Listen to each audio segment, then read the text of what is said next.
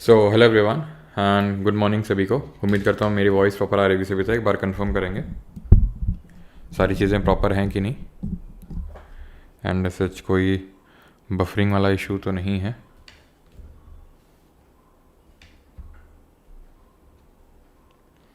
Twenty 2025 international book price बनू मुश्ताक। अच्छा,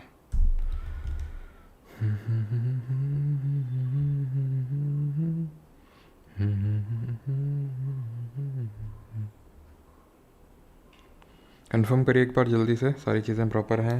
2025 international book price proper है, ठीक। तो स्टार्ट करते हैं।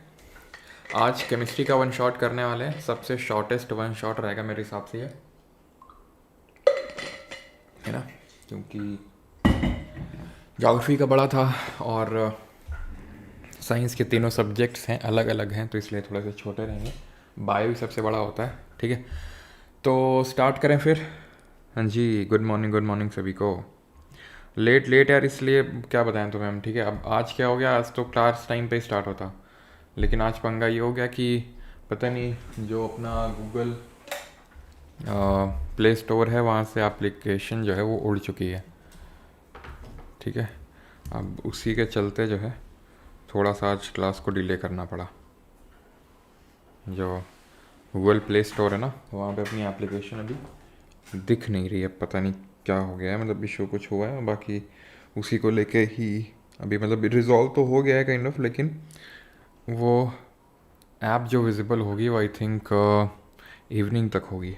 चलो, गजबे कर दिया सच, गजबे कर दिया क्या। हिंदी के नोट्स भी।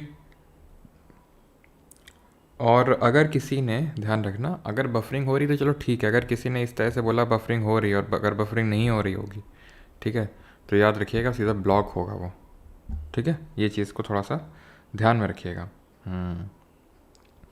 बाकी तो मैं आपको यही बोलना चाहूँगा कि जो रात सब गुलाबी गुलाबी क्यों है गुलाबी दिवस है भाई आज। तो नोट्स की बात हो रही थी, नोट्स अपलोड हो चुके हैं ज्योग्राफी के, थोड़ा सा टाइम लग रहा है, ठीक है। नोट्स ज्योग्राफी के अपलोड हो चुके हैं, हिंदी के भी आप लोगों के अपलोड हो जाएंगे आज। रही बात बायो के नोट्स के, तो बायो के आज शाम तक हो जाएंगे और केमिस्ट्री के भी मोस्ट प्रोबेबली कल तक हो जाएंगे फॉर श्योर, ठीक है। क्लियर, चलो स्टार्ट करते हैं। और कल जो हमारा वन शॉट रहेगा वो पॉलिटी का रहेगा, ठीक है, तो उसको तो मिस आप कर ही नहीं सकते हैं पॉलिटी वाले को। स्टार्ट करते हैं केमिस्ट्री को। हाँ जी, तो ज़्यादा क्वेश्चंस नहीं आज, तो एकदम बढ़िया फोकस से करेंगे। What can not be identified from the given figure given below. ये जो नीचे फिगर दिए गए, नीचे दी गई आकृति है, उसमें से क्या पहचाना नहीं जा सकता है। ऑप्शंस आपके सामने हैं, सॉलिड, लिक्विड, गैस, प्लाज्मा। क्या क्या पहचाना नहीं जा सकता। The molecular arrangement of all the four states of matter can be seen. Plasma is a fluid present in all the cells of the body. This figure represents the fourth state of matter, that is plasma. This figure provides information about different states of matter. तो भाई यहाँ पर cell well की कहाँ पर बात आ गई है। सेल वगैरह की चर्चा, ये बायोलॉजी तो हम लोग पढ़ नहीं रहे। हाँ, एक सेकेंड, तो ये हम लोग बायोलॉजी तो पढ़ नहीं रहे हैं। जो प्लाज्मा की बात हो रही है, बायोलॉजी हमने पिछले लेक्चर में देखा था, जहाँ पर हमने ये पढ़ा था कि जो हमारा ब्लड होता है, ठीक है, मैं उस चीज़ को लिख नहीं रहा हूँ बिकॉज ये हम पहले ही देख चुके हैं कि जो ब्लड होता है उसमें दो कंपोनेंट होते हैं, एक लिक्विड होता है और एक सॉलिड होता है। जो लिक्विड कंपोनेंट होता है उसमें आपका प्लाज्मा आता है, जो प्लाज्मा होता है उसमें हमने ये चीज़ पढ़ी थी, कितना परसेंट वाटर होता है, जल्दी से बताओ। तो लगभग 95% वाटर होता है, बाकी आपके हार्मोन्स होंगे एंड कुछ सॉल्ट्स प्रेजेंट होंगे। सॉलिड में हमारे आरबीसीज, डब्ल्यूबीसीज, प्लेटलेट्स हमने पढ़े थे। जरा बताइए इन तीनों में से कौन ब्लड क्लॉटिंग में हेल्प करता है, आरबीसीज, डब्ल्यूबीसीज और प्लेटलेट्स में। तो यहाँ पर यही नहीं पहचाना जा सकता है। बाकी आप तीन स्टेट ऑफ मैटर यहाँ पर देख सकते हैं। अब एक चीज़ और यहाँ पर आप ये भी देख सकते हैं कि सॉलिड, लिक्विड, गैस, अगर इसको मैं कंपेयर करूँ, सॉलिड, लिक्विड और गैस को अगर मैं कंपेयर करूँ, तो हम ये पाएंगे कि जो सॉलिड है उसमें इंटरमोलिकुलर फोर्सेज ऑफ अट्रैक्शन, ठीक है, या तो मैं इस तरह से लिखता हूँ थोड़ा सा कि भाई आपको चीज़ें समझ में आ जाएं यहाँ पर। तो एक चीज़ तो अगर हम सबसे पहला पैरामीटर बात करेंगे, that would be intermolecular forces of attraction, यानी कि इनके बीच में लगने वाला जो फोर्स ऑफ अट्रैक्शन है। अब बताओ सबसे ज़्यादा किस में होगा। सॉलिड में होगा, क्योंकि सॉलिड में जो मॉलिक्यूल्स होते हैं वो, जो सॉलिड में जो आपके पार्टिकल्स होते हैं वो पास पास होते हैं, तो यहाँ पर जो इंटरमोलिकुलर फोर्सेस ऑफ अट्रैक्शन होगा वो हाईएस्ट होगा, ठीक है। एंड गैसेज में इट वुड बी लोएस्ट, सबसे कम होगा। लिक्विड में बीच में आ जाएगा। देन अगर हम पार्टिकल्स के बीच की काइनेटिक एनर्जी की बात करें, काइनेटिक एनर्जी मतलब हो जाएगा आपका गतिज ऊर्जा। एक सेकंड रुकना। गतिज ऊर्जा, ठीक है। तो जो काइनेटिक एनर्जी होगी वो यहाँ पे लीस्ट होगी, और गैस के केस में ये हाईएस्ट होगी, सबसे ज़्यादा होगी। क्यों? क्योंकि यहाँ पर जो पार्टिकल्स हैं, वो काफ़ी दूर दूर हैं आपस में, तो उस दूर दूर होने के चक्कर में क्या होगा, उस दूर के चक्कर में यहाँ पर इनके बीच में जो फोर्स ऑफ अट्रैक्शन है वो काफ़ी कम होगा, और जो काइनेटिक एनर्जी है वो काफ़ी ज़्यादा होगी प्लाज्मा गैस के केस में, ठीक है। प्लाज्मा को तो अभी हटा दीजिए, यहाँ पर हम सिर्फ 3 स्टेट ऑफ मैटर को अभी कंपेयर करें, सॉलिड, लिक्विड, गैस। अब प्लाज्मा की अगर बात करें तो प्लाज्मा जैसे कि हमें पता है it is the fourth state of matter, और ये कैसे बनता है? प्लाज्मा बनता है जब हम गैस को क्या करते हैं, गैस को हीट करते हैं। व्हेन गैस इज़ हीटेड, तो ये क्या होती है, गैस के जो यहाँ पर पार्टिकल्स हैं वो आयनाइज हो जाते हैं, और आयनाइज होने के बाद ये प्लाज्मा बना देते हैं। तो ऑप्शन नंबर बी यहाँ पर आंसर होगा। अच्छा, तीनों स्टेट ऑफ मैटर में which state of matter exhibits behaviour uniformity? Behaviour uniformity कौन एग्जिबिट करेगा, ये आप बता दो जल्दी से। How many states of matter have been identified by the scientist so far? वैज्ञानिकों ने अब तक पदार्थ की कितनी अवस्थाएं निर्धारित की हैं? 2, 5, 3 या 4? और जल्दी जल्दी भाई आंसर देंगे। और आज ये आप कोशिश करिए कि ये कैलकुलेट करिए कि आपने कितने क्वेश्चंस एट द एंड सही किए, ठीक है। बेटा फालतू के कमेंट मत करो, जितना पूछ रहे हैं उतना बताओ, हम अपनी से दूर हैं, उससे दूर हैं, ठीक है। तो आंसर क्या होगा यहाँ पर? 5 स्टेट ऑफ मैटर। 4 तो हमने देख ली, सॉलिड, लिक्विड, गैस, प्लाज्मा, ठीक है। अब उसी गैस को जिसको हमने हीट करके हमने क्या किया था, उसको हीट किया था और प्लाज्मा बना दिया था, क्योंकि वो आयनाइज हो गई थी इसलिए। अब इसी को ही अगर हम कूल कर दें, if it is cooled down to absolute zero temperature, absolute zero temperature पे अगर इसको हम कूल डाउन कर दें ना, व्हेन आई से एब्सोल्यूट ज़ीरो, इसका मतलब 0 डिग्री सेल्सियस नहीं, 0 केल्विन होगा। अब ये जो पॉसिबिलिटी है ये सबसे पहले जताई थी सत्येंद्र नाथ बोस ने। सत्येंद्र नाथ बोस जो कि इंडियन साइंटिस्ट थे, उन्होंने इसकी पॉसिबिलिटी सबसे पहले 1924 में रखी थी, रिसर्च पेपर पब्लिश किया था। देन इस पर फर्दर अल्बर्ट आइंस्टाइन ने काम किया। 1925 में इन्होंने ही प्रपोज किया कि इस तरह से एक 5th स्टेट ऑफ मैटर भी एग्जिस्ट करता है जब हम गैस को कूल डाउन कर देंगे एब्सोल्यूट ज़ीरो टेम्परेचर पे। तो क्या इन्होंने कूल डाउन कर पाया? नहीं कर पाया, क्योंकि उस समय इस तरह की कंडीशंस अवेलेबल नहीं थी लेबोरेटरी में। फिर बाद में जाके सन 1995 की बात है, 1995 की बात है, जहाँ पर हमारे 2 scientist Eric Cornell plus Carl Wieman ने क्या बनाए? बोसॉन्स बनाए। किस गैस के बोसॉन्स बनाए? रुबीडियम के यहाँ पर इन्होंने बोसॉन्स बनाए। उसके बाद वॉल्फगैंग कैटरल ने सोडियम के बोसॉन्स बनाए। अब ये बोसॉन क्या है? तो यही 5th स्टेट ऑफ मैटर ही है, बोसॉन। इसका नाम बोसॉन क्यों पड़ा? सत्येंद्र नाथ बोस जी के नाम पे पड़ा इसका नाम, बोसॉन्स, ठीक है। अब इसी काम के लिए इन तीनों लोगों को, कॉर्नेल, वीमैन और कैटरल को 2001 में नोबेल प्राइज़ मिला। नोबेल प्राइज़ रिसीव किया इन लोगों ने, ठीक। यहाँ पे जो मैंने क्वेश्चन पूछा था उसका आंसर गैस होगा, जो बिहेवियर यूनिफॉर्मिटी को एग्जिबिट करती है। एक क्वेश्चन का आप आंसर बताइए, कौन सा टेम्परेचर होता है जिस पे कि हमारे डिग्री सेल्सियस एंड फ़ारेनहाइट दोनों सेम वैल्यू शो करती हैं? किस वैल्यू पे दोनों स्केल सेम हो जाती हैं? Which of the following statement is not correct with respect to the substance? तो इनमें से सब्सटेंस यानी पदार्थ के रिस्पेक्ट में कौन सा स्टेटमेंट, कौन सा कथन सही नहीं है, ठीक। तो पहले हम इसको कर लें। तो ये होता है आपका -42 डिग्री सेल्सियस, -42 डिग्री सेल्सियस। अब ये आता कैसे है? ये आता ऐसे है कि फ़ारेनहाइट 9/5 C + 32। अगर आप इसमें -42 रखेंगे तो आप पाएंगे कि फिर से -42 ही वैल्यू आ जाएगी, यानी C की वैल्यू -42 रखने पर F -42 आ जाएगा। और ये भी कन्वर्जन पता होना चाहिए कि अगर हमें डिग्री सेल्सियस से केल्विन में जाना होता है तो हमें 273 को ऐड करना होता है। आई थिंक पता होगा आपको ये, ठीक है। अब यहाँ पर बात करते हैं सब्सटेंस के बारे में। There is no attraction force between the particles of matter. Particles of matter के बीच में कोई फोर्स ऑफ अट्रैक्शन होता ही नहीं है। Particles of matter move continuously in fluid और एंड एयर के, कॉन्टिन्यूसली मूव करते हैं। अभी हमने पढ़ा बिल्कुल मूव करते हैं, जैसे कि लिक्विड के केस में भी, गैस के केस में भी, ठीक है। Matter is made up of particles, obvious है। There is an intermolecular space between the particles of matter, ये भी सही है। तो पहला वाला गलत हो जाएगा कि कोई फोर्स ऑफ अट्रैक्शन लग ही नहीं रहा, हमने तो देखा था कि लग रहा है। हाईएस्ट सॉलिड में है और गैस में सबसे लीस्ट है। Which of the following is true with respect to the particles of solid. ठोस के संबंध में निम्नलिखित में से कौन सा कथन सही है? दे मूव रैंडमली, नहीं, रैंडमली मूव नहीं करते हैं, क्योंकि क्लोज बहुत ही high intermolecular forces of attraction लग रखा है, तो उतना अच्छे से मूव नहीं कर पाएंगे ये। तभी इनका शेप चेंज करना काफ़ी मुश्किल होता है, तभी इनका एक डेफिनेट शेप होता है। लिक्विड का कोई एक डेफिनेट शेप होता है, तो भाई जिस भी चीज़ में लिक्विड को डालोगे, ग्लास में डालोगे ग्लास का शेप, बाउल में डालोगे बाउल का शेप। गैस का तो कोई भी शेप एक्वायर नहीं करती है, ठीक है। There are large gaps between them, क्या इनके बीच में बहुत सारे गैप होते हैं? बिल्कुल नहीं। They are configured in a systematic manner, yes, and they have maximum attraction not minimum. Rigidity और कंप्रेसिबिलिटी के बारे में यहाँ स्टेटमेंट्स दिए हुए हैं फिफ्थ में, बताओ कौन सा सही है? According to the type of substance size varies depending on the location of the particle. For example solid have a fix size, liquid attain the size of their vessel, and if seen gases have no shape. True, अभी हमने देखा, क्योंकि gas exhibit the behaviour uniformity. This is the quality of substance that reduces their volume at high pressure.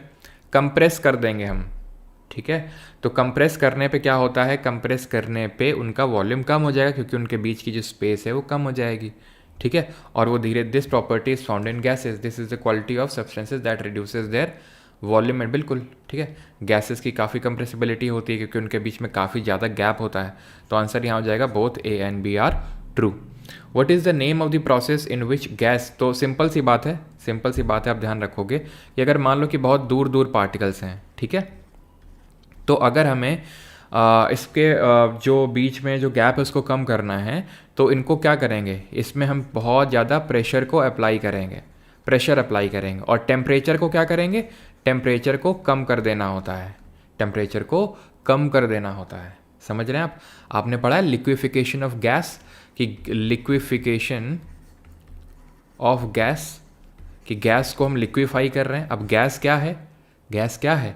Gas में बहुत दूर दूर है particles, हमें पास लाना है, लिक्विड में कन्वर्ट करना है, पास लाना है, तो प्रेशर बढ़ाओ और टेम्परेचर कम करो। और अगर उल्टा करना है तो प्रेशर कम करो, थोड़ा रिलीज़ करो, थोड़ा दूर दूर जा सके, और टेम्परेचर बढ़ाओ। क्यों? क्योंकि when we increase the temperature, temperature से क्या होता है? जो मॉलिक्यूलर फोर्सेज ऑफ अट्रैक्शन है, ठीक है, जो फोर्स उनके बीच में लग रहा है वो कम हो जाता है, जिसकी वजह से उनके बीच की जो काइनेटिक एनर्जी है वो बढ़ जाती है। What is the name of the process in which gas is directly converted into solid? Gas जहाँ डायरेक्टली सॉलिड में कन्वर्ट हो जाती है, तो हम यहाँ पर changing the state of matter को समझते हैं कि किस तरह से फेस चेंज होता है। बाकी ये तो हमने ज्योग्राफी में भी आई थिंक मैंने आपको बताया होगा, है ना। जैसे सॉलिड है, सॉलिड से लिक्विड बहुत आसान है, इसको मेल्टिंग बोलते हैं, मेल्टिंग बोलते हैं। और क्या बोलते हैं इसको? हाँ, और क्या बोलते हैं? और ध्यान रखना, मेल्टिंग नहीं पूछेगा आपसे, वो फ्यूजन लिखेगा, ठीक है, ध्यान रखना, फ्यूजन लिखेगा। और वो हीट, ठीक है, वो हीट जो हमें देनी पड़ती है। अब देखो फॉर एग्जांपल ये सॉलिड है, ठीक है, कोई भी चीज़ सॉलिड है, तो उसको मैं हीट कर रहा हूँ, तो वो धीरे धीरे गर्म हो रहा है, गर्म हो रहा है, गर्म हो रहा है। एक पॉइंट आएगा जहाँ पे वो लिक्विड में कन्वर्ट हो जाएगा, वो गर्म नहीं होगा, वो लिक्विड में कन्वर्ट हो जाएगा, यानी कि वो अपना फेस चेंज कर लेगा, ठीक है, वो अपना फेस चेंज कर लेगा। और उसी को हम बोलते हैं लेटेंट हीट, छुपी हुई ऊष्मा, लेटेंट हीट ऑफ फ्यूजन उसको बोल देते हैं, ठीक है। देन अगर बात करेंगे लिक्विड से सॉलिड में जाना है तो इसको फ्रीजिंग बोलेंगे। देन गैस से हमें लिक्विड से गैस में जा रहे हैं, ठीक है, लिक्विड से गैस में जा रहे हैं, तो इवापोरेशन, याद करो इवापोरेशन में हमने पढ़ा था कौन कौन सी कंडीशंस होती हैं जो कि हाई रेट ऑफ इवापोरेशन को फैसिलिटेट करती हैं। जरा बताइए कौन कौन सी कंडीशन में रेट ऑफ इवापोरेशन इंक्रीज करेगा।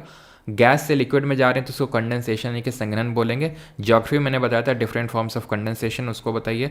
देन सॉलिड से गैस में जाते हैं तो सब्लिमेशन बोलते हैं, जिसको हिंदी में ऊर्ध्वा पतन बोलते हैं। और गैस से सॉलिड में आ रहे हैं तो ये डिपोजिशन होता है। Conditions for high rate of evaporation ये होता है कि आप टेम्परेचर को इंक्रीज करो, यानी तापमान में वृद्धि रखो, सरफेस एरिया बढ़ाओ, पृष्ठीय क्षेत्रफल बढ़ाओ, ह्यूमिडिटी यानी कि आर्द्रता बढ़ाओ, घटाओ। क्यों? क्योंकि पहले से ही ह्यूमिडिटी होती है amount of water vapour present in the atmosphere या फिर एयर, पहले से ही है तो फिर आपको कम करना होगा उसको, ठीक है। और एयर की स्पीड के साथ मुझे क्या खेल खेलना होगा, एयर की स्पीड को इंक्रीज करना होगा। डिफरेंट फॉर्म्स ऑफ कंडेंसेशन क्या होते हैं, ड्यू होता है, फॉग होता है, मिस्ट होता है, क्लाउड होता है, ठीक है, फ्रॉस्ट होती है, ये सब डिफरेंट फॉर्म्स ऑफ कंडेंसेशन होते हैं। तो आई होप आपको समझ में आया होगा कि क्या है। बाकी लेटेंट हीट क्या होती है, वो छुपी हुई ऊष्मा होती है।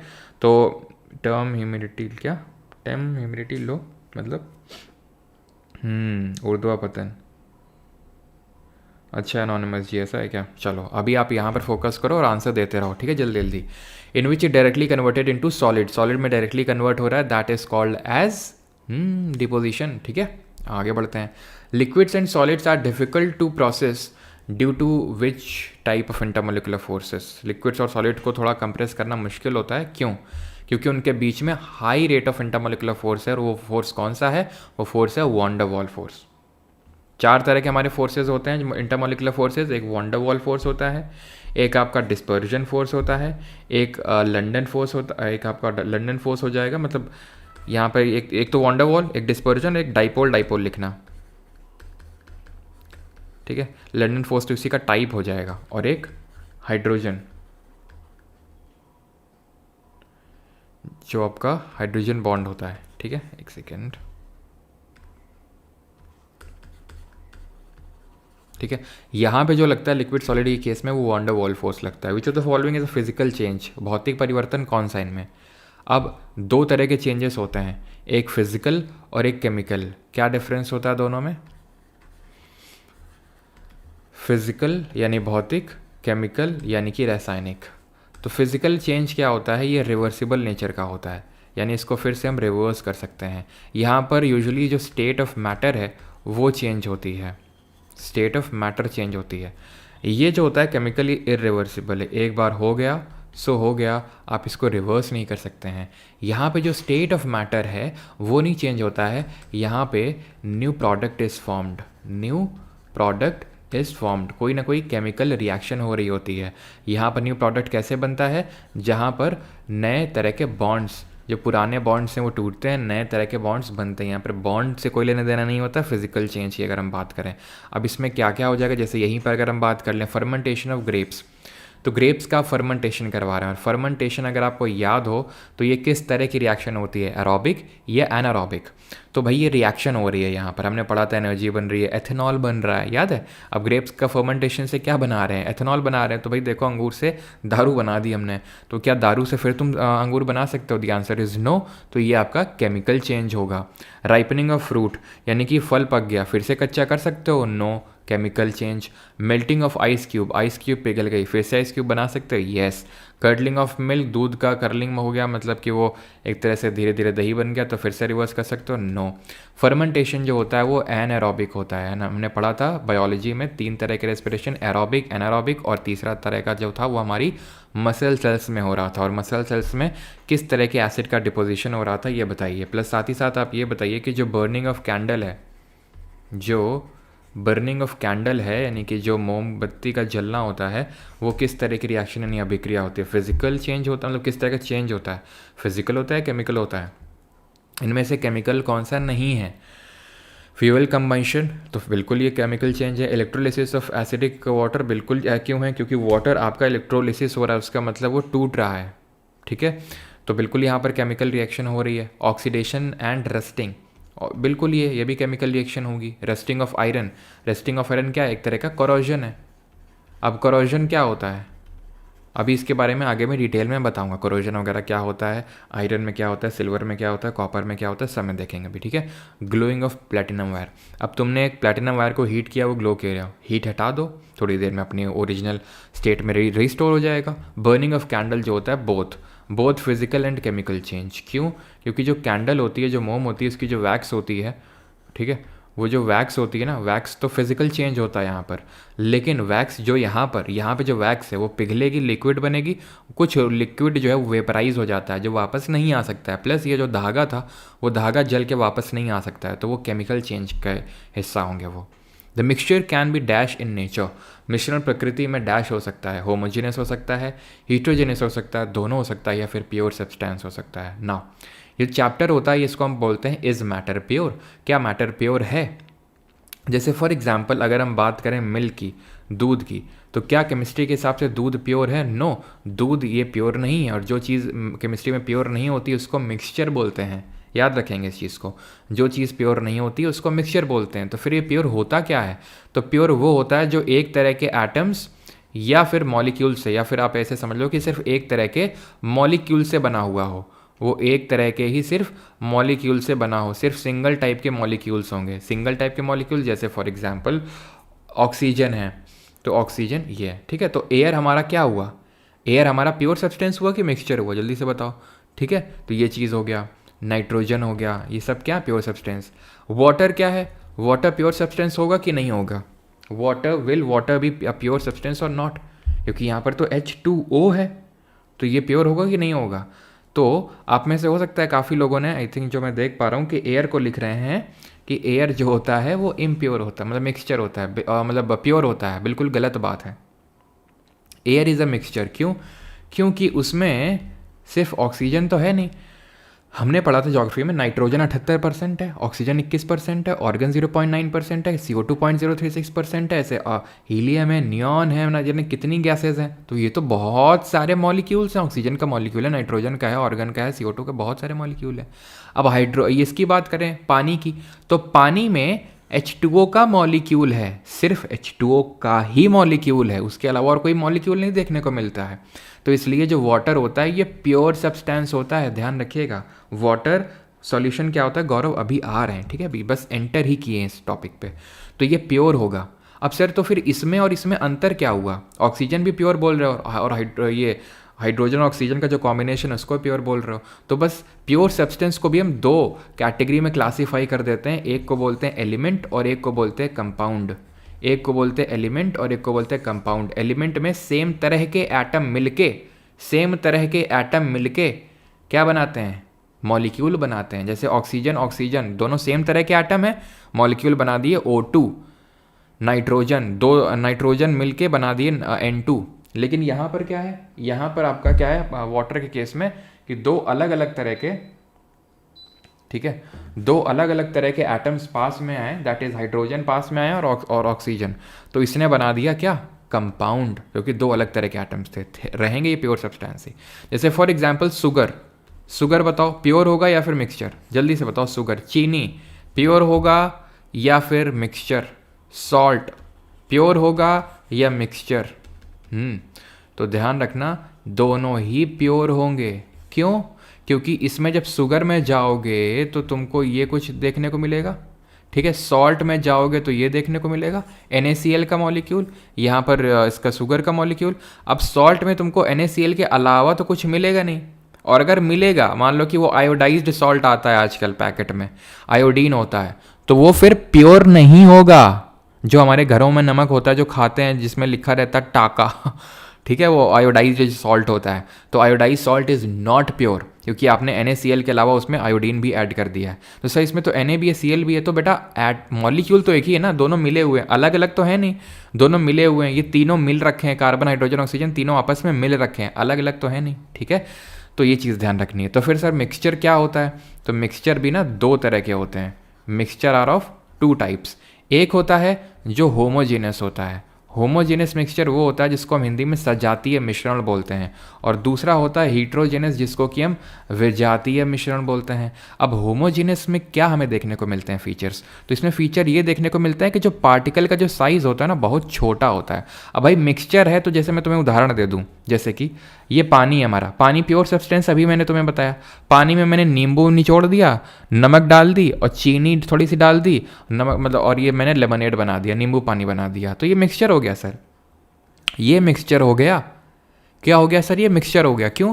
क्योंकि इसमें सिर्फ H2O का मॉलिक्यूल नहीं, शुगर का मॉलिक्यूल भी आ गया, नमक का मॉलिक्यूल भी आ गया, और जो मैंने नींबू डाला उसका भी मॉलिक्यूल आ गया होगा, ठीक। अब इसी पानी में मैं मान लो बजरी डाल दूं, बजरी समझते हो, रेती डाल दूं, सैंड डाल दूं, मिट्टी डाल दूं, ठीक है, एकदम से मिट्टी डाल के घुमा दूं, ये भी मिक्सचर होगा। और ये भी मिक्सचर है। लेकिन अब इनमें अंतर क्या है कि जब हम नींबू, नमक और ये चीनी मिला के एकदम घोल देते हैं ढंग से, क्या तुम आइडेंटिफाई कर पाते हो इस चीज़ को कि ये देखो ये नींबू है, ये देखो पानी का मॉलिक्यूल है, ये देखो चीनी का है, ये तो नमक का है। तुम चीनी का देख सकते हो सकता है, क्यों? क्योंकि तुमने ढंग से घोला नहीं है। मैं बोल रहा हूँ ढंग से घोलना है उसको, ठीक है, ढंग से मिक्स करना है। तो पार्टिकल जो साइज़ होता है यहाँ पर वो स्मॉल होता है। कितना स्मॉल होता है? यहाँ पे लार्ज होता है। कितना लार्ज होता है? तो ध्यान रखना, लेस देन अ नैनोमीटर, 1 नैनोमीटर से कम। लार्ज में कितना लार्ज? तो तकरीबन आपका 1000 नैनोमीटर से बड़ा साइज़ होता है यहाँ पर हीट्रोजेनस के केस में। क्लियर रहती चीज़? होमोजेनस जो होते हैं यहाँ पे, इनके पार्टिकल्स नेकेड आई से विजिबल नहीं होते हैं, यहाँ पर विजिबल होते हैं। होमोजेनस जो होता है वो स्टेबल होता है, ये अनस्टेबल होता है। अब इसका मतलब क्या होता है? इसका मतलब ये होता है कि अगर मैं इसको खाली छोड़ दूंगा, जो मैंने नींबू पानी बनाया था, कोई चीज़ नीचे सेटल डाउन होगी क्या? कोई नीचे बैठेगी जाके नीचे सेटल डाउन? अब तुम बोलोगे हाँ सर चीनी बैठ जाएगी। अबे फिर वही बात, झापड़ मार देंगे तुम्हारे। चीनी ढंग से घोलो पहले तो, ठीक है? अगर ढंग से घोलोगे तो नहीं बैठेगी कोई चीज़। यहाँ पे क्या, जो सैंड है, चाहे तुम जितना घोल लो तुम रेत को, वो तो नीचे सेटल डाउन हो ही जाएगी मड आपकी। तो इसीलिए इसको अनस्टेबल और इसको स्टेबल बोल रहे हैं। इसको प्यार से सल्यूशन बुलाते हैं, तो वहीं इसको प्यार से सस्पेंशन बुलाते हैं। लेकिन ध्यान बस एक बात का रखना है, प्यार कम नहीं होना चाहिए। The mixture can be dash in nature. तो मिक्सचर कैसा हो सकता है? होमोजेनस और हिट्रोजेनस दोनों हो सकता है। समझ में आई बात? The heterogeneous mixture in which solute particles do not dissolve but remain suspended throughout the medium is called as. Dissolve नहीं होते हैं, वो सस्पेंडेड रहते हैं, पड़े रहते हैं। क्या होता है? अभी हमने पढ़ा था, जैसे हमने रेत मिक्स करी, हाँ, तो वो क्या डिजॉल्व हो जाएंगे रेत पानी में? नहीं डिजॉल्व होगा, क्योंकि वो आपका क्या हो जाएगा? वो सेटल डाउन हो जाएगा। तो अनसैचुरेटेड सोल्यूशन, सस्पेंशन, कोलॉइड या सैचुरेटेड, तो ये सस्पेंशन। सैचुरेटेड सोल्यूशन क्या चीज़ होती है? हाँ, तो सैचुरेटेड सोल्यूशन वो सोल्यूशन होता है when no more solute can be added. Solute can be added. Sir इसका मतलब क्या हुआ? तो जो सोल्यूशन होता है यानी होमोजेनस मिक्सचर, वो दो चीज़ों से मिलकर बनता है, एक सोल्यूट और एक सॉल्वेंट।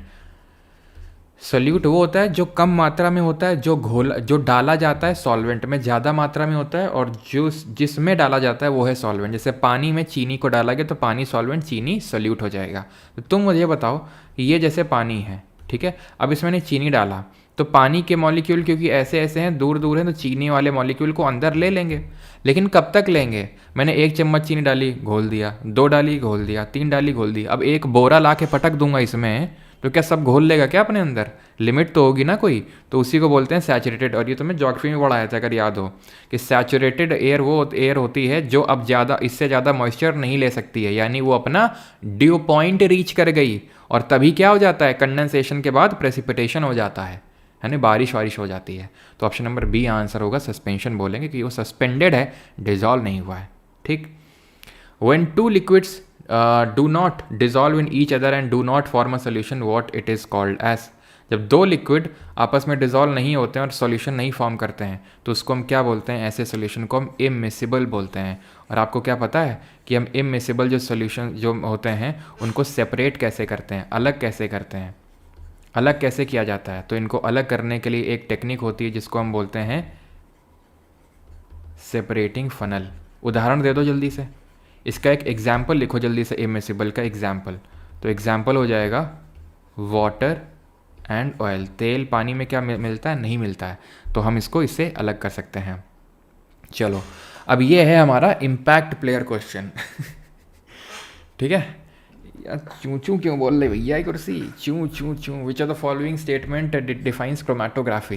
तो इनमें से कौन क्रोमेटोग्राफी को सही डिफाइन कर रहा है? It is the process of separation of mixtures of components of a mixture. It is used to separate colors in a dye. It is used to separate a mixture of oil and water.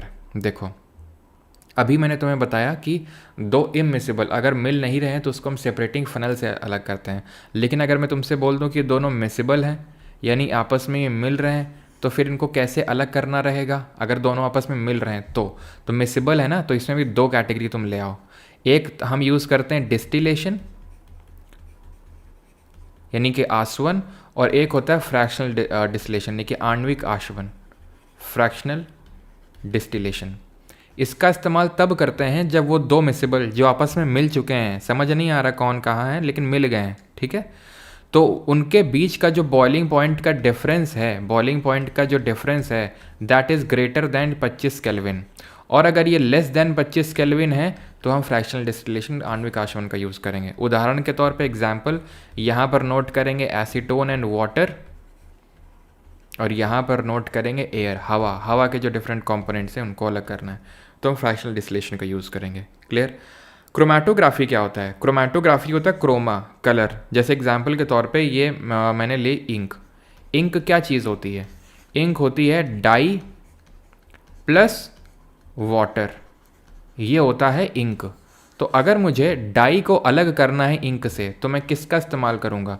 मैं इस्तेमाल करूँगा सीधा सा बिल्कुल है evaporation, यानी कि evaporation करवा दूंगा तो वाटर इवेपोरेट हो जाएगा, बच जाएगी डाई। लेकिन अब अगर इसको मुझे इसके डिफरेंट कलर्स में ब्रेक करना हो, डिफरेंट कलर्स में ब्रेक करना हो, क्योंकि डाई क्या होती है? Dye is a mixture of various colours, तो देयर वी यूज़ क्रोमैटोग्राफी। जहाँ क्रोमा का मतलब ही होता है कलर, तो वहाँ पर हम क्रोमैटोग्राफी का यूज़ करेंगे। सिर्फ यही ना यूज़ करके बल्कि हम ड्रग्स को अगर हमें ब्लड से अलग करना है तो एक तो ये होगा, it is use to separate a mixture of oil and water, को अलग करने के लिए सेपरेटिंग फनल का यूज़ होता है, गलत है। तो यहाँ पर 1 and 2 आंसर होगा, ठीक है। To separate, it is also use to separate drugs from blood, इसको भी ध्यान रखेंगे, क्रोमैटोग्राफी का ही इसमें भी इस्तेमाल करना होता है। जो हमारे पेटल्स होते हैं, जो हमारी पत्तियों के जो डिफरेंट कलर्स होते हैं, उनको भी अगर अलग करना होता है तो हम यूज़ वहाँ पर इसका करते हैं। अच्छा, सब्लिमेशन का यूज़ कहाँ करेंगे? Where would we use sublimation? Crystallization का यूज़ कहाँ पर करेंगे? क्रिस्टलाइजेशन का यूज़ कहाँ कर लेंगे हम? ये तो यहाँ लिख लेते हैं, स्पेस की कमी थोड़ी ना अपने पास। क्रिस्टलाइजेशन का यूज़ कहाँ करते हैं? सेंट्रीफ्यूगेशन का यूज़ कहाँ करते हैं? जल्दी से बताओ। तो यहाँ पे आंसर क्या होगा? सब्लिमेशन का यूज़ हम वहाँ करेंगे जहाँ पर एक हमारा जो मिक्सचर है उसमें से एक कंपाउंड ऐसा होगा जो सॉलिड से डायरेक्ट गैस में जा सकता हो। एग्जाम्पल के तौर पे अमोनियम क्लोराइड हो गया हमारा, एग्जाम्पल के तौर पे कपूर हो गई हमारी, कैम्फर हो गया, एग्जाम्पल के तौर पे नैप्थलीन हो गया हमारा। नैप्थलीन बॉल्स आप देखते होंगे सीधा उड़ जाती हैं, है ना।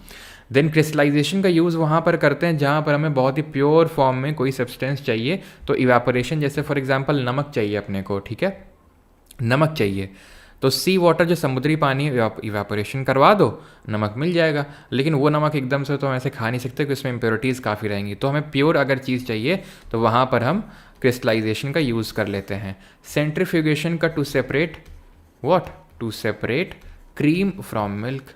अगर क्रीम अलग करनी हो दूध से तो हम इसका सेंट्रीफ्यूगेशन का यूज़ करते हैं। What is the process of conversion of liquid to solid? बहुत आसान सा क्वेश्चन है। लिक्विड से सॉलिड को क्या बोलते हैं? फिजन बोलते हैं, अब्लेशन बोलते हैं, फ्रीजिंग बोलते हैं, या फिर मतलब फ्यूजन बोलते हैं। तो आंसर क्या होगा? फ्रीजिंग बोलेंगे। फ्यूजन क्या है? फ्यूजन है सॉलिड टू लिक्विड, ठीक है। क्लियर सभी को? यस, जेरी, सौरभ, सार्थक, प्रियम, सेठ, सबका सही आंसर है। Ravindra, Mayank. Solid CO2 gets converted directly into the gaseous state upon decreasing the pressure too. तो अब ये solid CO2 है, solid है, अगर हमें इसको गैस में कन्वर्ट करना है तो सिंपल क्या करना होगा? सॉलिड से गैस में जाना है तो भैया आपने जो प्रेशर बना रखा है उसको रिलीज़ कर दो। यही तो भी थोड़ी देर पहले पढ़ाया था। अगर लिक्विड से सॉलिड में जाना है, अगर आपको मान लो कि लिक्विड सॉलिड या फिर गैस से सॉलिड में जाना है तो आपको एकदम प्रेशर इंक्रीज़ करना पड़ेगा, टेम्परेचर कम। तो उसका उल्टा पूछ रहा है। अब कितने एटमॉस्फेयर? तो 1 एटमॉस्फेयर। ये आपका आरबी जो अभी रिसेंट एलपी का एग्ज़ाम हुआ था उसी का सवाल है ये, ठीक है। तो आप लोगों ने क्योंकि बोल रहे थे कि सर लेटेस्ट जो अभी एग्ज़ाम हुए उसके भी क्वेश्चन रखिए, तो उसके भी क्वेश्चन यहाँ पर इंक्लूड किए हैं। तो 1 atmosphere without coming to the liquid state, बिना लिक्विड स्टेट में जाए। और इसको सॉलिड CO2 को किस नाम से जानते हैं ज़रा बताओ? सॉलिड CO2 को किस नाम से जानते हैं? ड्राई क्या बोलते हैं? What is desalination? विलवणीकरण क्या है?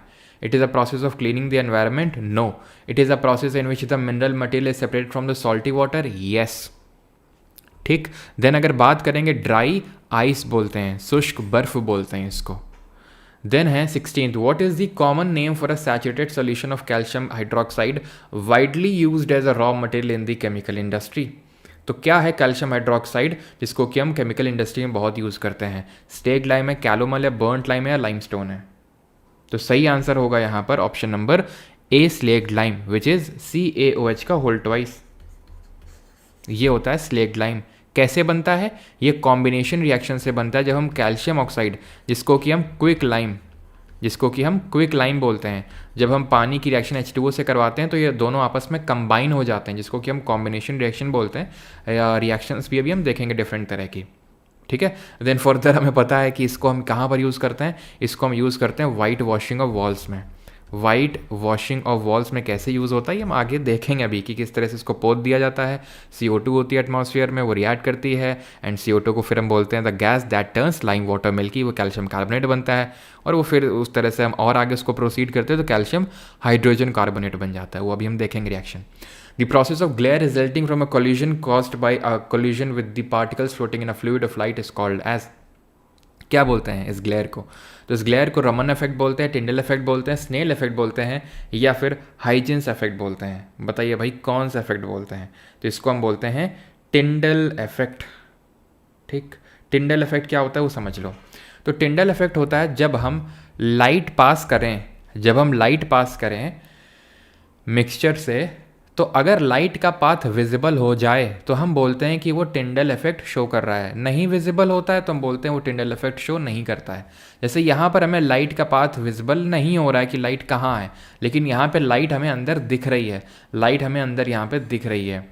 ठीक, तो लाइट जिसमें नहीं दिखती है वो सॉल्यूशन है, जिसमें दिखती है वो कोलाइड और सस्पेंशन है। सर सॉल्यूशन तो समझ में आता है, अब क्यों नहीं दिखी इसमें लाइट? क्योंकि पार्टिकल साइज बहुत छोटा है ना, 1 नैनोमीटर से छोटा है, तो पार्टिकल स्कैटर नहीं कर पाएगा लाइट को, उसका प्रकीर्णन नहीं करवा पाएगा, इधर उधर फैला नहीं पाएगा। सस्पेंशन हमें पता है कि 1000 नैनोमीटर से ज़्यादा होता है इसका साइज, तो अब वैसे बात इतना बड़ा पार्टिकल साइज होगा तो स्कैटर करवा देगा आराम से, ठीक है। लेकिन अगर बात करें कोलाइड की, अच्छा जैसे कि मैंने बोला रेत में मैंने डाल दी पानी में तो वो सस्पेंशन हेट्रोजेनस बन गया, लेकिन अगर रेत वो यहाँ पर सेटल डाउन हो गई तो भाई ये मत सोचना कि तुम लाइट पास करवाओगे अब यहाँ पर पाथ विजिबल होगा, क्योंकि अब स्कैटरिंग नहीं होगी। क्यों? स्कैटरिंग हो रही थी सैंड पार्टिकल की वजह से, सैंड तो सेटल डाउन कर गया भैया, यहाँ पर तो फिर से पानी आ गया, तो फिर वो नहीं होगा। ध्यान रखना इस चीज़ का। कोलाइड क्या होता है? कोलाइड बीच का होता है। बीच का मतलब ये होता है कि 1 नैनोमीटर से बड़ा होगा साइज और 1000 नैनोमीटर के बीच में होगा, तो ये भी टिंडल इफेक्ट दिखाता है। एग्जाम्पल के तौर पे हमें ये याद करना है, यहाँ पर एग्जाम्पल है मिल्क, अरे यार यहाँ पे लिख नहीं रहा है, एग्जाम्पल है यहाँ पे मिल्क हो गया, आपका स्टार्च हो गया, ठीक है, मिल्क स्टार्च ये सब आपके कोलाइड्स होते हैं। रमन इफेक्ट आंसर यहाँ पर नहीं होगा, ठीक। यहाँ पर क्योंकि ध्यान रखना ये भी स्कैटरिंग से एसोसिएटेड है, ये भी स्कैटरिंग से एसोसिएटेड है। और कब इसकी डिस्कवरी करी गई थी अगर आपको याद हो? 28 फेब ऑफ, जल्दी से बताइए कौन सा ईयर था? मैंने आपको बताया था, ठीक है। ये मैंने आपको आई थिंक ज्योग्राफी में बताया था जब हम स्कैटरिंग की बात कर रहे थे। ब्राउनियन मूवमेंट क्या होता है? और ये आपका जो टिंडल इफेक्ट है किसने डिस्कवर किया था? टिंडल जी ने 1859 में, 1859 में, ठीक है। और अगर बात करेंगे ब्राउनियन मूवमेंट की तो इसकी डिस्कवरी 1827 में रॉबर्ट ब्राउन ने करी थी, जहाँ पर उन्होंने बताया था कि किस तरह से जो हमारे पार्टिकल्स होते हैं, किसी पार्टिकल्स होते हैं वो इधर उधर हर डायरेक्शन में चारों तरफ भागते हैं, ठीक। बैलेंसिंग आएगी क्या? बैलेंसिंग मैं यार आपको करवाऊंगा, ठीक है। बैलेंसिंग के भी मैंने क्वेश्चन रखे हैं यहाँ पर, ठीक है। क्लियर है यहाँ पर? क्या चीज़? अच्छा जो मैंने पूछा था भाई 1930 बताया था क्या मैंने? हैं 1928 बताया था, 28 फेब 1928, जिस दिन हम नेशनल साइंस डे सेलिब्रेट करते हैं, राष्ट्रीय विज्ञान दिवस। अगला है which of the following options best describes the ideal gas law? इनमें से कौन सा है जो आइडियल गैस लॉ को सबसे बढ़िया से डिस्क्राइब करता है? जल्दी बताओ भैया, आइडियल गैस लॉ। अब मैं आपको सारे गैसेस के लॉज पढ़ाता हूँ, ठीक है। सबसे पहली बात तो ये है कि एक आइडियल गैस और, ठीक है, एक आइडियल गैस और एक रियल गैस में क्या अंतर होता है? पहले तो हम ये अंतर समझते हैं कि आइडियल और रियल गैस में डिफरेंस क्या होता है। तो आइडियल गैस वो होती है जिसमें कि जो गैसेस के बीच में लगने वाला inter molecular forces of attraction है वो ज़ीरो होता है। Inter molecular force of attraction जो है, ये जो अट्रैक्शन है ये ज़ीरो है। यहाँ पे होगा, there will be a definite amount of, यहाँ पे नॉन ज़ीरो, बस ऐसे लिख लो, ठीक। आइडियल गैस की एक इक्वेशन होती है, जो गैस आइडियल गैस होती है वो इक्वेशन को फॉलो करती है। वैसे तो अगर हम देखें तो कोई भी गैस इस तरह से पूरी तरह से आइडियल नहीं होती है। P V is equals to N R T, pressure, volume, number of moles, यहाँ पर यूनिवर्सल गैस कांस्टेंट और टेम्परेचर, ठीक। अब इसी से एसोसिएटेड है हमारी कुछ चीज़ें जिसमें कि हमारे कुछ लॉज आ जाते हैं। यहाँ पर जगह है, नहीं जगह है, कहाँ जगह है, बहुत जगह है, कहाँ जगह है, देखा तुम लोगों ने वो, ठीक है। तो यहाँ पर हमारे कुछ गैसियस लॉज हैं। सबसे पहला है हमारा बॉयल्स लॉ, ठीक है। बॉयल्स लॉ क्या बोलता है? बॉयल्स लॉ है, चार्ल्स लॉ है, कब दिया गया था, क्या है, वो सारी चीज़ें, Gay Lussac's law, Gay Lussac law और एवोगैड्रो लॉ और Dalton's law of partial pressure, Dalton's law of partial pressure. तो बॉयल्स लॉ ये बोलता है, बॉयल्स लॉ ये बोलता है कि जो प्रेशर है वो वॉल्यूम के इन्वर्सली प्रोपोर्शनल होगा एट कांस्टेंट टेम्परेचर, नियत तापमान पे ये दोनों व्युत्क्रमानुपाती होंगे, और ये 1662 में 1662 में दिया गया। वहीं अगर मैं बात करूं चार्ल्स लॉ की, तो चार्ल्स लॉ को दिया गया 1787 में, 1787 में, और ये बोलता है कि जो वॉल्यूम है वो डायरेक्टली प्रोपोर्शनल होगा एब्सोल्यूट टेम्परेचर के एट कांस्टेंट नियत दाब में, एट कांस्टेंट प्रेशर। वहीं ये बात करता है pressure directly proportional to absolute temperature at constant volume हो जाएगा यहाँ पर। और ये कब दिया गया? 1808 में दिया गया। और इन्होंने चार्ल्स को क्रेडिट दिया इसको लेके, जो इन्होंने लॉ दिया उसको लेके चार्ल्स को क्रेडिट दिया कि भाई वहीं से हमने इसको डिराइव किया है। 1811 में 1811 में एवोगैड्रो लॉ दिया गया, जहाँ पे ये बोला गया कि इक्वल वॉल्यूम ऑफ गैस जो होंगी अंडर सेम टेम्परेचर और प्रेशर, तो वो same number of molecule exhibit करेंगी। तो इसको अगर रिप्रेजेंट करने का मैं तरीका देखूँ तो कुछ इस तरह से इसको हम रिप्रेजेंट करेंगे कि अगर सेम उनका वॉल्यूम है at same temperature and pressure, तो उनका नंबर ऑफ मोल भी सेम होगा। और डाल्टन्स लॉ ऑफ जो पार्शियल प्रेशर है वो आपका ये बोलता है कि जो कोई भी गैस है वो जो जितना भी प्रेशर एग्जिबिट करेगी वो सम ऑफ ऑल द प्रेशर होगा, यानी कि सारे जो गैसेस जो गैस है वो काफ़ी सारे गैसेस का मिक्सचर होगी। जैसे फॉर एग्जांपल एयर को ले लें तो उसमें नाइट्रोजन ऑक्सीजन है, तो वो नाइट्रोजन जितना एग्जिबिट करेगी प्रेशर ऑक्सीजन, तो उन सबको सम कर दोगे तो उसी वही आपका डाल्टन्स लॉ कहलाता है, जिसको हम Dalton's law of partial pressure बोलते हैं ना। अब यहाँ पर best describe the ideal gas law, तो क्या है? Pressure, volume and temperature of a fixed quantity are gas related by the this, ठीक है। तो यही हो जाएगा option number A. Pressure of a gas is directly proportional to the volume, pressure volume के डायरेक्टली प्रोपोर्शनल है, क्या है? गे-लुसैक लॉ है। Volume of gas is inversely proportional to its temperature at constant pressure. तो हमने पढ़ा था Charles law में वॉल्यूम डायरेक्टली प्रोपोर्शनल होता है टेम्परेचर के, और total pressure of a mixture of gases ये आपका Dalton's law of partial pressure है, ठीक। Now, when Kavita took an aqueous solution of copper sulfate and added some granules of aluminium, the color of the solution changed. This is because of the formation of, तो कविता जी ने क्या किया, जब copper sulphate लिया, ठीक है, जब copper sulphate लिया और उसमें कुछ एल्यूमिनियम के ग्रैन्यूल्स ऐड किए तो उसका कलर चेंज हुआ। क्यों चेंज हुआ? क्योंकि एल्यूमिनियम सल्फेट बन गया। Which of the following formulas is used to calculate the volume by volume percentage of a solution? बताइए जल्दी से, किस फॉर्मूला का यूज़ करेंगे वॉल्यूम बाई वॉल्यूम परसेंटेज निकालने के लिए?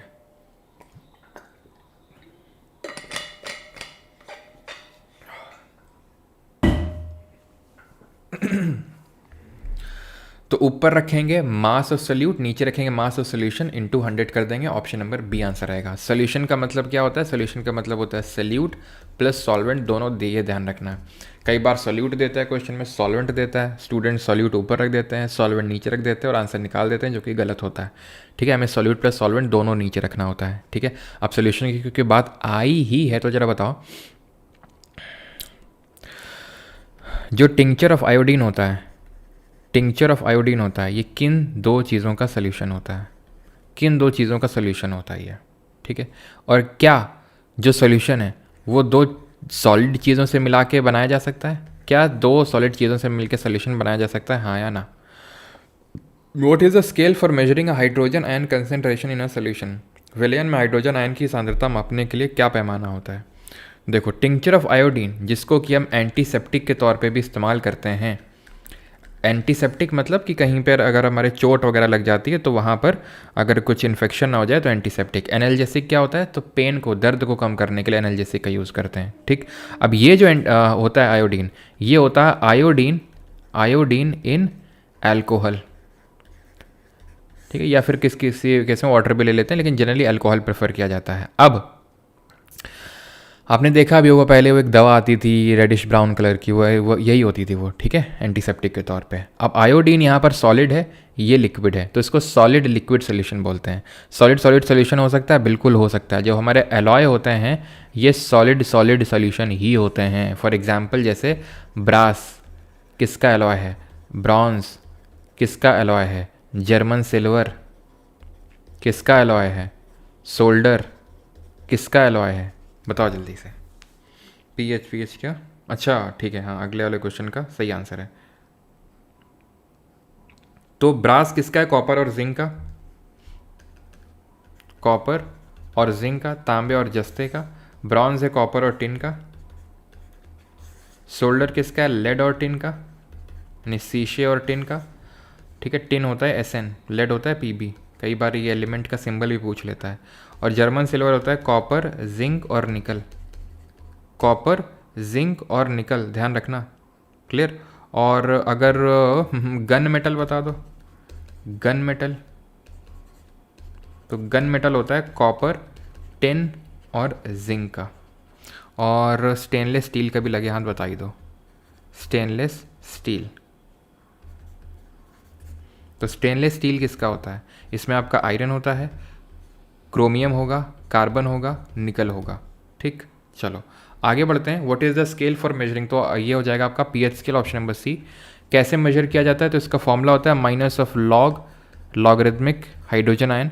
पीएच का मतलब होता है power of hydrogen, power of hydrogen, where P in German में क्या मतलब होता है जरा बताओ।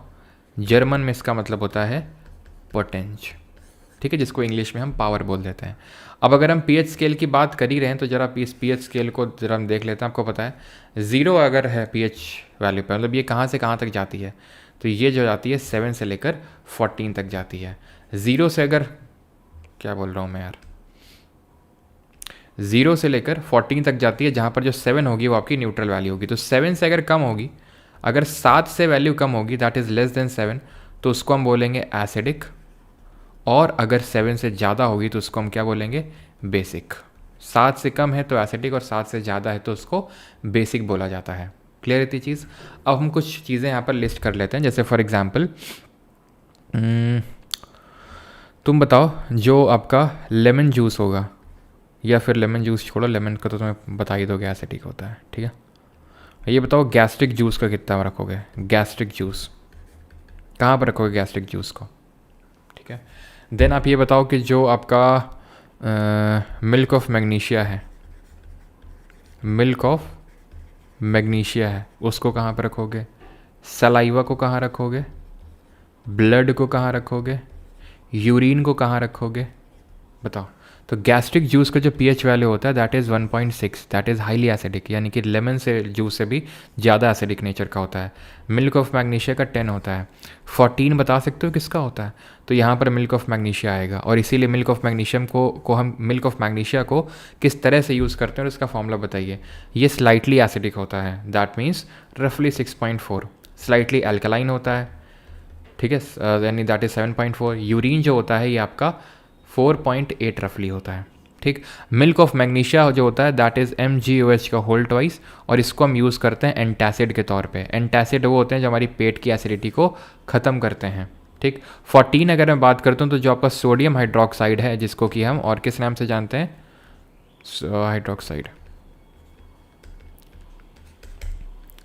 कॉस्टिक सोडा के नाम से जिसको हम जानते हैं, तो इसका जो पीएच के वैल्यू है वो 14 है। एक चीज़ आपको ध्यान रखनी है कि जो आपके एसिड होते हैं, यानी कि 7 से अगर कम है तो अगर मैं 7 से 0 की तरफ बढ़ रहा हूँ तो हाइड्रोजन का जो आयन का कंसेंट्रेशन है वो इंक्रीज़ होगा। अगर मैं 7 से 14 की तरफ बढ़ रहा हूँ तो जो हाइड्रोक्साइड आयन का जो कंसेंट्रेशन है वो इंक्रीज़ होगा, ठीक। अगला है, which British physicist was awarded the Nobel prize in physics in 1906 for his work on discovery of electron. तो इलेक्ट्रॉन्स पे डिस्कवरी को लेके किसको यहाँ पर नोबेल प्राइज़ मिला था 1906 में, ये आपको बताना है। जल्दी से बताइए। और ये भी बताइए कि जो मैंने आपको बताया था 1906 में बायोलॉजी में जब हमने देखा था किसको नोबेल मिला था, बायोलॉजी मैंने कि पिछले लेक्चर में मैंने आपको बताया था, तो आंसर क्या होगा? तो इलेक्ट्रॉन। तो इस तरह से हम याद करते हैं, ईंट पर नाच, इस तरह से हम याद करते हैं। तो electron J Thomson, proton Rutherford, और रदरफोर्ड ने कौन सा एक्सपेरिमेंट किया था? और न्यूट्रॉन चैडविक, न्यूट्रॉन चैडविक। और न्यूट्रॉन की डिस्कवरी चैडविक ने कब करी थी? 1932, 1932 में। इस बार के सीजीएल मेंस में सवाल पूछा गया था ये क्वेश्चन, ठीक है।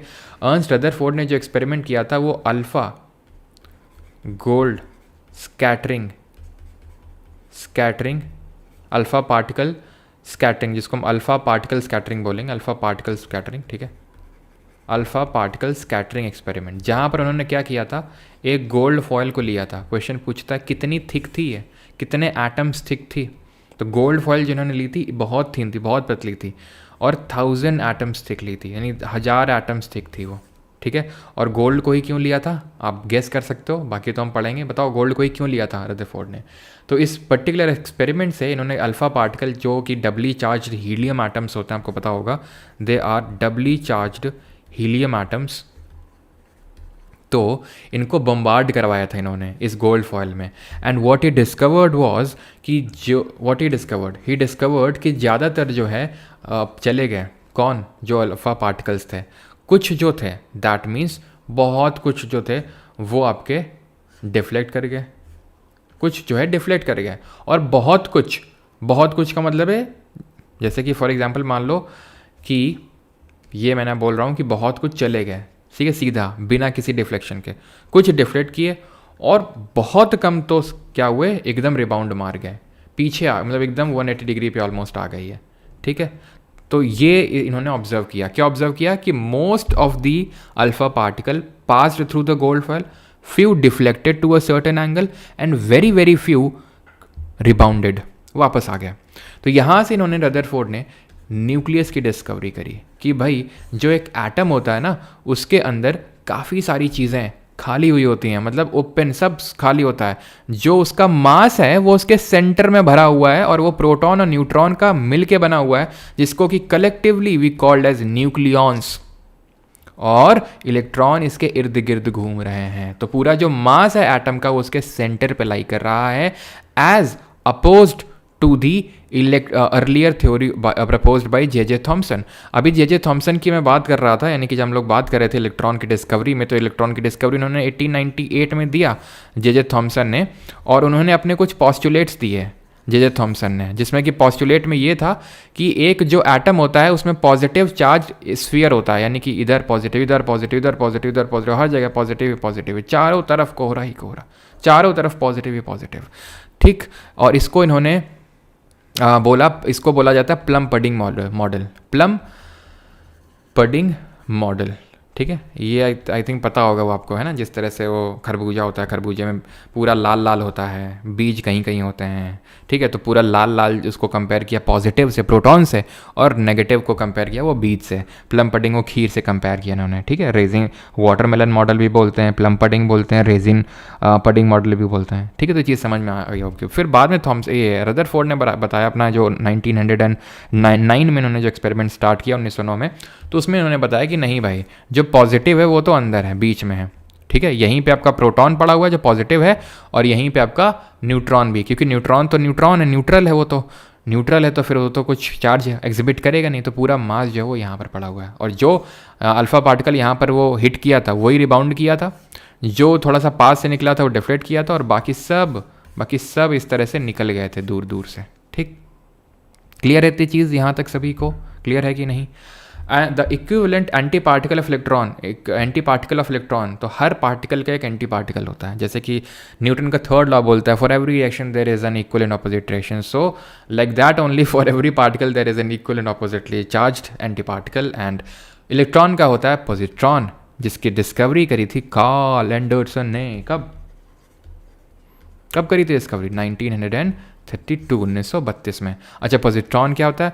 Positron has same mass as that of electron, but but charge opposite होता है, मैग्नीट्यूड सेम होगा चार्ज का, बट चार्ज ऑपोजिट नेचर का होगा। नेगेटिव होता है, नेगेटिव ऑफ 1.6 इंटू 10⁻⁻19 कूलॉम होता है इलेक्ट्रॉन में, उसमें पॉजिटिव हो जाएगा। मास इलेक्ट्रॉन का होता है 9.1 इंटू 10⁻31 kg, उतना ही होगा उसमें। अच्छा, प्रोटॉन जो होता है, तो प्रोटॉन में भी सेम चार्ज होता है, प्लस 1.6 इंटू 10⁻19 कूलॉम। तो फिर ये पॉजिट्रॉन से अलग कैसे है? पॉजिट्रॉन और प्रोटॉन तो अलग ऐसे हैं कि पॉजिट्रॉन का मास जो होता है वो इलेक्ट्रॉन के बराबर है, लेकिन प्रोटॉन का मास जो है वो बराबर नहीं है, वो 1.6 इंटू 10⁻27 kg का मास है। And do you know that neutron का कितना होता है? न्यूट्रॉन जो होता है, ध्यान रखना, इट इज़ 1836 टाइम्स इसका मास ग्रेटर दैन इलेक्ट्रॉन। इलेक्ट्रॉन से इतना भारी होता है न्यूट्रॉन, ठीक है, 1.6 इंटू 10⁻27 kg, ठीक है, उतना ही होता है जितना कि प्रोटॉन का होता है, ठीक है, क्लियर।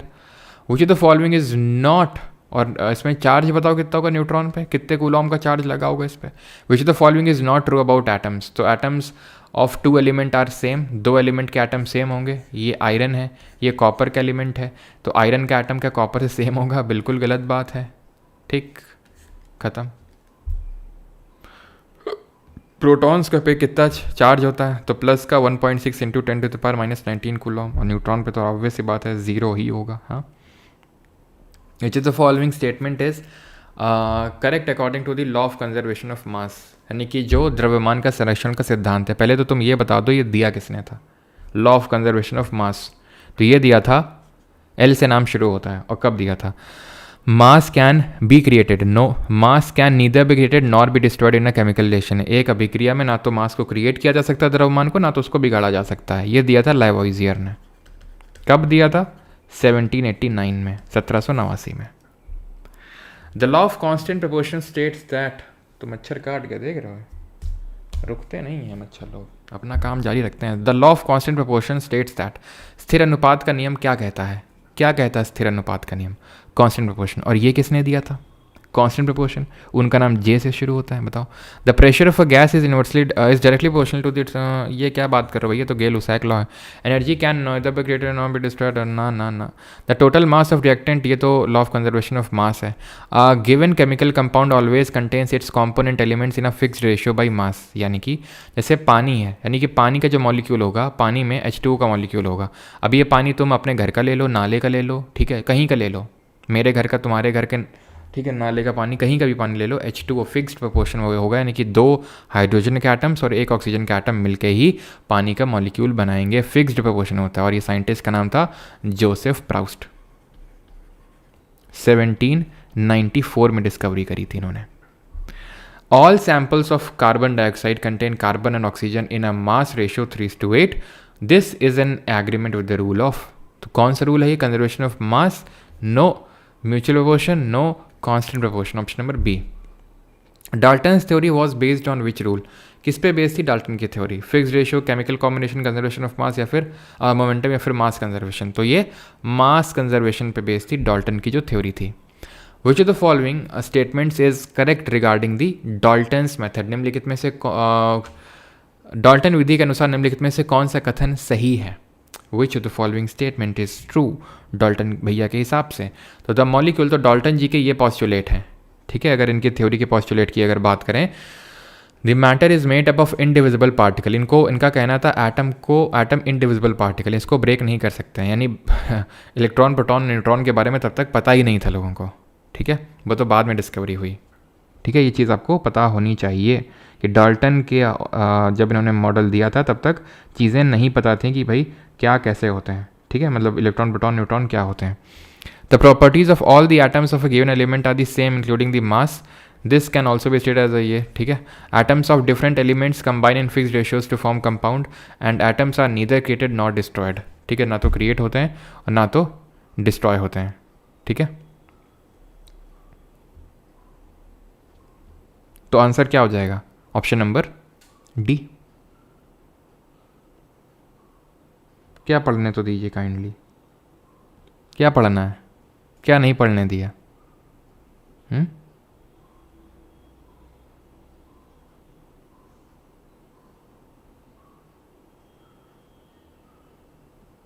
क्या नहीं पढ़ने दिया?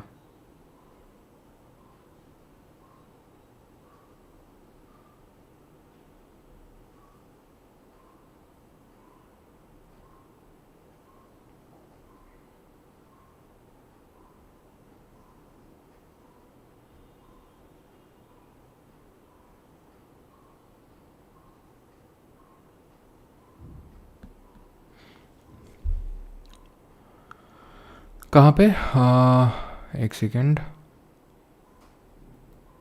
कौन सा क्वेश्चन था वो? मैंने क्या 40 की जगह 42 लिख दिया था क्या? कहाँ गया वो? अरे सॉरी, 40 होगा, ठीक है। ये सिंपल सी बात है, जब यहाँ पर 40 रखोगे तो 5 8 या 42 8 9 72, ठीक है, -72 आएगा, एंड देन वो -72 + 32 -40 होगा, ठीक है। 40 होगा वो, 42 मैंने गलती से लिख दिया, ठीक है। चलो अभी पढ़ लिया ना कायदे से। चलो तो आंसर क्या हो जाएगा? Option number D, atoms are indivisible, correct पूछा था। तो डॉल्टन के थ्योरी ये थी कि भाई इंडिविजिबल पार्टिकल ऑफ मैटर है, ठीक है, जो बाद में गलत प्रूव हो गई। According to Bohr's model of an atom, what happens when an electron absorbs an energy of a photon. Bohr के परमाणु मॉडल के अनुसार जब एक इलेक्ट्रॉन फोटोन की ऊर्जा को अवशोषित करता है तो क्या होता है? It stays in the same orbit, it emits light energy, it goes to the inner orbit, it moves to the next outer orbit. तो बोर जी ने क्या बोला था? देखो बोर जी की थ्योरी ये थी कि जो देखो रदरफोर्ड ने जब अपनी थ्योरी दी थी तो इनसे पूछा गया था इलेक्ट्रॉन्स जो हैं, जो न्यूक्लियस है सेंटर के अराउंड घूम रहे हैं, ठीक है, इस तरह से घूम रहे हैं, और रदरफोर्ड ने बोला था कि वो अपनी एनर्जी से घूम रहे हैं, ठीक है। तो फिर अगर ये बात है कि अगर वो अपनी एनर्जी से घूम रहे हैं तो घूमते घूमते वो अपनी एनर्जी लूज़ कर जाएंगे और वो तो फिर कोलैप्स कर जाने चाहिए न्यूक्लियस के अंदर, और ऐसे तो मैटर कभी एग्जिस्ट कर ही नहीं पाएगा। तो इस चीज़ को एक्सप्लेन करने के लिए नील्स बोर आए, उन्होंने बोला कि जो इलेक्ट्रॉन्स हैं दे revolve around nucleus in fixed orbits. ये फिक्स्ड ऑर्बिट्स में रिवॉल्व करते हैं और इन ऑर्बिट्स को बोलते हैं पाथ, ठीक है, इनको बोलते हैं रास्ता। और ये होते हैं कुछ इस तरह से, इनका नामकरण करते हैं KLMN।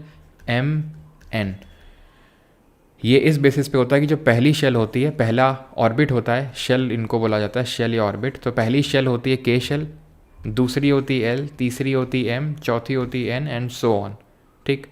अब इन्होंने बोला था कि ये जो शेल मतलब जिससे रिवॉल्व कर रहे हैं ये इनकी खुद की एनर्जी नहीं है इलेक्ट्रॉन्स की, ये शेल की एनर्जी है, ये उस शेल की एनर्जी है जिसकी वजह से ये रोटेट कर रहे हैं, ठीक है। तो नील्स बोर ने बोला, और फिर इन्होंने ये बोला कि जब एक इलेक्ट्रॉन अपनी ये शेल छोड़ के, यानी कि जो लोअर ऑर्बिट छोड़ के हायर ऑर्बिट पे जाता है तो उसके लिए उसको एनर्जी की नीड होती है, और फिर वो कुछ टाइम बाद अपना वो एक्साइटेड जो स्टेट है, इसको हम बोलते हैं एक्साइटेड स्टेट, जब वो अपनी जो ऑर्बिट है उसको छोड़ के नेक्स्ट लेवल के ऑर्बिट में चला जाए, फिर वो वापस भी अपनी नेक्स्ट लेवल जो ओरिजिनल ऑर्बिट है उस पर आ जाएगा एनर्जी लूज़ करके। तो जब आप एक शेल से यानी कि लोअर ऑर्बिट से हायर ऑर्बिट में जाते हैं तो आपको एनर्जी लेनी पड़ती है, और जब आप हायर ऑर्बिट से लोअर ऑर्बिट में आते हैं तो एनर्जी क्या होती है? Energy is released, energy release होती है, ये चीज़ ध्यान रखिएगा।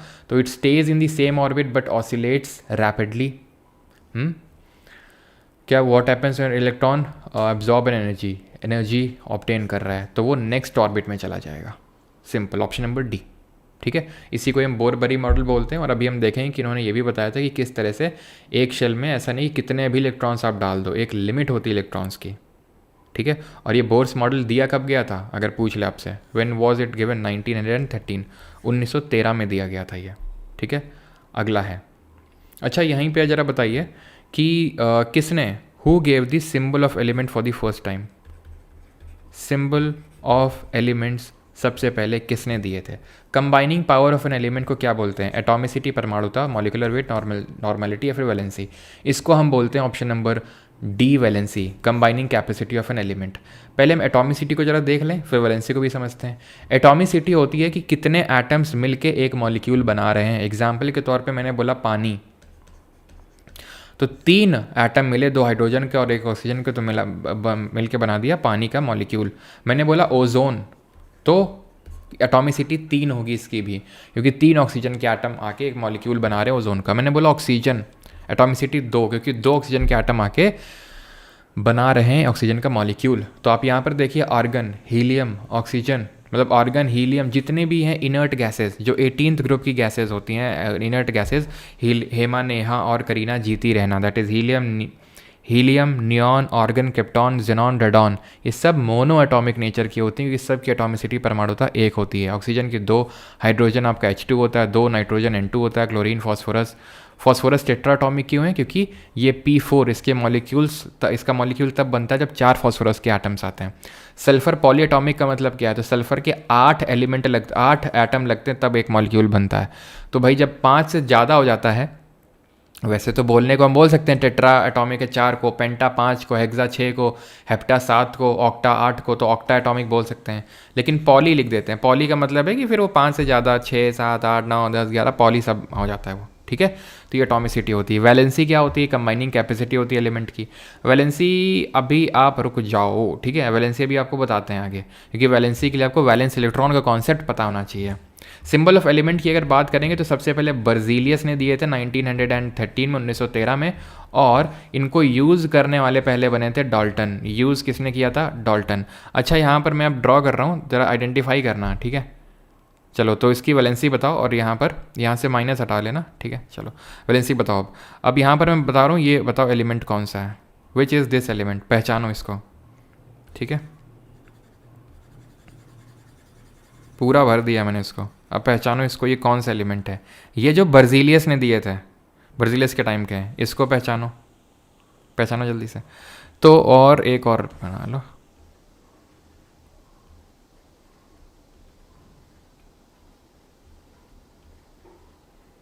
बताओ। तो ये होगा, ध्यान रखना, ऑक्सीजन, ये होगा कार्बन, ये सॉरी, ये होगा आपका हाइड्रोजन, ठीक है। ऑक्सीजन ये होगा, दिस वुड बी और ऑक्सीजन, ये होगा हाइड्रोजन, एंड ये होगा mercury, this would be mercury, जिसका सिंबल Hg होता है, ठीक है। अच्छा, अभी हम एलॉय के बारे में पढ़ रहे थे। अच्छा बताओ, अगर एलॉय में एक कंपोनेंट मरकरी होता है तो ऐसे एलॉय को हम क्या बोलते हैं? अब 12 है, तो 12 का इलेक्ट्रॉनिक कॉन्फ़िगरेशन क्या होगा? 2,8,2। ये कैसे हमने लिखा? यही बोर बरी मॉडल है कि भाई जो शेल होती है, एक शेल, उसमें मैक्सिमम जो इलेक्ट्रॉन्स आ सकते हैं वो 2n² आ सकते हैं, इससे ज़्यादा नहीं। जैसे पहली शेल है तो n की जगह 1 रखोगे तो k शेल में मैक्सिमम इलेक्ट्रॉन 2 आ सकते हैं। l शेल है तो l में यानी कि n की जगह 2 रखोगे तो 2 दूनी 4, 2 दूनी 8, तो l शेल में मैक्सिमम 8 इलेक्ट्रॉन आ सकते हैं। m में अगर बात करें, थर्ड शेल है तो 3 3 9 2 18, नहीं 18 इलेक्ट्रॉन आ सकते हैं। तो इस तरह से मैक्सिमम नंबर ऑफ इलेक्ट्रॉन्स की कैपेसिटी होती है हर शेल की। और हमें बस ये ध्यान रखना होता है कि जो आखिरी शेल बन रही है, जैसे इसमें आखिरी शेल है KLM बन रही है, तो इसमें 8 इलेक्ट्रॉन होने चाहिए अगर स्टेबिलिटी गेन करनी है तो, जो भी आखिरी शेल है। अब इसमें 8 तो है नहीं, तो 8 तो है नहीं, तो फिर इसको क्या करना रहेगा? 6 गेन कर ले या 2 लूज कर ले। कैसे? 6 गेन कर लेगा तो 8, अगर 2 लूज कर लेगा तो इसकी आखिरी शेल, जिसको वैलेंस शेल बोलते हैं, उसमें 8 इलेक्ट्रॉन अपने आप हो जाएंगे। तो 2 लूज करना आसान है कि 6 गेन करना, तो आंसर इज 2 लूज करना। तो 2 लूज कर लेगा, तो लूज में हम प्लस का साइन लगाते हैं, और ये 2 किए हैं तो 2 लिख दिया। इसी को बोलते हैं वैलेंसी, इसी को बोलते हैं वैलेंसी, ठीक है। ये इसको बोलते हैं ऑक्टेट रूल। जो मैंने 8 का बताया आपको कि 8 इलेक्ट्रॉन होने चाहिए वैलेंस शेल में, उसको ऑक्टेट बोलते हैं। एक डुएट रूल भी होता है। डुएट का मतलब होता है कि जो जिन एलिमेंट के पास सिर्फ के शेल है, या फिर छोड़ो, जो के शेल है वो 8 में नहीं, वो 2 में ही उसको परम आनंद की अनुभूति हो जाती है, 2 में ही वो अपना स्टेबिलिटी गेन कर लेती है। तो एग्जाम्पल के तौर पे जैसे हमने बोला लिथियम, ठीक है, हाइड्रोजन, हीलियम, लिथियम, 3 इलेक्ट्रॉन है, 3 इलेक्ट्रॉन है, 2,1 आएगा, ठीक है, 2,1। तो अब तुम बोलोगे ये तो 7 ये गेन कर ले तो 8, तो इससे अच्छा एक लूज कर दे। अच्छा, एक लूज कर दिया तो इसमें 2 इलेक्ट्रॉन वैलेंस शेल बन जाएगी ये। इसमें तो 2 इलेक्ट्रॉन है, तो बिल्कुल 2 में स्टेबिलिटी रहेगी इसकी। क्यों? क्योंकि ये के शेल है, के शेल की स्टेबिलिटी 2 में अचीव हो जाती है। क्लियर थी चीज़? ठीक, यहाँ तक अगर ठीक है तो तुम मुझे बताओ जल्दी से, सोडियम की वैलेंसी कितनी होगी? ठीक है, क्लोरीन की वैलेंसी कितनी होगी? इनर्ट गैसेस की वैलेंसी कितनी होगी, और कौन से एलिमेंट्स हैं जिनकी वैलेंसी वेरिएबल होती है, वेरिएबल वैलेंसी। सोडियम की अगर बात करेंगे तो इसका जो इलेक्ट्रॉनिक कॉन्फ़िगरेशन होता है वो 2,8,1 होता है, राइट। तो ये एक इलेक्ट्रॉन को लूज कर देगा, तो +1। क्लोरीन का एटॉमिक नंबर 17 होता है, 17 होता है, 20 तक याद होने चाहिए। Hydrogen, helium, lithium, beryllium, boron, carbon, nitrogen, oxygen, fluorine, neon, sodium, magnesium, aluminium, silicon, phosphorus, sulphur, chlorine, organ, potassium, calcium, ये रटा हुआ होना चाहिए आपको पूरा कैल्शियम तक। तो क्लोरीन 17वें नंबर पे आता है, 17वें नंबर पे आता है, मतलब इलेक्ट्रॉनिक कॉन्फ़िगरेशन 2,8,7 होगा। अब 7 इलेक्ट्रॉन लूज करने से अच्छा है भाई एक गेन कर ले, तो इसका भी 1 होगा। लेकिन अब हम इसको और इसको कैसे डिफ्रेंशिएट करेंगे, क्योंकि सोडियम का भी 1 था, तो -1, ठीक है। इनर्ट गैसेस 0, क्यों? क्योंकि इनर्ट गैसेस वो गैसेस होती हैं, हेमा, नेहा और करीना जीती रहना, जिनका ऑक्टेट कंप्लीट होता है पहले से ही। तो ना तो इनको इलेक्ट्रॉन लूज करना है, ना तो गेन करना है, ठीक। जो मेटल्स होते हैं वो क्या करते हैं, मेटल्स जनरली इलेक्ट्रॉन्स को लूज करते हैं, और लूज करके क्या बनाते हैं ज़रा बताओ। और नॉन मेटल्स जो होते हैं, जो अधातुएं होती हैं, धातुएं इलेक्ट्रॉन्स लूज करती हैं और अधातुएं इलेक्ट्रॉन्स गेन करती हैं। तो ये इलेक्ट्रॉन लूज करके बनाते हैं कैट आयन, दैट इज धन आयन, और ये बनाते हैं ऋण आयन यानी कि एन आयन। वेरिएबल वैलेंसी होती है जो हमारे ट्रांजिशन एलिमेंट होते हैं। ट्रांजिशन एलिमेंट आई होप आपको पता होगा, नहीं पता है तो जो हमारे डी ब्लॉक के एलिमेंट होते हैं पीरियोडिक टेबल में, जो भी हम देखेंगे, उनकी होती है। जैसे सिल्वर है तो इसकी मल्टीपल होगी, कॉपर है मल्टीपल होती है, आयरन है मल्टीपल वैलेंसी होती है इनकी, ठीक है। नॉट अ कोवलेंट मॉलिक्यूल, तो इनमें से कोवलेंट मॉलिक्यूल कौन सा नहीं है, एक सहसंयोजक अणु नहीं है। देखो अभी मैंने आपको बताया कि भाई इलेक्ट्रॉन्स सोडियम लूज कर रहा है, क्लोरीन गेन कर रहा है। तो अगर बॉन्ड जो होते हैं वो जनरली अगर हम देखें तो 2 तरह के हमारे होते हैं, कि जहाँ पर आपके इलेक्ट्रॉन ट्रांसफ़र से एक तो बनते हैं, ठीक है। अगर हमारा बॉन्ड इलेक्ट्रॉन के ट्रांसफ़र की वजह से बन रहा है तो उस तरह के बॉन्ड को हम बोलते हैं इलेक्ट्रोवैलेंट बॉन्ड या आयोनिक बॉन्ड। इलेक्ट्रोवैलेंट या फिर आयोनिक बॉन्ड कहलाता है। ऐसा जो बंध होता है वो स्ट्रांग होता है, काफ़ी स्ट्रांग होता है, एज़ कम्पेयर टू जो इलेक्ट्रॉन के शेयरिंग से बनता है। शेयरिंग में क्या होता है, इलेक्ट्रॉन ट्रांसफ़र नहीं हो रहा है, और ऐसों को बोलते हैं कोवलेंट बॉन्ड। और इस तरह के जो कंपाउंड होते हैं जिनमें कोवलेंट बॉन्ड होता है उनको कोवलेंट कंपाउंड, और इस तरह के कंपाउंड जिनमें आयनिक बॉन्ड होता है उनको आयनिक या इलेक्ट्रोलेंट कंपाउंड बोलते हैं। इनका जो बॉइलिंग पॉइंट है वो ज़्यादा होता है, क्यों? क्योंकि ये स्ट्रांग होता है, काफ़ी स्ट्रांग इसलिए होता है बिकॉज ये ट्रांसफ़र से बना हुआ है, कंप्लीट ट्रांसफ़र हुआ है इलेक्ट्रॉन्स का। जैसे सोडियम क्लोराइड, तो यहाँ पे एक इलेक्ट्रॉन पूरी तरह से ट्रांसफ़र हुआ है।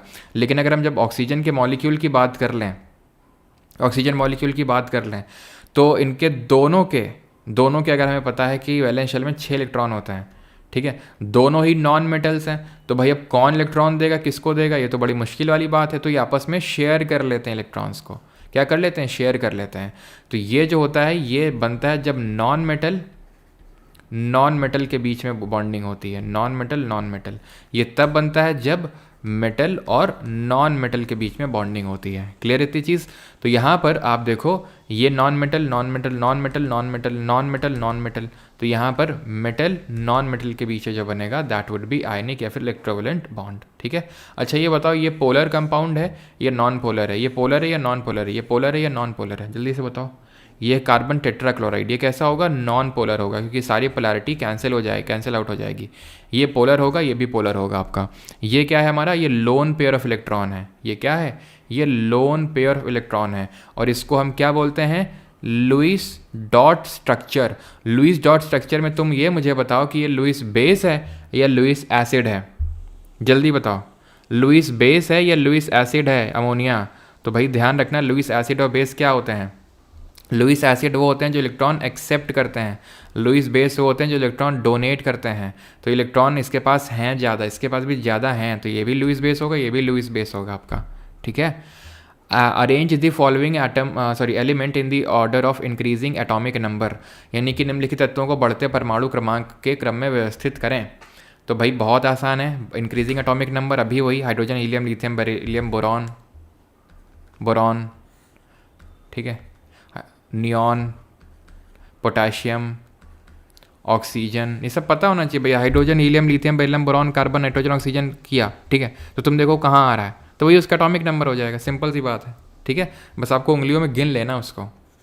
तो भाई कौन आएगा सबसे पहले? सबसे इंक्रीजिंग ऑर्डर पूछा ना, तो बोरॉन आएगा, देन ऑक्सीजन आएगा, देन नियॉन आएगा, देन पोटेशियम आ जाएगा। Option number B, sorry C. The outer most shell of dash contains 1 to 3 electrons. तो आउटर मोस्ट शेल जो होती है, सबसे आखिरी वाली शेल होती है किसकी? 1 से 3 इलेक्ट्रॉन होते हैं, तो वो मेटल्स की होती है। Option number B. हेलोजन क्या होते हैं? हेलोजन आपके जो ग्रुप नंबर 17 के एलिमेंट होते हैं, जिनकी वैलेंसी कितनी होती है सबकी? ध्यान ये रखना होता है कि जो ए ग्रुप के एलिमेंट होते हैं उनकी वैलेंसी सेम होती है। जैसे कि हमारी इनर्ट गैसेज 18th ग्रुप, सबकी वैलेंसी 0 है। हेलोजन 17th ग्रुप, सबकी वैलेंसी -1 है। एल्कली मेटल्स, एल्कली मेटल क्या पहला, वो भी पीरियोडिक टेबल में देखेंगे, उनकी सबकी वैलेंसी +1 है। एल्कलाइन अर्थ मेटल सबकी +2 है। देखेंगे अभी वो क्या होते हैं एल्कलाइन अर्थ मेटल। तो ये ऑप्शन नंबर बी। तभी इलेक्ट्रॉन लूज करते हैं और कैटायन बनाते हैं। If the electronic configuration of a element A and B are 1s2, 1s1, 2p6, 3s1, 1s2, 1s2, मतलब ये है, ठीक है, 2 एलिमेंट। तो बताओ कि इनका फॉर्मूला क्या होगा। अब देखने में हो सकता है काफ़ी डिफिकल्ट लगे आपको, बट ये डिफिकल्ट है नहीं उतना। क्यों? क्योंकि आपको पता है क्या करना होता है। यहाँ पर कॉन्सेप्ट लगता है अगेन वैलेंसी का। बिल्कुल, वैलेंसी के कॉन्सेप्ट को इन्वॉल्व करके हम फार्मूला लिख देते हैं आराम से। जैसे मैं बोल दूं कि बेटा फार्मूला लिखो मैग्नीशियम क्लोराइड का, जरा लिखो तो मैग्नीशियम क्लोराइड का Mg और Cl। अभी मुझे नहीं पता होता, मैं बोल रहा हूँ मैग्नीशियम क्लोराइड का फार्मूला लिखो, मुझे समझ में आ रहा है मैग्नीशियम और क्लोरीन है, तो मैं पता है क्या करूँगा, मैं मैग्नीशियम लिखूंगा, क्लोरीन, जो 2 एलिमेंट इन्वॉल्व हैं, दोनों की वैलेंसी लिखूंगा नीचे नीचे। दो मैग्नीशियम की 2 होती है, पॉजिटिव नेगेटिव का यहाँ उतना कोई लेना देना है नहीं फॉर्मूला लिखते वक्त। क्लोरीन हेलोजन गैस, हेलोजन है आपकी, तो यह नीचे 1 लिख दिया। अब इनको कर देना होता है क्रॉस, इसको उधर भेज दो, इसको उधर भेज दो, तो क्या बन जाएगा? Mg के पास 1 चला जाएगा तो 1 लिखते नहीं है, Cl के पास 2 चला जाएगा तो Cl2, तो मैग्नीशियम क्लोराइड का फॉर्मूला क्या हो गया? MgCl2। इसी तरह सोडियम ऑक्साइड का फॉर्मूला लिखो जरा, सोडियम ऑक्साइड का फॉर्मूला लिख दो, एल्यूमिनियम क्लोराइड का फॉर्मूला लिख दो, ठीक है। तो यहाँ पर तो ठीक है, कुछ लोगों को रटा होगा, लेकिन हम यहाँ पर देख लेते हैं कि लिखते किस तरह से हैं। अब यहाँ पे थोड़ा ना तुमको रटा हुआ होगा, यहाँ पे तो तुमको निकालना पड़ेगा, ठीक है। तो सोडियम और ऑक्साइड है, तो सोडियम एल्कली मेटल है, पहले ग्रुप से बिलोंग करता है, तो 1, इसका 2, तो ये दोनों क्रॉस करो, क्या आएगा? Na2O। एल्यूमिनियम क्लोराइड, एल्यूमिनियम का 3, क्लोरीन का 1, तो क्या हो जाएगा? AlCl3। क्यों हमने किया? इसको 3 दिया, इसको 1 दिया। तो बस यहाँ पे ये वही है, यहाँ पे 2, 2, 4, 6, 10, 11 किसकी बात हो रही है? सोडियम की बात हो रही है। 11 इलेक्ट्रॉन किसके पास होते हैं? सोडियम, और 1 यहाँ उसके पास क्या है? Valence electron. ये किसकी बात हो रही है? 2, 2, 4, 6, 10, 2, 12, 4, 16। 16 किसका होता है? 16 होता है सल्फर का, सल्फर का होता है, सल्फर का होता है ना 16। और 16 को किस तरह से लिखते हैं? 2, 8, 6। कितने इलेक्ट्रॉन है वैलेंस शेल में, आखिरी शेल में? 6 है ना। इसके पास कितना है? 1, 11 इलेक्ट्रॉन होते हैं, 2, 8, 1। इसकी वैलेंसी कितनी होगी? 1, क्योंकि 1 इलेक्ट्रॉन लूज करेगा। इसकी वैलेंसी कितनी होगी? 2, क्यों? क्योंकि 2 इलेक्ट्रॉन गेन करेगा। तो यहाँ पर मैं लिखूंगा AB, ठीक है। मैं सोडियम और भूल जाओ, सोडियम और सल्फर, वो AB हमसे बोल रहा, हम AB ही लिखेंगे। तो A यहाँ लिख दिया 1, इसकी वैलेंसी 1 है, B की वैलेंसी 2 है, ये इधर जाएगा, ये उधर जाएगा, यानी A2B हो जाएगा। A2B कहाँ? ये सोडियम सल्फाइड बन गया आपका, ठीक है, clear. Which shell of the nitrogen atom participates in forming N2 molecule? कौन सी है शेल जो N2 मॉलिक्यूल बनाने में पार्टिसिपेट करती है? अच्छा, एक चीज़ मुझे बताना, जैसे कि यहाँ पर मैं किसी को उठा लेता हूँ, 2p6 है वो, 2p6, इसके ज़रा मुझे क्वांटम नंबर्स बता दो। 2p का क्वांटम नंबर बता दो मुझे, प्रिंसिपल क्वांटम नंबर बता दो। प्रिंसिपल क्वांटम नंबर समझते हो, दैट इज़ n की वैल्यू। देन मुझे एज़ोमेथल क्वांटम नंबर की वैल्यू बता दो, azimuthal quantum number that is L की value. Then magnetic quantum number की वैल्यू बता दो, दैट इज़ M की value. And then spin quantum number की वैल्यू बता दो, दैट इज़ S की वैल्यू। बताओ जल्दी से। तो N2 मॉलिक्यूल पूछ रहा है इसकी कौन सी शेल पार्टिसिपेट करेगी। तो इसमें नाइट्रोजन की जब हम बात करते हैं, तो फिर से hydrogen, helium, lithium, beryllium, boron, carbon, nitrogen 7 होते हैं इलेक्ट्रॉन, तो 2,5, ठीक है। और इसमें जब आप भरना स्टार्ट करेंगे तो आप पाएंगे इसमें ये L शेल है, ठीक है, ये K शेल है, ये L शेल है। तो L शेल जो है वो पार्टिसिपेट करती है इसमें, तो ऑप्शन नंबर D आंसर होगा। अब यहाँ पर अगर हम बात करें तो N की वैल्यू कितनी हो जाएगी? तो N की वैल्यू जो ये नंबर लिखा हुआ होता है, सब शेल के आगे जो नंबर लिखा हुआ होता है वही वैल्यू हो जाती है, तो 2। L की जो वैल्यू होती है वो फिक्स्ड होती है, S SPDF, ये सब शेल होती हैं, SPDF जैसे वहाँ पर लिखा हुआ था ना कि भाई ये 1s2 1s2 3p2p, फिर आगे ऐसे D आती हैं, F आती हैं। तो L की वैल्यू जो होती है, L की वैल्यू ये फिक्स होती है, S के लिए 0 होती है, P के लिए ये 1 होती है, D के लिए ये 2 होती है, F के लिए 3 होती है। तो आंसर क्या हो जाएगा इसका, P की वैल्यू बात हो रही है तो ये 1 हो जाएगा। ठीक है, M की वैल्यू जो होती है वो माइनस L से, ठीक है, इसकी वैल्यू कितनी हो जाएगी 1, ठीक है, माइनस L से प्लस L तक जाती है, दैट मीन -1 टू +1 तक जाएगी, यानी इसकी वैल्यू तो -1 0 या +1, यही 3 कॉम्बिनेशन है। और जो स्पिन क्वांटम नंबर है उसकी वैल्यू तो +1/2 हो सकती है, फिर -1/2 हो सकती है। ठीक, आगे बढ़ते हैं। Name the 3 element whose outer most shell has only 1 electron. तो कौन से 3 हैं इसमें जिनकी आउटर मोस्ट शेल में यानी कि बाहरी परत में सिर्फ एक ही इलेक्ट्रॉन आपको देखने को मिलेगा। तो एक इलेक्ट्रॉन देखने को मिलेगा आपको एल्कली मेटल्स पे। एल्कली मेटल कौन से हैं, हेलिना, कब्र से फरार, हेलिना, कब्र से फरार, ये पहले ग्रुप के हेलिना, कब्र, ठीक है, से फरार। तो ये जो है हमारे सब फर्स्ट ग्रुप के एलिमेंट हैं, जहाँ पर यहाँ से आपके मेटल्स शुरू होते हैं। तो lithium, sodium, potassium, rubidium, caesium, francium, ये हो जाएंगे आपके। ठीक है, तो lithium, sodium, potassium, option number B. 1 coulomb charge किसके बराबर होता है, बहुत आसान है, कैसे निकालते हैं, फिजिक्स में भी हम इसको निकालते हैं। Q equals to N E formula होता है, जहाँ पे Q है आपका चार्ज, N है नंबर ऑफ इलेक्ट्रॉन्स, और E है एक इलेक्ट्रॉन पे चार्ज, सिंपल। ठीक, तो Q इक्वल टू एनी लिख लिया हमने, Q चार्ज होता है 1 कूलॉम का चार्ज, और हमें निकालना है, और N नंबर ऑफ इलेक्ट्रॉन, और एक इलेक्ट्रॉन पे जो चार्ज होता है वो 1.6 इंटू 10⁻⁻19 होता है। जब आप इसको कैलकुलेट करोगे तो 6 इंटू 10⁻18 इलेक्ट्रॉन, यानी इतने इलेक्ट्रॉन मिलके 1 कूलॉम का चार्ज बनाते हैं। In the third shell the maximum number of electrons कितने हो सकते हैं तीसरी शेल में, तो वही बोर बरी मॉडल का आप यूज़ करो। बोर बरी मॉडल का यूज़ करेंगे तो 2n² आएगा, सिंपल आएगा कि नहीं आएगा, 2n²। ठीक है, तो थर्ड की बात हो रही है, 3² इंटू 2, तो 3 3 का 9, दुनिया 18, ऑप्शन नंबर सी, खत्म। ठीक, isotopes are atoms that have the same. तो आइसोटोप्स क्या होते हैं, कौन से एटम्स होते हैं जिनका सेम एटॉमिक नंबर होता है और डिफरेंट एटॉमिक मास होता है, that is option number B यहाँ पर सही आंसर होगा। आइसोटोप वो होते हैं जिनका same atomic number but different atomic mass होता है, ध्यान रहेगा। और आइसोटोप्स के हम यूजेस देख लेते हैं कि आइसोटोप को हम कहाँ कहाँ पर यूज़ करते हैं। तो ज़रा बताओ, कैंसर के ट्रीटमेंट में किस आइसोटोप का यूज़ करते हैं, देन रॉक की एज निकालने में किसका इस्तेमाल करते हैं, देन आप बताओ ग्वाइटर के ट्रीटमेंट में किस आइसोटोप का यूज़ करते हैं, देन आप ये बताओ कि जो हम न्यूक्लियर एनर्जी जनरेट करते हैं वहाँ पर किसका यूज़ करते हैं, न्यूक्लियर एनर्जी को जनरेट करने के लिए। तो यहाँ पर कैंसर के ट्रीटमेंट में हम कोबाल्ट CO60 का यूज़ करते हैं, रॉक की एज निकालने के में हम कार्बन 14 का यूज़ करते हैं, ये चीज़ ध्यान रखिएगा। देन हम ग्वाइटर के ट्रीटमेंट में आयोडीन 131 का यूज़ करते हैं, और न्यूक्लियर एनर्जी जब निकालते हैं न्यूक्लियर एनर्जी तो उसमें हम यूरेनियम 235 का यूज़ करते हैं। क्लियर है। अब हम यहाँ पर कुछ डिस्कस कर लेते हैं कि आइसोबार क्या चीज़ होता है। ठीक है, जो यहाँ पर लिखा हुआ है same atomic mass but different atomic number, यही आपके आइसोबार होते हैं, यही आइसोबार होते हैं। जैसे कि आप किसको ले सकते हैं, आप ले सकते हैं पोटेशियम और कैल्शियम को, दोनों का एटॉमिक नंबर डिफरेंट है, 19 है, कैल्शियम का 20 है, बट दोनों का एटॉमिक मास सेम मिलेगा आपको।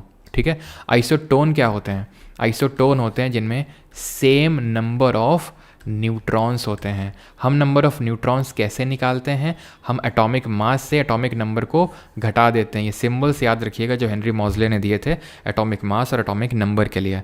आइसो इलेक्ट्रॉनिक स्पीशीज़ क्या होती हैं, what are isoelectronic species, तो ये वो होती हैं जिनमें सेम नंबर ऑफ इलेक्ट्रॉन्स होते हैं। एग्जाम्पल के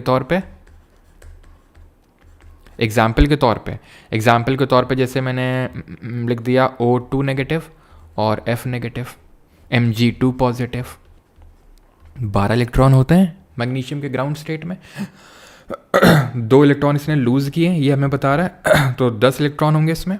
फ्लोरीन में 9 होते हैं ग्राउंड स्टेट में, 1 गेन किया इसने, 10 हो गए। ऑक्सीजन के पास कितने होते हैं, 8 होते हैं, 8 इसका होता है एटॉमिक नंबर, तो 2 नेगेटिव मतलब 10 गेन की, यानी सेम नंबर इलेक्ट्रॉन, तो आइसो इलेक्ट्रॉनिक हो जाएगा। ठीक है, There are three isotopes of hydrogen atom, namely protium, deuterium and tritium. The respective atomic number and mass number of the isotope of tritium is. तो tritium का atomic number mass कितना है, और plus ये बताओ इनमें तीनों में से रेडियो एक्टिव कौन होगा, तीनों में से रेडियो एक्टिव आइसोटोप कौन सा है। तो ट्राइटियम का होगा एटॉमिक नंबर 1, ये होता है प्रोटियम। ड्यूटेरियम जिसको हम डी से भी रिप्रेजेंट कर देते हैं, जहाँ पर हम, आपको याद हो D2O क्या होता है, हार्ड वाटर होता है, हाँ हार्ड वाटर, गलत, हैवी वाटर होता है, ध्यान रखना, बताया था मैंने आपको, थिंक ज्योग्राफी में बताया था शायद, जितना मुझे याद आ रहा है, जब मैंने आपको ये न्यूक्लियर फिजन बताया था कि हैवी वाटर को यूज़ करते हैं कूलेंट के तौर पे, याद आया। तो ये जो D2O है ये हैवी वाटर है। तो सर हार्ड वाटर और हैवी वाटर में अंतर होता है, बिल्कुल होता है, बताया भी था वहाँ पर। हार्ड वाटर होता है जहाँ पर वाटर में कैल्शियम और मैग्नीशियम के सॉल्ट डिजॉल्व होते हैं। रेडियो एक्टिव जो आइसोटोप होता है वो आपका ट्राइटियम ही होता है, जो आपका 1H3 होता है। Chlorine gas is a mixture of two isotopes of chlorine that have a ratio of 3:1. Which of the following are two isotopes? तो क्लोरीन के दो आइसोटोप्स होते हैं जो 3:1 के रेशियो में एग्जिस्ट करते हैं। तो बताओ वो दो आइसोटोप कौन से हैं। तो हम ये पढ़ते हैं कि क्लोरीन का एटॉमिक आइसोटोप मतलब सेम एटॉमिक नंबर, ठीक है, तो वो लिखने की ज़रूरत नहीं है। एटॉमिक मास जो होता है क्लोरीन का एवरेज वो 35.5 निकल के आता है, क्योंकि ये दोनों 3:1 के रेशियो में एग्जिस्ट करते हैं, इसलिए 17Cl35 और 17Cl37 दोनों एग्जिस्ट करेंगे 3:1 के रेशियो में, ठीक है। आगे आ जाओ। Nuclides which have same mass number are called है। सेम मास नंबर है तो क्या बोलेंगे, ये सेम न्यूट्रॉन नंबर है, ठीक है। आइसोटोप का मतलब है same atomic number, different mass number. Isomer क्या होते हैं, तो आइसोमर भी अभी देखेंगे, ये वो होते हैं जिनका सेम फॉर्मूला होता है, सेम फॉर्मूला होता है बट डिफरेंट स्ट्रक्चर होता है। अभी जब कार्बन एंड्स कंपाउंड वाले पे आएंगे तो वहाँ पे देखेंगे डिफरेंट स्ट्रक्चर होता है, ठीक है। Isobar will be the correct answer. 46 atoms molecules ions with equal number of electrons are called as. Equal number of electrons हैं तो आइसो इलेक्ट्रॉनिक, एग्जाम्पल मैंने आपको दे ही दिया है।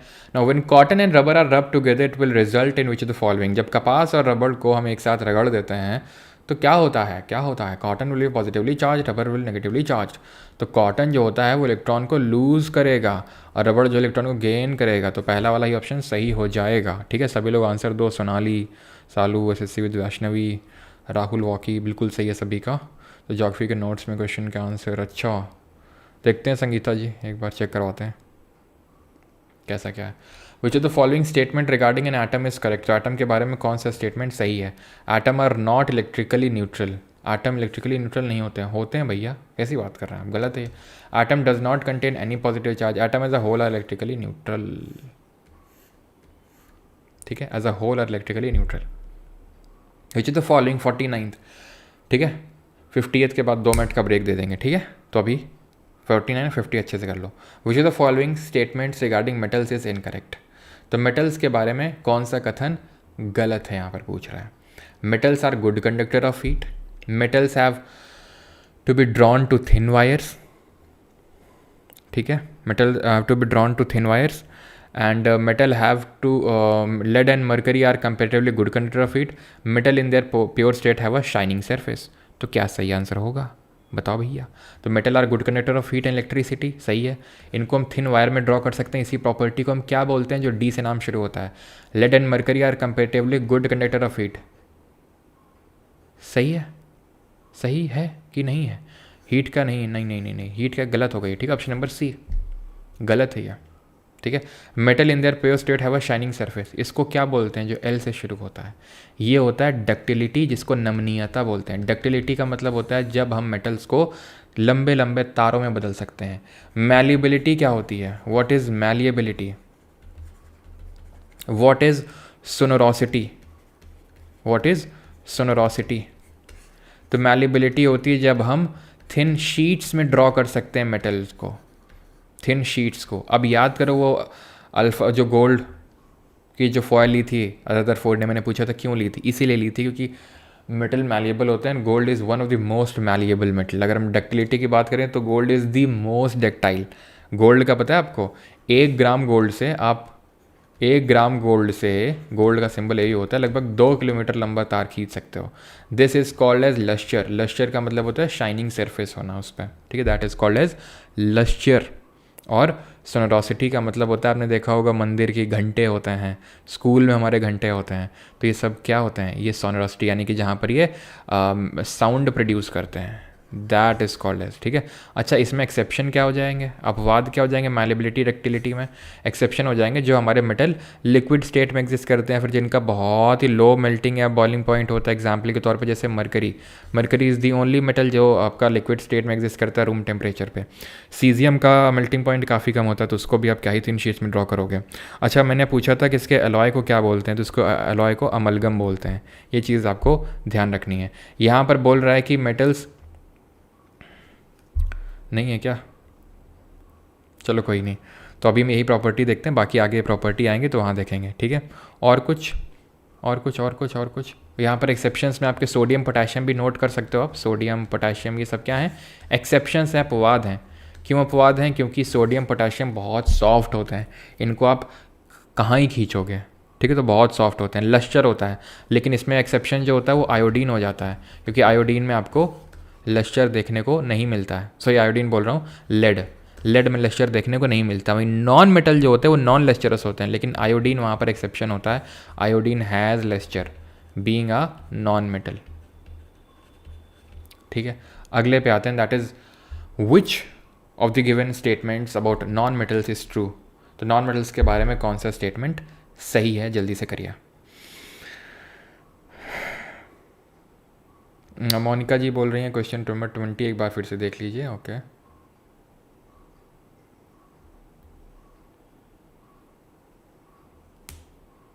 Okay okay okay, volume by volume percentage पूछा है, volume by volume percent, मुझे लगा मास का पूछा है। तो volume of solute upon our volume of solution, volume का पूछा था, तो यार ऑप्शन नंबर सी होगा वॉल्यूम, ठीक है। बस ध्यान ये रखना होता है कि सोल्यूशन नीचे है, सल्यूट नहीं है, मैंने उसी चीज़ का ध्यान रखा और ये चीज़ मिस कर दी कि भाई ये भी देखना होता है कि मास और पूछा ही वॉल्यूम, ठीक है। चलो 50 पे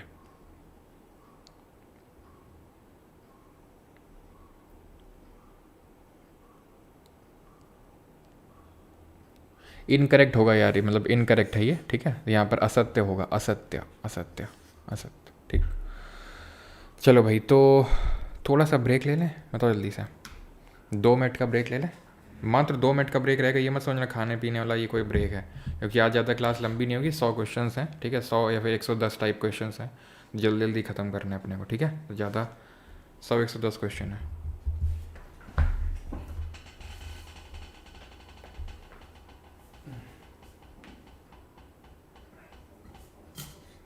एक क्वेश्चन और लगे हाथ कर लो, एक क्वेश्चन और लगे हाथ करो, ये वाला 51 वाला, ठीक है। दोनों क्वेश्चन एक साथ बताएंगे, फिर A1 बोल रहा हूँ, टाइम नहीं दे रहा।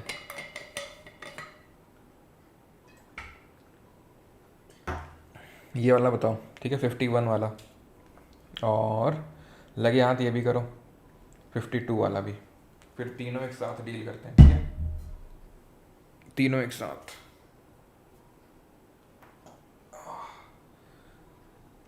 कल मैं डॉक्टर के पास गया था, पता है, उसने जो है फाइब्रोमैल्जिया बताया मेरे को, फाइब्रोमैल्जिया हो रखा है, मतलब ऐसे नॉट्स, गांठें बन रखी हैं स्पाइन के आसपास, और मतलब जो अपर बैक है वहाँ पे, तो एक्सरसाइजेस वगैरह हैं कुछ और दवाइयाँ।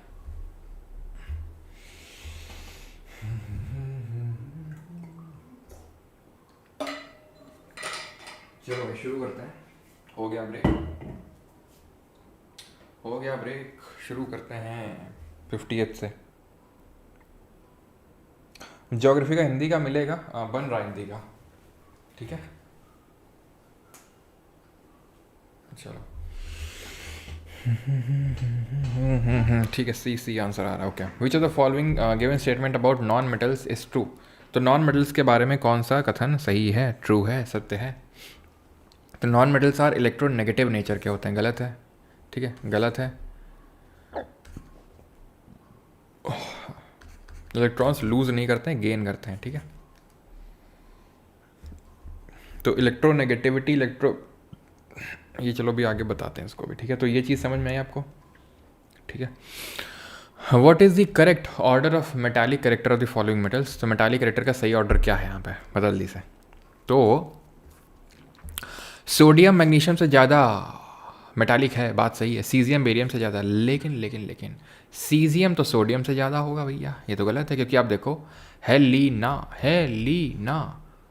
कब्र से फरार, ठीक है, फिर बेटा मांगे कार स्कूटर, बाप रोए, ठीक। तो यहाँ पर आप देखो तो सिंपल सी बात है, सीजियम, क्योंकि ऊपर से नीचे जाने में पीरियोडिक टेबल में जो ट्रेंड होता है वो ये होता है कि जो मेटालिक कैरेक्टर होता है वो इंक्रीज होता है। क्यों इंक्रीज होता है? क्योंकि मेटल वो होते हैं जो इलेक्ट्रॉन को लूज़ करते हैं, तो जो जितनी आसानी से इलेक्ट्रॉन को लूज़ करेगा वो उतना ही अच्छा मेटल होगा। तो होता यह है कि ऊपर से नीचे जाने में जो इफेक्टिव न्यूक्लियर चार्ज है वो घटता है, इसलिए। अब ये इफेक्टिव न्यूक्लियर चार्ज क्या होता है जो घटता है? जो घटता है देखो होता क्या है, जैसे फॉर एग्जांपल लिथियम क्या होता है 3 होता है इसका एटॉमिक नंबर, तो 2,1।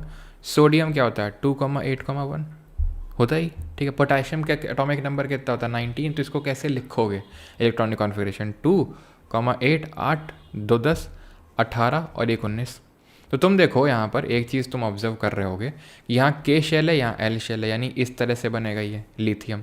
ये कैसे बनेगा KLM, ये कैसे बनेगा KLMN, यानी बढ़ता जा रहा साइज़ बढ़ता जा रहा है ऊपर से नीचे में, size increases down the group, ये ध्यान रखना है। अब साइज़ इंक्रीज हो रहा है तो आखिरी वाली शेल को वैलेंस शेल बोलते हैं, उसमें भरे हुए इलेक्ट्रॉन को वैलेंस इलेक्ट्रॉन बोलते हैं। तो मान लो सब में वैलेंस इलेक्ट्रॉन एक ही है, किस पे ज़्यादा अंदर की तरफ फोर्स लग रहा होगा? यहाँ पर बैठा हुआ है हमारा न्यूक्लियॉन, जो मैंने शुरू में बताया था, प्रोटॉन और न्यूट्रॉन। तो ये क्या लगाते हैं, अंदर की तरफ फोर्स लगाते हैं, इलेक्ट्रॉन को खींचते हैं। कौन ज़्यादा खींचेगा? ये ज़्यादा खींचेगा। क्यों? क्योंकि इलेक्ट्रॉन बहुत पास में, यहाँ इलेक्ट्रॉन बहुत दूर जा चुका है, तो ये इलेक्ट्रॉन बड़ी आसानी से भाग के कहीं और जा सकता है, यानी ये बड़ी आसानी से इलेक्ट्रॉन लूज़ हो सकता है, यानी ये बड़ी आसानी से मेटालिक कैरेक्टर अचीव कर सकता है। तभी ऊपर से नीचे में मेटालिक कैरेक्टर इंक्रीज़ होता है, क्योंकि उन पर लगने वाला न्यूक्लियर चार्ज डिक्रीज़ हो रहा है, ठीक है। तो सीजियम ऑब्वियस ही बात है यार, सोडियम से तो ज़्यादा ही होगा, तो पहला वाला तो ऐसे ही चला गया, ठीक। दूसरा वाला भी चला गया, ठीक। फिर तीसरे पे आ जाता है। अब तीसरे पे तुम देखो तो बेरियम ऊपर है सीजियम से, ठीक है, लेकिन बेरियम जो है सीजियम से ज़्यादा कैसे हो जाएगा? क्यों? क्योंकि सीजियम यहाँ है, बेरियम यहाँ है। हमें ये चीज़ का ध्यान रखना होता है कि जो ऊपर से नीचे में इंक्रीज़ होता है वो लेफ़्ट से राइट में डिक्रीज़ होता है। ये विधि का विधान है, रीति का रिवाज है, जो मानना वो मानो। ऊपर से नीचे में जो भी बढ़ेगा वो लेफ्ट से राइट में घटेगा पीरियोडिक टेबल में, आवर्त सारणी में। तो अगर ऊपर से नीचे मेटालिक कैरेक्टर घट रहा है तो यहाँ मेटालिक कैरेक्टर डिक्रीज़ होगा, तो ये ज़्यादा मेटालिक होगा as compare to the. Answer हो जाएगा ऑप्शन नंबर डी। समझ में आ रही है आपको बात? तो ऊपर से नीचे में मेटालिक कैरेक्टर बढ़ता है, लेफ्ट से राइट में घटता है। या फिर ऊपर से नीचे जाने पर इलेक्ट्रोपॉजिटिविटी बढ़ती है और लेफ्ट से राइट में इलेक्ट्रोनेगेटिविटी बढ़ती है। समझ आई बात? Which of the following group of metals are so soft that they can be cut with a knife? इतने सॉफ्ट होते हैं कि इनको चाकू से काट दो भैया। कौन होते हैं वो होते हैं जो फर्स्ट ग्रुप के जो टॉप के 3 एलिमेंट है, सोडियम, पोटेशियम, लिथियम। इतने सॉफ्ट होते हैं ना, और इतने भयंकर रिएक्टिव होते हैं, क्या बताएं तुम्हें, ठीक है। अब इसमें एक हमें रिएक्टिविटी सीरीज याद रखनी होती है, जो कि है कैटरीना ने कार मांगी। कौन सी कार मांगी होगी, गेस करो? Alto, Zen, Ferrari. फिर भी क्या मिली? Silver Audi. ये सिल्वर ऑडी नीचे ही आएंगे इसके, ठीक है। तो ये होता है आपको पता है, दिस इज़ योर पोटाशियम, ये होता है सोडियम, ये होता है कैल्शियम, ये होता है मैग्नीशियम, ये होता है एल्युमिनियम, ठीक है, ये जिंक। अच्छा ये बताओ, जो पोटाशियम है, ये सोडियम है, ये किस शब्द से, किस वर्ड से इनके सिंबल डिराइव हुए हैं? ये है आयरन, ये है लेड, ये है कॉपर, ये है मरकरी Hg, ये है सिल्वर, और ये है ऑडी नहीं, ये है गोल्ड Au, ठीक। तो ये रिएक्टिविटी सीरीज कहलाती है। रिएक्टिविटी सीरीज का मतलब ये होता है कि जब हम ऊपर से नीचे आते हैं तो इनकी रिएक्टिविटी डिक्रीज करती है, रिएक्टिविटी डिक्रीज करती है, कम होती है। इसका मतलब ये है कि ये ऊपर वाले होंगे वो बहुत रिएक्टिव होंगे, बिल्कुल रिएक्टिव है। इनमें अगर आप, इन दोनों में अगर आप ठंडा पानी डाल दोगे ना, कोल्ड वाटर, एक्जोथर्मिकली रिएक्ट करते हैं, यानी कि बहुत हीट इवॉल्व, एक्जोथर्मिक रिएक्शन होती है वो जहाँ पर हीट बहुत निकलती है, ऊष्मा सोचती, ठीक है, तो बहुत हीट निकलेगी तो कोल्ड वाटर में। कैल्शियम जो होता है ये, इसको हॉट वाटर की नीड होती है, कैल्शियम और मैग्नीशियम की, इनको हॉट वाटर की ज़रूरत होती है, तब ये जाके H2 वगैरह निकालते हैं, हाइड्रोजन निकालते हैं, तब ये रिएक्शन होती है। ये कोल्ड ठंडे पानी में बहुत रिएक्टिव होते हैं ये। देन इनको नीड होती है स्टीम की, भाप, ये कोल्ड वाटर में रिएक्ट नहीं करते, इनको स्टीम की नीड होती है। ये कोल्ड वाटर में, इनको कोल्ड नहीं हॉट चाहिए, इनको ना तो कोल्ड ना तो हॉट, इनको धरती भाप। फिर नीचे जब आ जाते हैं तो ये उतना ज़्यादा रिएक्टिव होते नहीं। जैसे गोल्ड की अगर बात करें तो बहुत ही लीस्ट रिएक्टिव होता है, तभी हम इसकी ज्वेलरी बनाते हैं। लेकिन एक सोल्यूशन होता है, दो एसिड का मिक्सचर। कौन से एसिड होते हैं मैं बता देता हूँ, वो मिक्सचर किसका होता है, उसका नाम बताओ जो ए से शुरू होता है। तो ये दो एसिड होते हैं, HCl और HNO3, HCl और HNO3, जिनका रेशियो होता है 3:1, और इसको हम बोलते हैं एक्वा रेजिया। तो ये एक्वा रेजिया होता है जिसमें कि ये गोल्ड रिएक्ट कर जाता है। अब ये जो रिएक्टिविटी सीरीज़ है बहुत इंपॉर्टेंट है, वहाँ पर भी जब हम डिस्प्लेसमेंट रिएक्शन पढ़ते हैं कि होता ये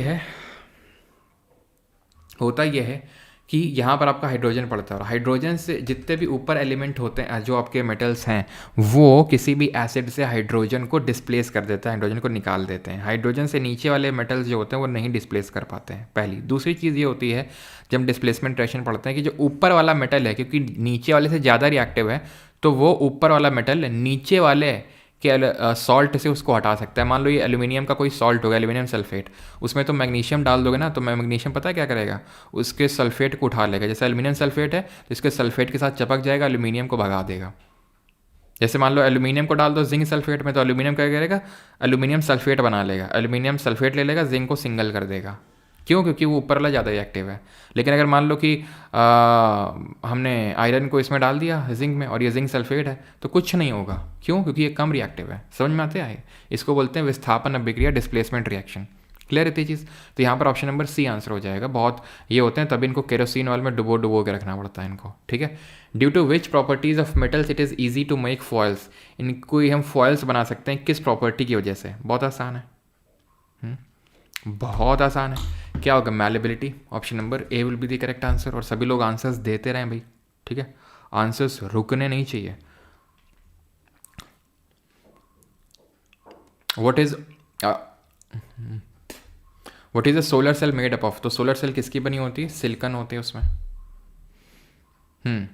graphite is a bad conductor of electricity. In graphite each carbon atom is bonded to 3 other carbon atoms in the same plane giving a hexagonal array. बताओ। तो पहला वाला सही है। अब यहां पर ये टॉपिक क्या है? कार्बन के एलोट्रोप्स।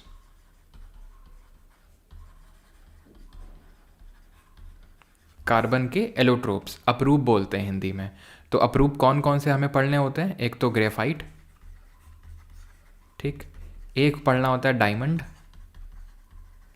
और एक पढ़ना होता है हमको बकमिस्टर फुलरीन।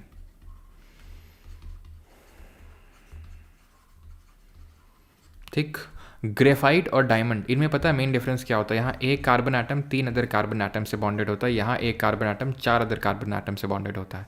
क्योंकि यहाँ पर एक कार्बन एटम मतलब एक फ्री है, इसकी वजह से गुड कंडक्टर होता है, गुड कंडक्टर होता है इलेक्ट्रिसिटी का। ये बैड कंडक्टर होता है, बैड होगा भी क्योंकि कार्बन एक नॉन मेटल हम इसको कंसिडर करते हैं, तो इसी वजह से क्या होता है, ये बैड कंडक्टर ही होगा। जिस तरह से नॉन मेटल सारे बैड कंडक्टर होते हैं, ठीक है, लेकिन ग्रेफाइट इज एन एक्सेप्शन, ये गुड कंडक्टर होता है आपका, ठीक। और ये चीज़ ध्यान रखना है कि ये काफ़ी सॉफ्ट होता है, इतना सॉफ्ट होता है कि इसको हम लुब्रिकेंट के तौर पे भी यूज़ करते हैं। और डायमंड जो होता है, it is the hardest natural substance known, ठीक है। ज्योग्राफी मैंने बताया होगा, इसकी हार्डेस्ट लेवल, जो हार्डनेस लेवल होती है वो सबसे हाईएस्ट होती है। 1 to 10 में जब ने रैंक किया था, जो टाक होता है, टाक TALC, ठीक है, जो कि पाउडर बनता है जिससे, तो वो 1 होता है, और डायमंड सबसे हार्ड होता है, 10 पे स्टैंड करता है, ठीक है। और 2.4 जो मैंने लिखा था, एक्चुअली मैंने इसका रिफ्रैक्टिव इंडेक्स लिख दिया था, जो हम फिजिक्स में देखेंगे। बकमिस्टर जो फुलीन होता है, ये 60 कार्बन एटम से मिलके बनता है फुटबॉल शेप में। किस शेप में? फुटबॉल शेप में बनता है ये। ग्रेफीन क्या चीज़ होती है बताओ जल्दी से? Graphite is a bad conductor, तो गलत है ग्रेफाइट, ये सही है आपका दूसरा वाला। तो स्टेटमेंट 1 इज इनकरेक्ट और second is correct, 56 which is the following allotropes of carbon is the hardest natural substance no, तो सबसे हार्डेस्ट कौन सा है? ड्राई आइस क्या होता है? ये होता है आपका सॉलिड CO2, हम देख चुके हैं, it is nothing but solid carbon dioxide. Answer होगा option number D, diamond is the hardest natural substance. Long chain compounds found by silicon are, तो जो सिलिकन की तरह लॉन्ग चेन कंपाउंड बनाए जाते हैं वो बहुत ही पोलराइजेबल होते हैं, बहुत रिएक्टिव होते हैं, बहुत स्टेबल होते हैं, फिर बहुत आयनिक होते हैं, तो ये बहुत ज़्यादा रिएक्टिव होते हैं। ऑप्शन नंबर बी आंसर होगा, मोस्ट वेरी रिएक्टिव। ठीक है।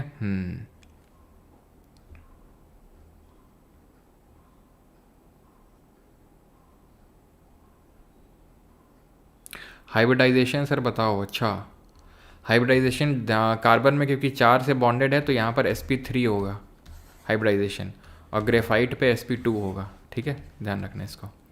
अगला है and that is 58 which of the following metal is stored in kerosene, तो ये हम देख चुके हैं कि मेटल किसको स्टोर करते हैं, तो पोटेशियम और सोडियम को स्टोर करते हैं। ठीक है। Chiropractor is best for knots, पता नहीं फिजियोथेरेपी आई थिंक, हाँ मैंने पूछा तो बोले कि कायरोप्रैक्टर एक तरह का फिजियोथेरेपिस्ट ही होता है, तो फिजियोथेरेपिस्ट से भी आप करवा सकते हो। नॉट समीर दास, अच्छा ठीक है, कायरोप्रैक्टर को ही दिखाते हैं, क्योंकि मुझे लगा था कि वो जो बंदा था जो मुझे गाइड कर रहा था तो वो एक्चुअली मतलब फिजियोथेरेपिस्ट था, इस वजह से उसने कायरोप्रैक्टर बोला कि कायरोप्रैक्टर फिजियोथेरेपिस्ट ही होता है, इस तरह से देखते हैं।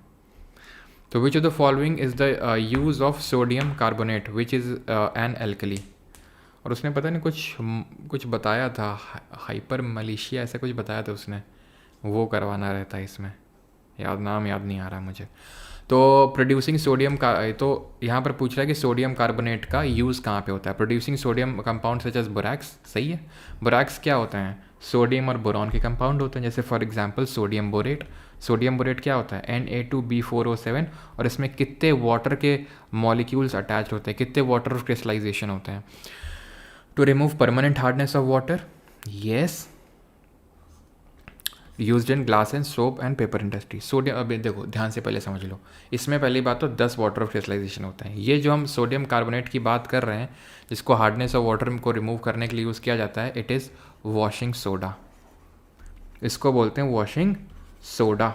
और वॉशिंग सोडा में आपको पता है कि वॉशिंग सोडा का फॉर्मूला क्या होता है? Sodium carbonate that is Na2CO3 dot 10H2O, इसमें भी 10 वाटर ऑफ क्रिस्टलाइजेशन होते हैं। इसको permanent of hardness of water remove करने के लिए यूज़ किया जाता है, plus glass soap paper industry में यूज़ किया जाता है। ठीक है, तो हार्डनिंग ऑफ वाटर का रिमूव करने का मतलब वही है सॉफ्टनिंग ऑफ वाटर। ठीक है, तो option number D, A, B and C answer हो जाएगा। अच्छा, कुछ मैं आपसे पूछता हूँ, वाटर ऑफ क्रिस्टलाइजेशन आप बताइएगा। जैसे ब्लू विट्रियोल में वाटर ऑफ क्रिस्टलाइजेशन कितने होते हैं? ग्रीन में कितने होते हैं? वाइट में कितने होते हैं? जिप्सम में कितने होते हैं? और एप्सम में कितने होते हैं? एप्सम सॉल्ट में। तो यहाँ पर आंसर क्या होगा? ब्लू विट्रियोल क्या होता है? ब्लू विट्रियोल होता है कॉपर सल्फेट डॉट 5H2O। ठीक है, ग्रीन विट्रियोल क्या होता है? Ferrous sulphate dot 7H2O। White vitriol क्या होता है? ZnSO4 that is zinc sulphate dot 7H2O। Gypsum क्या होता है? Calcium sulphate dot 2H2O। Epsom salt क्या होता है? Magnesium sulphate dot 2H2O। अब जैसे ये है ब्लू विट्रियोल है, क्यों? क्योंकि ब्लू कलर का होता है, नीला थोथा।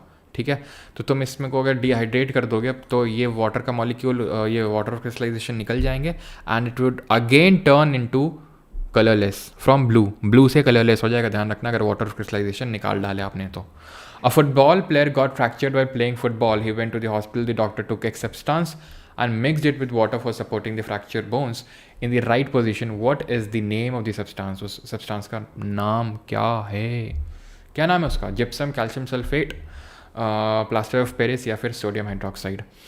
देखो, तो उसका नाम है, एक सब्सटेंस लिया, पानी डाल दिया, ठीक है, plaster of Paris. Plaster of Paris क्या होता है? It is calcium sulphate hemihydrate, calcium sulphate hemihydrate. Actual में जो जिप्सम है, इसको जब हम हीट कर देते हैं 373 केल्विन में, डिग्री सेल्सियस में कन्वर्ट करके बताओ, तो ये बन जाता है, ठीक है, डॉट हाफ H2। हम हीट करते हैं तो 273 माइनस करोगे तो 100 डिग्री सेल्सियस आ जाएगा। ठीक है, वो ऑप्शन नंबर C आंसर होगा। जिप्सम को हम यूज़ करते हैं जो एल्कलाइन सॉइल होती है उसको ट्रीट करने में, जो सॉइल एल्कलाइन होती है उसको ट्रीट करने में इसका हम यूज़ करते हैं। ठीक है, 61 विच of the following gases is obtained when metals react with dilute acids. Metal जब एसिड के साथ रिएक्ट करते हैं तो कौन सी गैस ऑब्टेन होती है, क्वेश्चन पूछ रहा है। बहुत आसान है। कैसे आसान है, हमें पता है मैश का कॉन्सेप्ट। मैश का मतलब होता है क्या, metal plus acid give salt plus hydrogen, hydrogen gas निकलती है। ऑप्शन नंबर बी सही उत्तर होगा यहाँ पर। ठीक, इसी तरह अगर हम वाटर के साथ रिएक्शन करवा दें, फॉर एग्जांपल मैंने पोटेशियम लिया, पोटेशियम का रिएक्शन करवा दी पानी से, अब पानी से रिएक्शन करवा दें potassium hydroxide plus hydrogen gas, तो वाटर से रिएक्शन में भी और यहाँ पर मेटल से एसिड से रिएक्शन में भी हाइड्रोजन गैस निकल रही है। प्लस ध्यान रखना हीट भी निकलती है इस केस में, तो हीट को डेल्टा से रिप्रेजेंट करते हैं, तो कैसी रिएक्शन हुई, एक्सोथर्मिक रिएक्शन हुई है। ठीक, लेकिन एक एक्सेप्शन है, एक अपवाद है। क्या अपवाद है बताएगा कोई, किसी को पता है क्या अपवाद है? दो ऐसे मेटल होते हैं मैग्नीशियम एंड मैंगनीज जो कि सिर्फ डाइल्यूट HNO3 के साथ रिएक्ट करके ही हाइड्रोजन गैस निकालते हैं। क्यों? क्योंकि अगर इनको आप कंसनट्रेट HNO3 के साथ रिएक्ट करवा दोगे तो इसमें जो हाइड्रोजन बना है वो ऑक्सीडाइज कर देगा उसको और वो पानी बन जाएगा। ठीक है, यानी कि जब नाइट्रिक एसिड के साथ जब रिएक्शन करवाने जाओ तो मैग्नीशियम और मैंगनीज के साथ डाइल्यूट लेना, कंसनट्रेट मत लेना। ठीक, ये ध्यान रखना है हमें। क्लियर रहती चीज़? अगला क्वेश्चन करो। एक्वारेज यार बता तो दिया है कि भाई उस HNO3 और HCl 3 और HNO3 1, और उसी को रॉयल वाटर बोलते हैं एक्वारेजिया को। ठीक है, चलो। विच of the following options does not represent a property of suspension. तो यार ये काफ़ी पुराना जो हमने अभी टॉपिक किया है, that is matter pure mixture वाला, तो उसी से संबंधित है, कर लेते हैं। The particle of suspension scatter a beam of light, yes, इसी को टिंडल इफेक्ट बोलते हैं। अ suspension is a heterogeneous mixture, yes. A particle of suspension can not be seen from the naked eye, देख सकते हैं क्योंकि पार्टिकल साइज बड़ा होता है तो नेकेड आई से देख सकते हैं। सस्पेंशन अनस्टेबल होता है, सही है। सस्पेंशन मतलब हेट्रोजेनस मिक्सचर, ठीक है, पहले पढ़ चुके हैं सब। Soda acid is the salt used in fire extinguisher is. तो सोडा एसिड क्या होता है? ये होता है सोडियम हाइड्रोजन कार्बोनेट, जिसको कि हम बेकिंग सोडा निरमा, ठीक है, तो बेकिंग सोडा होता है ये। तो बेकिंग सोडा जो होता है सोडियम हाइड्रोजन कार्बोनेट NaHCO3 ये होता है आपका, और इसको मल्टीपल जगह यूज़ करते हैं। एक तो आग बुझाने के लिए यूज़ करते हैं, कहाँ गया यार, मैंने फोटो लगाई थी, ये है, ठीक है।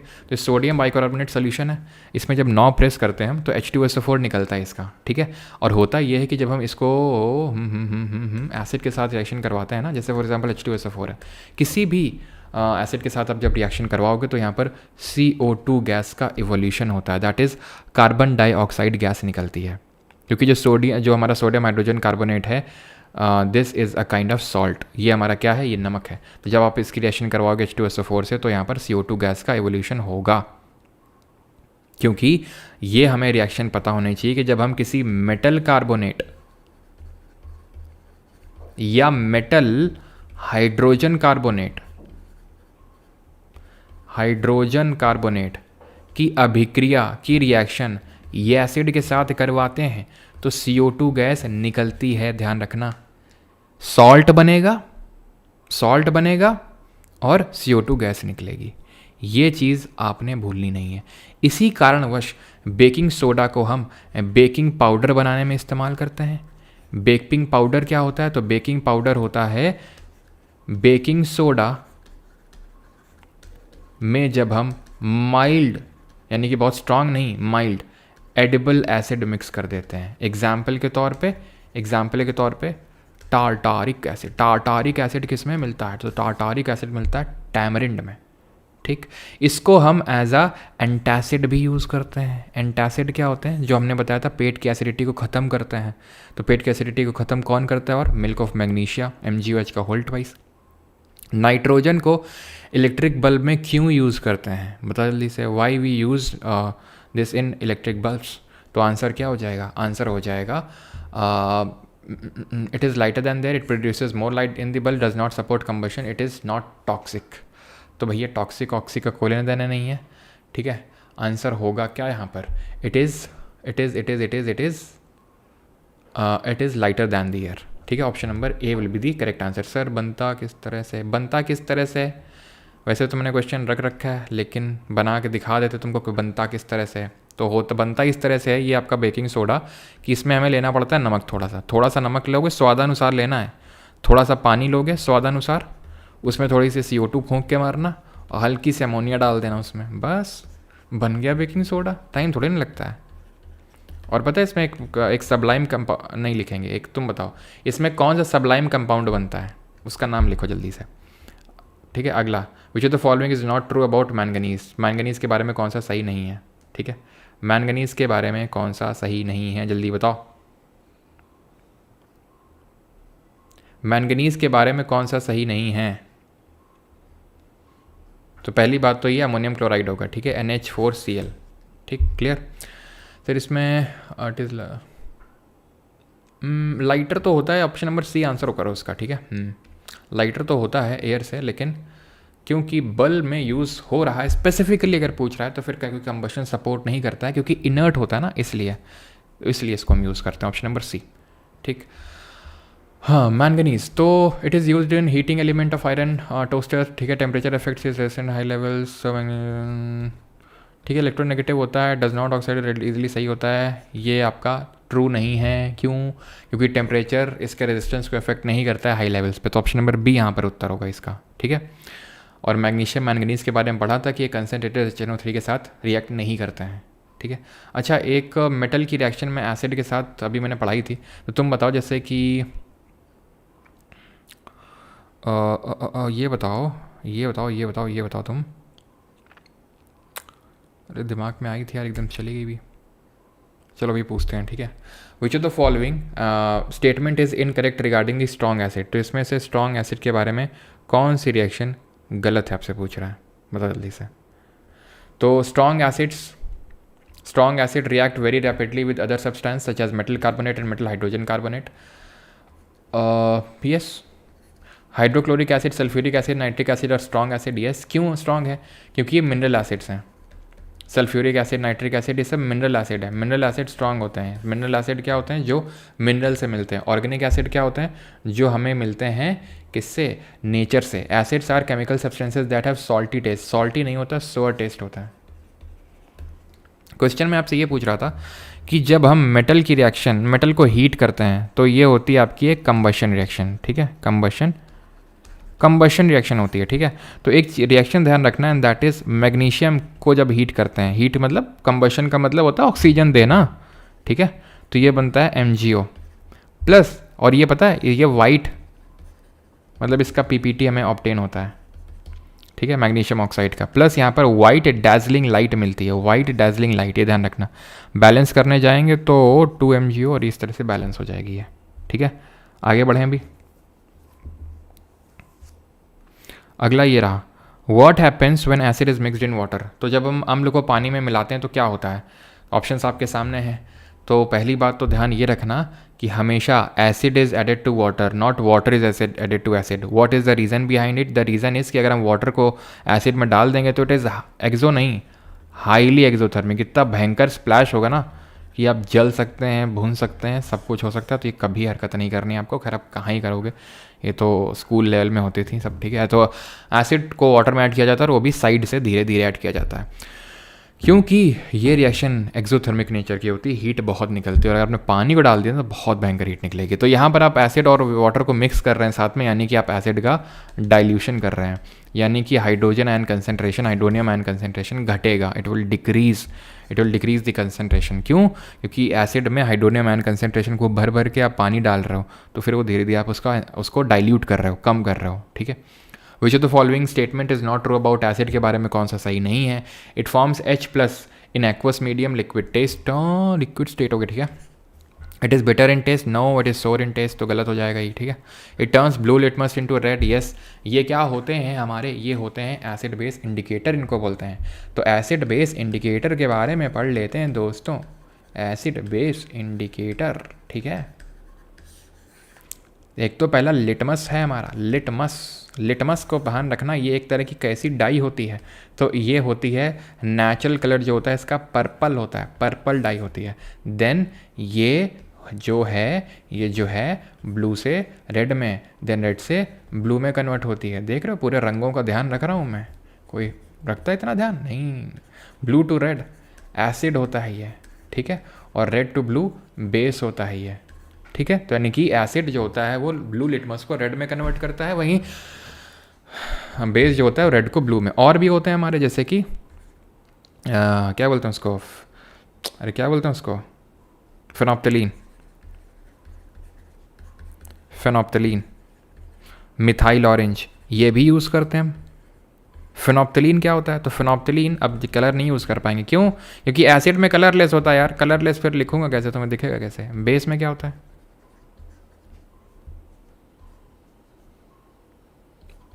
पिंकी पिंकी हो जाता है ये, मिथाइल ऑरेंज।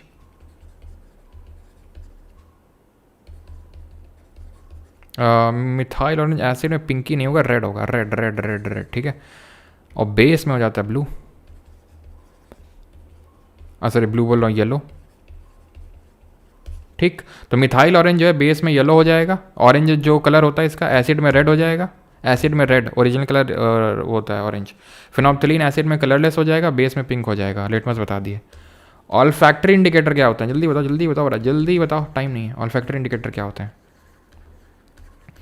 तो ऑल फैक्ट्री इंडिकेटर्स वो होते हैं जो स्मेल से बता देते हैं कि एसिड है के बेस है। जैसे फॉर एग्जांपल क्लोव, लौंग हो गई अपनी, क्लोव हो गई, ठीक है। और तुम बता दो एक अपनी तरफ से, क्लोव के अलावा अनियन, प्याज, प्याजा, ठीक है। In a mixture, the ratio of the salts and acids is 5:7. If the weight of the mixture is 360 gram, what will be the weight of the acid present in it? ये तो भैया गणित का सवाल है।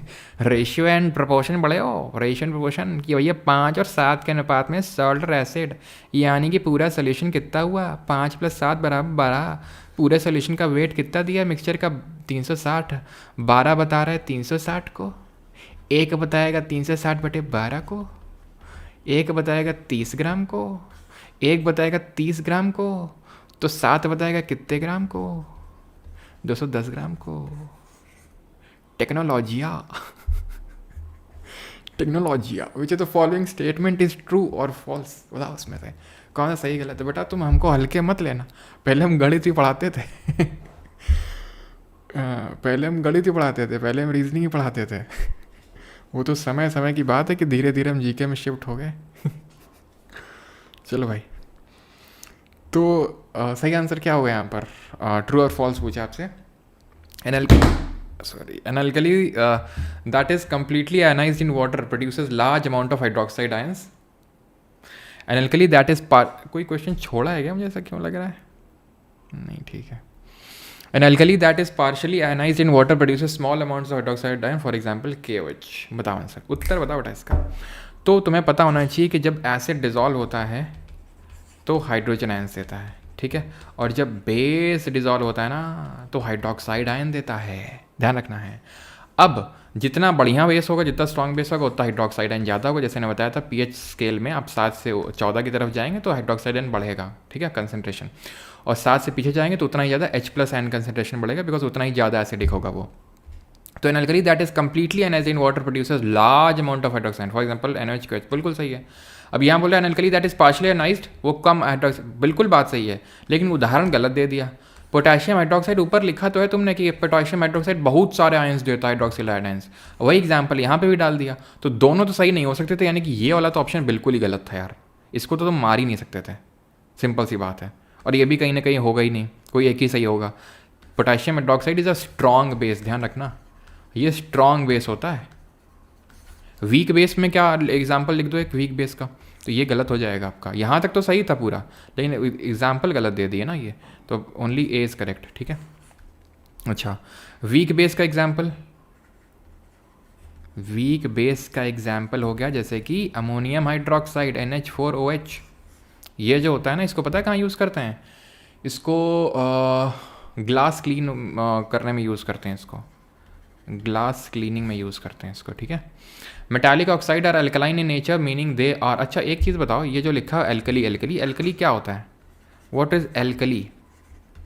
एल्कली होते हैं basis that dissolve in water, basis that dissolve in पानी। तुम याद करो कुर्बानी पहला वाला ग्रुप था, उसमें क्या था, उसको क्या बोल रहे थे पहले ग्रुप को, एल्कली मेटल। क्यों बोल रहे थे, क्योंकि जो मेटल का हाइड्रोक्साइड होता है वो बेसिक नेचर का होता है, मेटल ऑक्साइड, ठीक है। जो मेटल का ऑक्साइड होता है, मेटल ऑक्साइड बेसिक नेचर का होता है।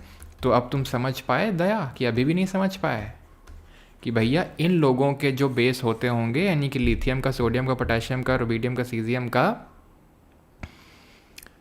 ठीक है, इनका जो बेस होता होगा वो पानी में घुल जाता होगा, तो इसलिए इनको एल्कली मेटल्स बोल देते हैं, यानी वो बेसिस जिनके जो पानी में घुल जाते हैं। तो हम ये यहाँ से स्टेटमेंट कोट कर सकते हैं क्या, कि all alkali are bases but vice versa is not true, यानी कि all bases are not alkali. बात भेजे में घुसी चुलबुली। 71 metallic oxide are alkaline in nature, meaning they react with 8 acids to form salt and water.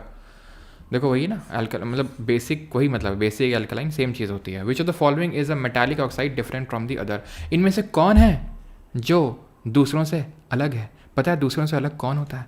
दूसरों से वो अलग होता है जो जनाबे आली होता है। तो तुम बोलो सुनो जनाबे आली, फिर मिलेंगे। तो भाई अब तुम मुझे बता दो कि जनाबे आली का मतलब क्या हुआ। इनका मतलब है ये एम्फोटरिक ऑक्साइड होते हैं, zinc oxide, aluminium oxide, tin oxide, lead oxide, ठीक है। फिर मिलेंगे गली में मिलेंगे बेटा, गली में, ठीक है। तो जनाबे आली फिर मिलेंगे। तो ये क्या है, एम्फोटरिक नेचर के हैं। एम्फोटरिक क्या होते हैं?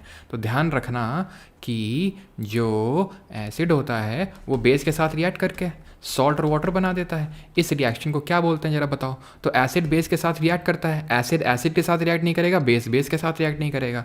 अब यानी कि हम ये बोल सकते हैं कि जो मेटल का ऑक्साइड होता है ये किसके साथ रिएक्ट करेगा? एसिड के साथ। क्यों? क्योंकि ये बेसिक नेचर का होता है। इसी तरह से जो नॉन मेटल का ऑक्साइड होता है ना, NMO, नॉन मेटल का ऑक्साइड, ये एसिडिक नेचर का होता है। तो ये किसके साथ रिएक्ट करेगा? बेस के साथ। ये कभी एसिड के साथ रिएक्ट नहीं कर सकता है। तो ये बना के सॉल्ट और वाटर, यहाँ भी सॉल्ट और वाटर। एम्फोटरिक ऐसे होते हैं जो कि एसिड और बेस दोनों के साथ रिएक्ट कर लेते हैं, ठीक है। यानी हरफन मौला टाइप होते हैं एम्फोटरिक वाले लोग, ठीक है। क्लियर? आगे बढ़ते हैं। Which of the following statement regarding the salts are correct. तो लवणों के बारे में कौन सा सही है? Salts have a pH value of 1. Salts are a combination of acid and alkali and react intensely with metal. The most common form of salt, common salt, is a combination of sodium hydroxide.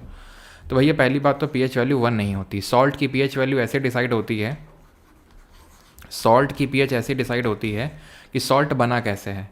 Salt अगर strong acid और weak base से मिलके बना है, क्योंकि वो acid और base का मिलेगा तभी तो सॉल्ट बनेगा। तो अगर स्ट्रॉन्ग एसिड और वीक बेस है ना, तो जो ये सॉल्ट बनेगा ना, ये क्या लिख रहा हूँ यार मैं, ये थोड़ा एसिडिक नेचर का होगा। क्यों? क्योंकि एसिड स्ट्रॉन्ग था ना इस केस में, तो ये क्या होगा, एसिडिक नेचर का होगा। pH वैल्यू इसकी 7 से कम होगी, ठीक। देन अगर मैं दूसरा वाला बात करूँ, यानी कि मैंने इस बार वीक एसिड ले लिया और स्ट्रॉन्ग बेस ले लिया, तो सिंपल सी बात है यार, इसमें किस तरह का बेस बनेगा? इसमें बनेगा pH 7 से ज़्यादा होगा, नहीं कि बेसिक नेचर का बनेगा सॉल्ट, बेसिक सॉल्ट बनेगा, ठीक। अगर मैं ले लूँ कि स्ट्रॉन्ग एसिड ले लूँ, स्ट्रॉन्ग बेस ले लूँ, वीक एसिड ले लूँ, वीक बेस ले लूँ, तो ऐसे दोनों केसेस में जो साल्ट बनेगा वो न्यूट्रल नेचर का बनेगा। कैसे बनेगा? न्यूट्रल बनेगा।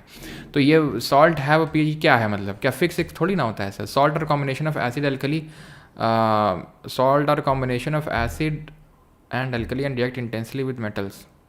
अच्छा, the most common form of salt, common salt is a combination of sodium hydroxide, ना भैया, सोडियम हाइड्रोक्साइड और हाइड्रोक्लोरिक एसिड। अच्छा ये ध्यान रखना, इसको सल्फ्यूरिक एसिड को हम दो नामों से जानते हैं, एक तो है ऑयल ऑफ विट्रियोल, और दूसरा नाम बताओ जरा जो के से शुरू होता है। विट्रियोल, बताओ जल्दी से। Salts are formed by the combination of acid and alkali by neutralization reaction. ये सही है यार, ठीक। और इसको बोलते हैं किंग ऑफ केमिकल्स, केमिकल का राजा है अपना सल्फ्यूरिक एसिड। और थिक क्लाउड ऑफ H2SO4 यानी सल्फ्यूरिक एसिड किस प्लैनेट में देखने को मिलते हैं? Which of the following is an example of salt whose pH of aqua solution is less than 7। तो कौन सा एग्जाम्पल है यहाँ पर सॉल्ट का जिसका पीएच वैल्यू 7 से कम होगा? तो तुम खुद सोचो 7 से कम का मतलब क्या है। इसका मतलब ये है दया कि ये एसिडिक सॉल्ट है। इसका मतलब ये है दया कि इसका में जो सॉल्ट जब बना होगा तो स्ट्रॉन्ग एसिड को लिया गया होगा। यहाँ पर जब हमने लिया होगा तो NaOH which is that is caustic soda. अच्छा, एक सोडा से याद आया, मैंने तुमसे पीछे पूछा था, अभी पीछे कहाँ ही जाऊँ मैं, तो मैंने पूछा था सोडियम और पोटेशियम ये किस वर्ड से डिराइव्ड हैं? तो ये नाट्रियम से डिराइव्ड है, ये कैलियम से डिराइव्ड है। कॉपर साइप्रस जो देश है उससे डिराइव्ड है, याद है आपको? ज्योग्राफी में ये चीज़ बताई थी आपको, ठीक है। तो सोडियम हाइड्रोक्साइड और HCl ये स्ट्रॉन्ग बेस है, ये स्ट्रॉन्ग एसिड है, तो न्यूट्रल सॉल्ट बनेगा। Sodium carbonate strong base plus weak acid, strong base weak acid, तो ये पता है कैसा बनेगा? ये बेसिक मोर देन 7 आएगा, ये भी बेसिक बनेगा, और ये बनेगा आपका लेस देन 7। क्यों? क्योंकि यहाँ पर हमने रिएक्ट करवाया होगा अमोनियम हाइड्रोक्साइड को और HCl को, और अभी पीछे ही तुम्हें बताया था कि ये वीक बेस होता है और ये स्ट्रॉन्ग एसिड होता है, तो एसिडिक सॉल्ट बनेगा। ये ऑप्शन नंबर डी उत्तर होगा इसका। The pH value of the 3 solutions XYZ are 2, 11, 7, तो इनको arrange them in descending order of hydrogen ion concentration. अब hydrogen ion concentration is directly proportional to the acidic nature, यानी कि जितना ज़्यादा एसिडिक होता है ज़्यादा हाइड्रोजन आयन कंसेंट्रेशन, और ये pH वैल्यू लिखी हुई है, यानी कि X सबसे ज़्यादा हाइड्रोजन आयन कंसेंट्रेशन होगा, देन Z का होगा और देन Y का होगा। तो डिसेंडिंग पूछा था तो यार ये हो जाएगा डिसेंडिंग हो जाएगा, तो इस तरह से XZY option number B. Fill in the blanks with appropriate options, तो अप्रोप्रिएट ऑप्शन भर दो, अभी पढ़े थे भैया, ठीक है, तो भर सकते हो आराम से इसमें, ठीक है, वही रेड ब्लू लिटमस वाला। विच of the following is N amphoteric oxide? जनाबे सुनो, जनाबे आली फिर मिलेंगे गली में, तो इसमें से ऑप्शन नंबर ए, ठीक। अगला है consider the statement given below, identify the correct answer. बताओ जल्दी से। Washing soda is produced from sodium chloride. अच्छा, it attacks dirt and grease to form soluble product। बता बताओ भैया। सोडियम कार्बोनेट अभी सॉरी वॉशिंग सोडा भी बना के तुम्हें दिखाए थे, अगर ना बना पाए ना तुम, हम बता रहे हैं फिर तुमको भी हम, ठीक है, कैसे बनाए थे याद है तुमको? पहले तो हमने नमक लिया था, पानी थोड़ा डाला था, स्वादानुसार नमक लेके स्वादानुसार पानी, थोड़ा सा फूंक के मारा था CO2, थोड़ी सी अमोनिया, और बना दिया था क्या? बना दिया था अपना NaHCO3 जैसे sodium hydrogen carbonate baking soda, और ये निकल गया था सबलाइम कंपाउंड अमोनियम क्लोराइड, ठीक है। देन हम क्या करते हैं सर, ध्यान से सुनिएगा आप, अब जो मैं बताने जा रहा हूँ, नहीं तो फिर आप मिस कर देंगे। सोडियम हाइड्रोजन कार्बोनेट को क्या करेंगे, थोड़ा सा हीट मारेंगे इसको, थोड़ा सा गर्मी फूंक के मारेंगे इसको, सोडियम कार्बोनेट बना इसका, ठीक है। CO2 गैस निकलेगा, पानी निकलेगा, इसमें थोड़ा सा पानी छिड़क दो। जब पानी छिड़कोगे ना तो ये 10 वाटर मॉलिक्यूल पानी अपने आप अटैच कर लेगा, तुमको बताने की ज़रूरत नहीं इसको, या फिर तुम्हें ऐसा केयर करने की ज़रूरत नहीं, अपने आप 10 को ही अटैच करेगा, बन गया। तो एक तरह से कहीं ना कहीं अगर हम ये देखें तो हम ये पा रहे हैं कि सोडियम क्लोराइड ही हमें लेना पड़ रहा है, तभी कहीं मिल रहा है। डर्ट और ग्रीस को अटैक करता है और इससे हम साबुन बनाते हैं, बिल्कुल सही बात है। सोडियम हाइड्रोक्साइड, एक सेकेंड, वॉशिंग सोडा बिल्कुल सही है, ठीक है। हमने पढ़ा था कि इसको परमानेंट हार्डनेस ऑफ वाटर में it attacks dirt and gases to form water soluble product which are washed away. सही है, इसको हम परमानेंट हार्डनेस ऑफ वाटर के लिए यूज़ करते हैं, रिमूव करने के लिए। तो यहाँ पर सही आंसर क्या होगा? Both the statement are true, option number D यहाँ पर सही आंसर हो जाएगा, ठीक। चलो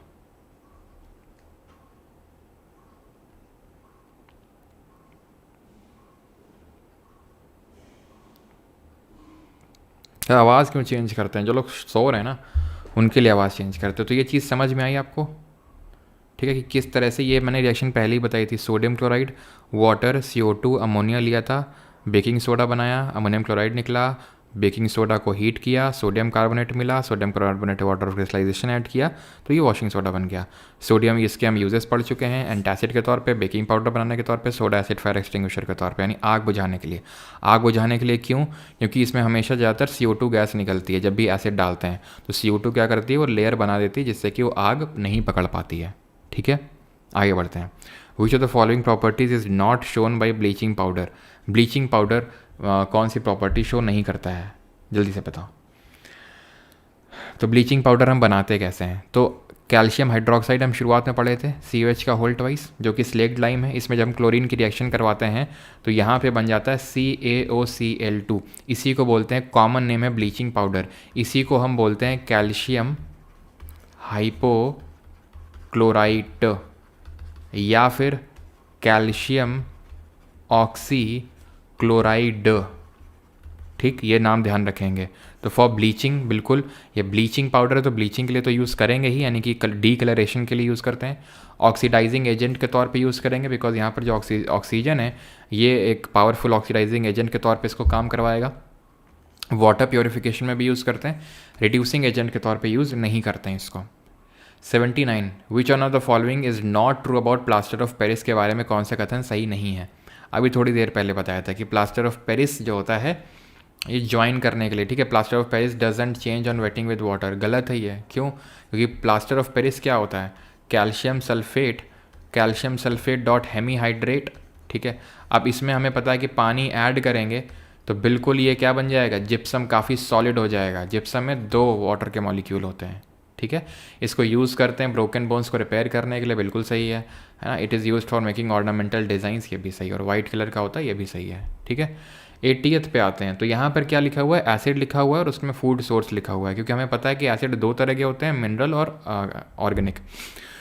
तो जो मिनरल होते हैं वो मिनरल्स ऑब्टेन होते हैं और बहुत ही हार्ड नेचर के होते हैं ना, बहुत हार्ड नेचर के होते हैं। वहीं पर अगर हम बात करें इनकी, ये होते हैं ऑर्गेनिक, जो बहुत हार्ड नहीं होते हैं ये, ठीक है, हार्ड नेचर के नहीं होते हैं। तो अगर बात करेंगे कार्बोनिक एसिड, तो ये आपको सोडा वाटर में मिलेगा। लॉरिक एसिड आपको कहाँ पर मिलेगा, लॉरिक एसिड मस्टर्ड ऑयल में मिलेगा। एक सेकेंड, ब्यूटारिक तो आपका ये हो जाएगा रैंसिड बटर में, ठीक है। रैंसिड बटर यूजुअली होता है, ये चीज़ थोड़ा सा ध्यान में रखिएगा, क्लियर है। लॉरिक एसिड और कोकोनट मिल्क में होगा। मस्टर्ड ऑयल में तो आपका यूरिक एसिड होगा, बिल्कुल। ऑप्शन नंबर 1, तो 3 4 2 1 कहाँ है, 3 4 2 1 आपका ऑप्शन नंबर बी में है। Option number B will be the correct answer. तो ये सोर्स थोड़े से ध्यान रखना, ऑर्गेनिक एसिड और उनके sources. Citric acid citrus fruits में होता है, जैसे ऑरेंज, लेमन वगैरह। फॉर्मिक एसिड आंट, बीज वगैरह में होता है। फॉर्मिक एसिड एक हमारा पेड़ होता है जिसका नाम एन से शुरू होता है, उसका नाम बताइए। एसिटिक एसिड विनेगर में होगा, टोमेटो में। बट ध्यान रखना कि जो विनेगर होता है उसमें पूरा एसिटिक एसिड नहीं होता है, सिर्फ 5 to 8% एसिटिक एसिड होता है। और एसिटिक एसिड को हम ग्लेशियल एसिटिक एसिड के नाम से जानते हैं। क्यों जानते हैं ज़रा बताओ? क्योंकि बहुत जल्दी ये फ्रीज़ हो जाता है, ठीक है। तो इस वजह से ग्लेशियल एसिड के नाम से जानते हैं। फॉर्मिक एसिड हमें जो बिच्छू बूटी, दैट इज़ नेटल लीव्स में देखने को मिलता है, ठीक है। नेटल लीव्स में अगर आप पत्ती रब हो जाती हैं आपके स्किन में, तो वैसे इचिंग होती है जैसे आपको किसी वो छोटी वाली चींटी होती लाल वाली उसने काट लिया, या फिर किसी बी ने। नेटल लीव्स को अगर हमें न्यूट्रलाइज करना है तो आपको पता है कैसे न्यूट्रलाइज करना होता है, एसिड को बेस के साथ रिएक्ट करना होता है। अभी मैंने आपको बताया था कि एसिड और बेस की रिएक्शन हमें सॉल्ट और वाटर देती है, और इसको हम न्यूट्रलाइजेशन रिएक्शन बोलते हैं, उदासीकरण अभिक्रिया बोलते हैं। और ये जो न्यूट्रलाइजेशन रिएक्शन होती है ये आपकी एक्जोथर्मिक नेचर की होती है, यानी कि इससे हीट निकलती है। तो नेटल लीव्स में अगर आपको इसको रिलीज़ करना है तो डॉग प्लांट वहीं पास देखो और उसको रगड़ लो। क्यों? क्योंकि डॉग प्लांट बेसिक नेचर का होता है। मैलिक एसिड आपका एप्पल में होगा, ग्रेप्स में होगा। ग्रेप्स में आपका टार्टरिक एसिड भी होता है ग्रेप्स में, ध्यान रखना। ग्रेप्स में टार्टरिक एसिड भी होता है। प्लस यहाँ पर बनाना भी लिखना, ठीक है, बनाना। टार्टरिक एसिड टैमरिंड यानी इमली में होगा, ग्रेप्स में होगा और अनराइप मैंगो में होगा। ऑक्जेलिक एसिड स्पिनच में होगा, कैबेज में होगा और आपका टोमेटो में होगा। लैक्टिक एसिड आपका दूध दही वाले प्रोडक्ट में लैक्टो वर्ड वाला यूज़ होता करते हैं हम। विटामिन सी एस्कॉर्बिक एसिड, ये आपका सिट्रस फ्रूट आंवला वगैरह में ये होता है एस्कॉर्बिक एसिड, ठीक है, क्लियर है। स्पिनच में कौन सा है? ऑक्जेलिक एसिड है। आगे बढ़ते हैं। Which of the following statement is incorrect, इनमें से कौन सा कथन जो है वो गलत है? स्टेटमेंट पढ़िए, आंसर बताइए। इसको तो आप बायो वाले लेक्चर से भी निपटा सकते हैं। अगर बायो वाले लेक्चर आपने देखा होगा तो उसमें हमने पीएच उस वैल्यू की डिस्कशन किया था कि जो हमारे टूथ होते हैं, टूथ की आउटर कवरिंग को क्या बोलते हैं, ज़रा बताओ। तो टूथ का जो आउटर कवरिंग खत्म होने लगता है अगर 5.5 से कम हो जाए। गलत पूछा है, ये तो सही है। पीएच ऑफ रेन वाटर, ये भी बताया था बायो वाले लेक्चर में कि 5.6 से अगर नीचे हो जाए पीएच वैल्यू तो उसको एसिड रेन बोलते हैं। एसिड रेन वो रेन होती है जिसमें नॉक्स और सॉक्स मिलते हैं, यानी नाइट्रोजन के ऑक्साइड और सल्फर के ऑक्साइड। अच्छा ये बताओ, एनवायरनमेंट इकोलॉजी का और करंट अफेयर का लेक्चर चाहिए क्या? हाँ, एनवायरमेंटल साइंस का और करंट अफेयर का 1 शॉट, जिसमें कि जो एकदम मोस्ट प्रोबेबल क्वेश्चंस हैं, बताओ। तो living organism can survive only narrow range of pH, ये भी सही है। लिविंग ऑर्गेनिज्म जैसे हम ह्यूमंस बहुत ही नैरो रेंज में सर्वाइव कर सकते हैं। मैथ्स का भी चाहिए। अच्छा अच्छा, when pH of rain water is more than 5.6 it is ना लेस देन, ठीक है। इनैमल बोलते हैं उसको, इनैमल है ना, आउटर कवरिंग, हमें पता है रूट होता है यहाँ पर, ठीक है, अंदर, देन पल्प कैविटी होती है इस तरह से, ठीक है। तो वो क्या किसके पार्ट होते हैं, इसके दांतों के पार्ट होते हैं हमारे, ठीक है। चलो बाकी तो हमने सब टूथ स्ट्रक्चर पढ़ा था। जरा बताओ तो डेंटल फार्मूला, डेंटल फार्मूला जो होता है बच्चों का कितना होता है डेंटल फार्मूला, बताओ जल्दी से, लिखो जल्दी से डेंटल फार्मूला चाइल्ड का। एडल्ट का कितना होता है 2123/2123 एडल्ट का होता है। बच्चों क्या होता है 21, प्री मोलर होगा नहीं, मोलर 2 होंगे, प्री मोलर होगा नहीं, मोलर 2 होंगे। डॉबर नायर का ट्रैड, डॉबर नायर के त्रिक की उपाधि उपलब्धि क्या थी।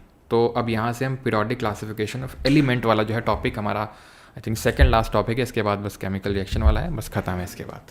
फिर छुट्टी, आपके घर जाओ, ठीक है, खाना पीना खाओ, आराम से नींद पूरी करो अपनी।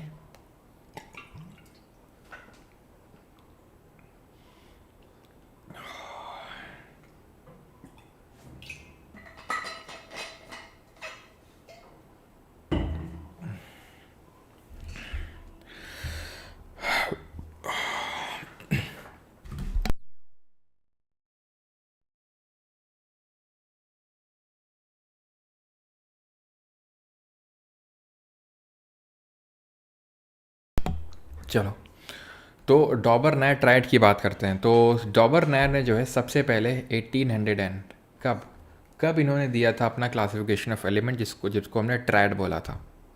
1817 या फिर 1829, दोनों डेट आपको याद रखनी है, ठीक है। प्रपोज कब किया था और एक्सेप्ट कब किया गया था उसको। First attempt to study the size of atom, no. First attempt to relate the properties of element with atomic mass, बिल्कुल सही, ऑप्शन नंबर बी आंसर इसका सही आंसर होगा, ठीक है। तो 1817 भी ध्यान रखना, 1829 भी ध्यान रखना। हाँ, नेट रोटेट कर लिया। कल पता है रात में क्या हुआ कि रात में आज काफ़ी जोर का आंधी तूफान है, हो सकता है आप लोगों के यहाँ भी आया हो। दिल्ली में तो आई थिंक रात को 8 बजे आ गया था दिल्ली में, तो है ना, 8 बजे रात को आ गया था दिल्ली में। और यहाँ हमारे यहाँ पे रात को 12 बजे रहते हैं तब आया था। भाई साहब बड़ मेरा, क्योंकि जहाँ मैं सोता हूँ तो मतलब छत में ही है कमरा, तो बहुत भयंकर भड़ मतलब एकदम। और फिर एक एग्जॉस्ट लगा एक बगल वाले कमरे में, इतनी भयंकर आवाज़ थी, एकदम डर गया भाई क्या हो गया एकदम से ये। और जब मैं उठा तो गर्दन हिल नहीं रही थी मेरी, तब भयंकर जकड़ गई थी। फिर मैं भागता हुआ मम्मी के पास गया, मम्मी ने कहा मम्मी मूव कहाँ है, मूव लगाओ जल्दी से इस गर्दन में। फिर मूव लगाई तब थोड़ा सा राहत मिली, ठीक है। तो बी ऑप्शन यहाँ पर सही आंसर होगा। अब डॉबर नायर ने जो ट्राइड दिए थे वो 3 ट्राइड से 3 त्रियक थे। कौन कौन से थे, lithium sodium potassium, calcium strontium barium, chlorine bromine और आयोडीन, जिसमें इन्होंने बोला था कि पहला वाला और तीसरा वाला जो है उसका एटॉमिक मास का जो एवरेज होगा वो बीच वाले के बराबर होगा, बीच वाले के बराबर होगा, बीच वाले के बराबर होगा। तो 3 इन्होंने दिए थे, ध्यान रखना, lithium sodium potassium, calcium strontium barium, chlorine bromine iodine. Which of the following classification was based on atomic masses. तो ध्यान रखना, डॉबर नायर का तो एटॉमिक मास पे बेस था ही, ठीक है। डॉबर नायर का तो एटॉमिक मास पे बेस था ही, न्यूलैंड का भी था और मेंडलीव का भी था। अभी इनके बारे में पढ़ेंगे, इनके बारे में। मॉजले ने दी थी मॉडर्न पीरियोडिक टेबल, मॉडर्न जो पीरियोडिक टेबल है आज की, वो मॉजले ने दी थी 1913 1913 में, अकॉर्डिंग टू डॉबर नायर। तो डॉबर नायर के अनुसार क्या सही आंसर होगा, Dobereiner, the sum of atomic mass of first and the third element of the triad is equal to that of second element. ना, average, the arithmetical mean of the atomic mass of the first and the third element of the triad is equal to that of the second one. तो option number B answer होगा। चलो 85 पे आते हैं। B, select the correct order of chlorine bromine iodine for Dobereiner law of triad. तो order में लगा हुआ है पहले से, देख लो, chlorine bromine iodine, chlorine bromine iodine, दिख रहा है आपको थर्ड वाला, तो chlorine bromine iodine, option number D. The first and the third element of the Dobereiner triad are phosphorus and antimony, the second member would be, तो second member होगा arsenic, arsenic. Phosphorus का atomic mass जल्दी से बताओ तो बेटा, antimony का 121 होता है, दोनों को जोड़ो, डिवाइड बाई 2 करो, आर्सेनिक के जितना मिलेगा जो कि 76 होगा। अब तो बता ही दो ए का कितना होगा एटॉमिक मास। और एंटी मनी का फार्मूला, एंटी मनी कहाँ गया, एंटी मनी का फार्मूला क्या होता है, Sb होता है, ठीक है। आर्सेनिक का तो आई थिंक आपको पता ही होगा, ठीक है। टंजस्टन का फॉर्मूला बताओ जल्दी से। हम्म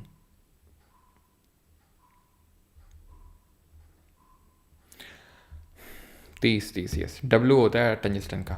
इन dash Newlands arranged the known elements according to the increasing order of atomic mass and found that the properties of each eighth element are similar to that. तो ये दिया था न्यूलैंड ने 1864 में, लॉ ऑफ ऑक्टेव्स, अष्टक का सिद्धांत, जहाँ पर इन्होंने एलिमेंट्स को इंक्रीजिंग एटॉमिक मास में अरेंज किया था। और फिर इन्होंने बोला था कि ये लॉ ऑफ ऑक्टेव, यानी अष्टक का सिद्धांत मतलब ये है कि पहला और आठवां जो एलिमेंट है उसकी प्रॉपर्टी सेम है, पहला और आठवां उसकी प्रॉपर्टी सेम है।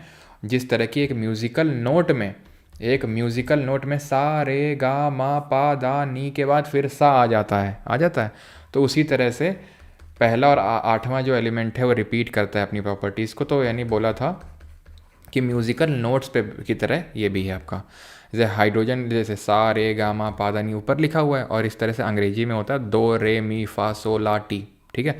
तो ये सेम ग्रुप में रखे हैं, सेम ग्रुप में। अब देखो कोबाल्ट और निकल तो सेम ग्रुप छोड़ो, सेम स्लॉट में रख दिया, इन दोनों को सेम स्लॉट में रख दिया, तो ये भी थोड़ा पता होना चाहिए। अब जैसे ऑक्सीजन नॉन मेटल है, सल्फर नॉन मेटल है, आयरन तो मेटल है यार, तो ये थोड़ा फेल हो गई इसी वजह से। टोटल जो इन्होंने एलिमेंट बताए थे वो कितने बताए थे ये बताओ न्यूलैंड ने लॉ ऑफ ऑक्टेव में। तो टोटल इन्होंने 56 बताए थे, 56, और लास्ट जो था ना वो कौन था, वो थोरियम था।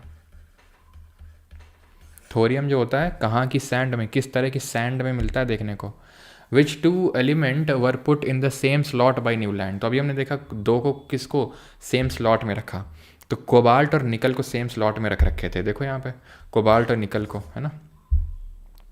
और थोरियम जो होता है ये आपका मोनाजाइट सैंड, ठीक है, में मिलता है, जो कि कहाँ में मिलेगी, coastal states of Kerala, Tamil Nadu, यहाँ सब मिलेगी आपको, ठीक है।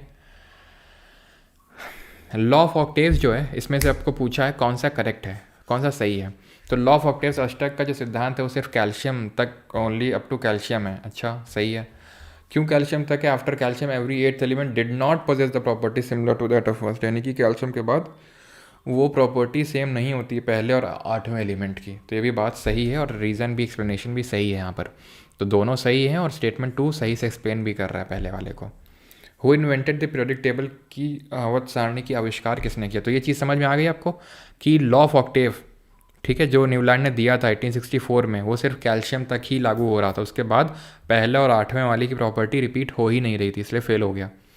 पीरियोडिक टेबल का इन्वेंशन किसने किया, जिसकी वजह से इनको हम फादर ऑफ पीरियोडिक टेबल बोलते हैं, दिमित्री मेंडलीव ने किया। कब किया, 1869 में इन्होंने किया, जहाँ पर इन्होंने पीरियोडिक टेबल का एकदम मूल ढांचा बना के रखा था हम सभी के सामने। मूल ढांचा वो ये रहा, मूल ढांचा इनकी, ये मेंडलीव की पीरियोडिक टेबल है, मॉडर्न वाली नहीं है, ध्यान रखना, ये मेंडलीव की, जिसमें कि आप टोटल कितने ग्रुप्स देख पा रहे हैं, 8 ग्रुप हैं, ये 8 ग्रुप्स हैं यहाँ पर, ठीक है, ये सब एक ही ग्रुप के तहत हैं। यहाँ तक टोटल 7 पीरियड्स हैं, जबकि वहीं हमारे अगर मॉडर्न पीरियोडिक टेबल की बात करें तो उसमें 18 ग्रुप और 7 पीरियड्स हैं। चलो तो इस क्वेश्चन को पहले करो। In Mendeleev's periodic table the vertical column को क्या बोला गया और हॉरिजॉन्टल रोज को क्या बोला गया। तो वर्टिकल कॉलम को क्या बोला जाता है, ऊपर से जो नीचे वाला ये वाला चीज़ होती है, वर्टिकल कॉलम को ग्रुप बोला जाता है, और लेफ्ट से राइट जो ये होता है आपका हॉरिजॉन्टल रोज, इसको पीरियड बोला जाता है, ऑप्शन नंबर बी। तो जो अभी हमने देखा कि 8 ग्रुप थे और 7 पीरियड थे इनकी पीरियोडिक टेबल में मेंडलीव जी की। Consider the statement below and identify the correct answer. Isotopes of all elements posed a challenge to Mendeleev periodic table. तो सारे एलिमेंट के जो आइसोटोप थे उन्होंने मेंडलीव की पीरियोडिक टेबल में चैलेंज एक पोज किया। अच्छा, no fix position can be given to hydrogen in the periodic table, दोनों ही सही है, ठीक है, कि आइसोटोप्स को ये रख नहीं पा रहे थे, ठीक है, और हाइड्रोजन को फिक्स पोजीशन नहीं थी इनकी पीरियोडिक टेबल में, तो दोनों ही सही है यहाँ पर, option number C, both statements are correct. Which group of the modern periodic table is not mention in modern periodic table. तो कौन सा ग्रुप जो आज मॉडर्न पीरियोडिक टेबल में है, ठीक है, वो मेंडलीव वाली में नहीं था।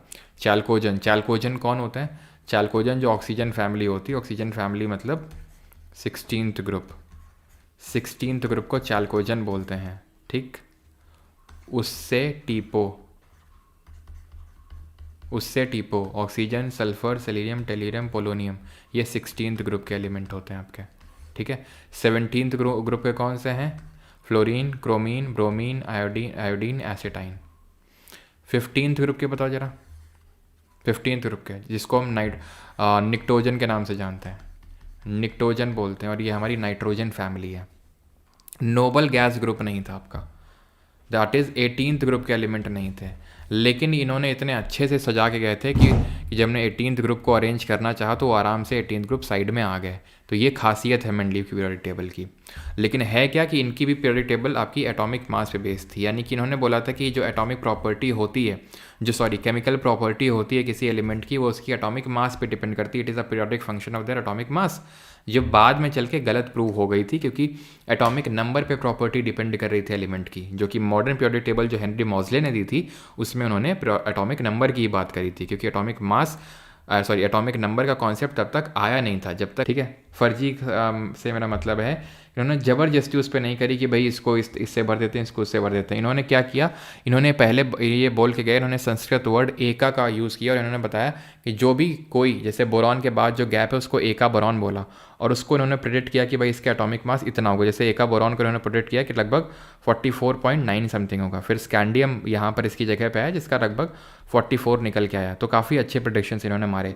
एका सिलिकॉन का प्रेडिक्शन मार के गए थे कि 72.64 होगा, और इसकी जगह जर्मेनियम निकल के आया और उसका 72 निकल के आया, ठीक है। इसी तरह एका एल्यूमिनियम यहाँ पर नहीं लिखा हुआ है, एका एल्यूमिनियम बाद में निकल के आया गैलियम।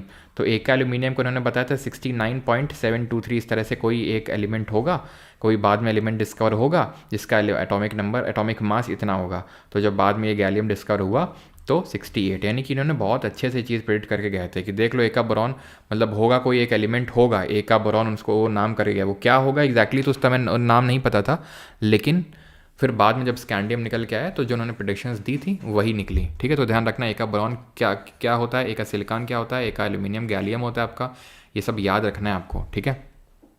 अच्छा, एका मैंगनीज टेक्नीशियम होता है। टेक्नीशियम के रिगार्डिंग ध्यान रखना, इट इज़ दी फर्स्ट जो हमारा एक आर्टिफिशियल एलिमेंट है, पहला आर्टिफिशियल एलिमेंट है हमारी पीरियोडिक टेबल का, ये ध्यान रखना। इसका एटॉमिक नंबर बताओ कितना है, एटॉमिक नंबर टेक्नीशियम का। तो option number B would be the correct answer, noble gas group.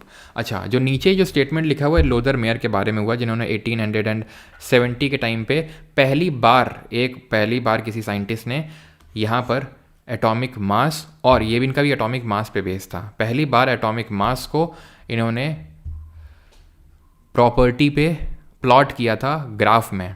यानी कि मैं कहना ये चाह रहा हूँ आपको कि इन्होंने पीरियोडिसिटी ऑफ एटॉमिक वॉल्यूम को प्लॉट किया था अगेंस्ट एटॉमिक नंबर, जहाँ पर उन्होंने ट्रेंड्स की बात करी थी।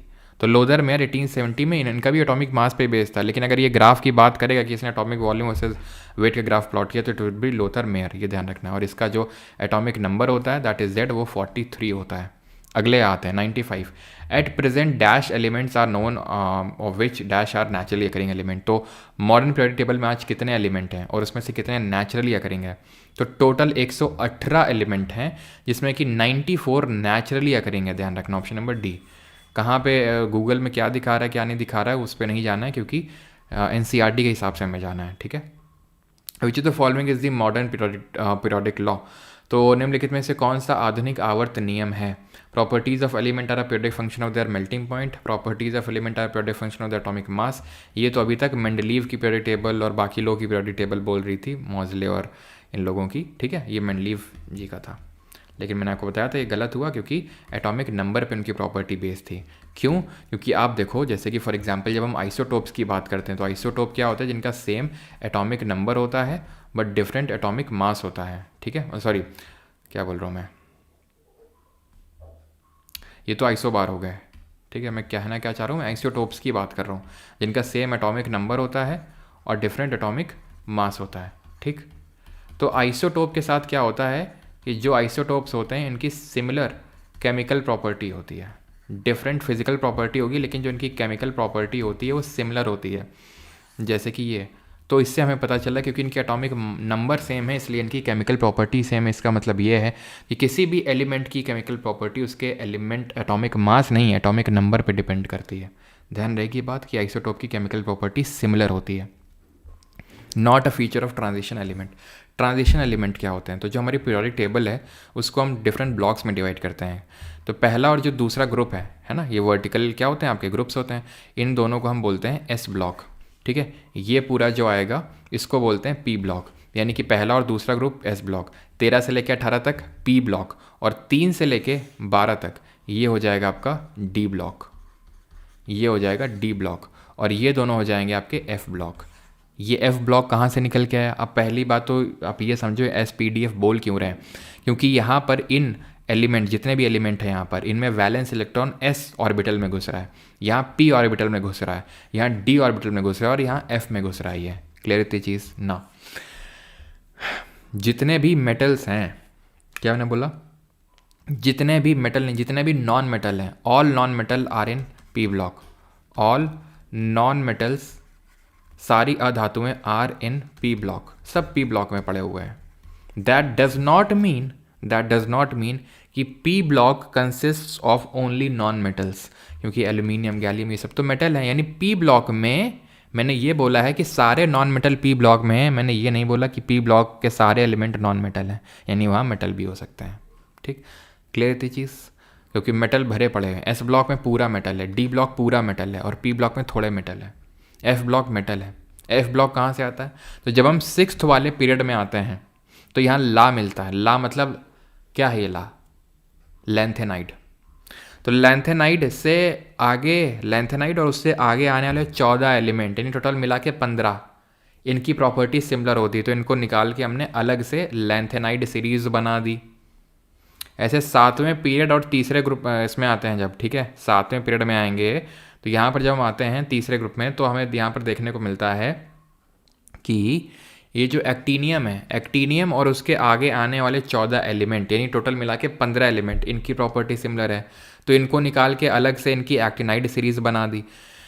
इन दोनों सीरीज को मिला के हम एफ ब्लॉक या फिर इनर ट्रांजिशन मेटल बोलते हैं, इनर ट्रांजिशन मेटल्स बोलते हैं।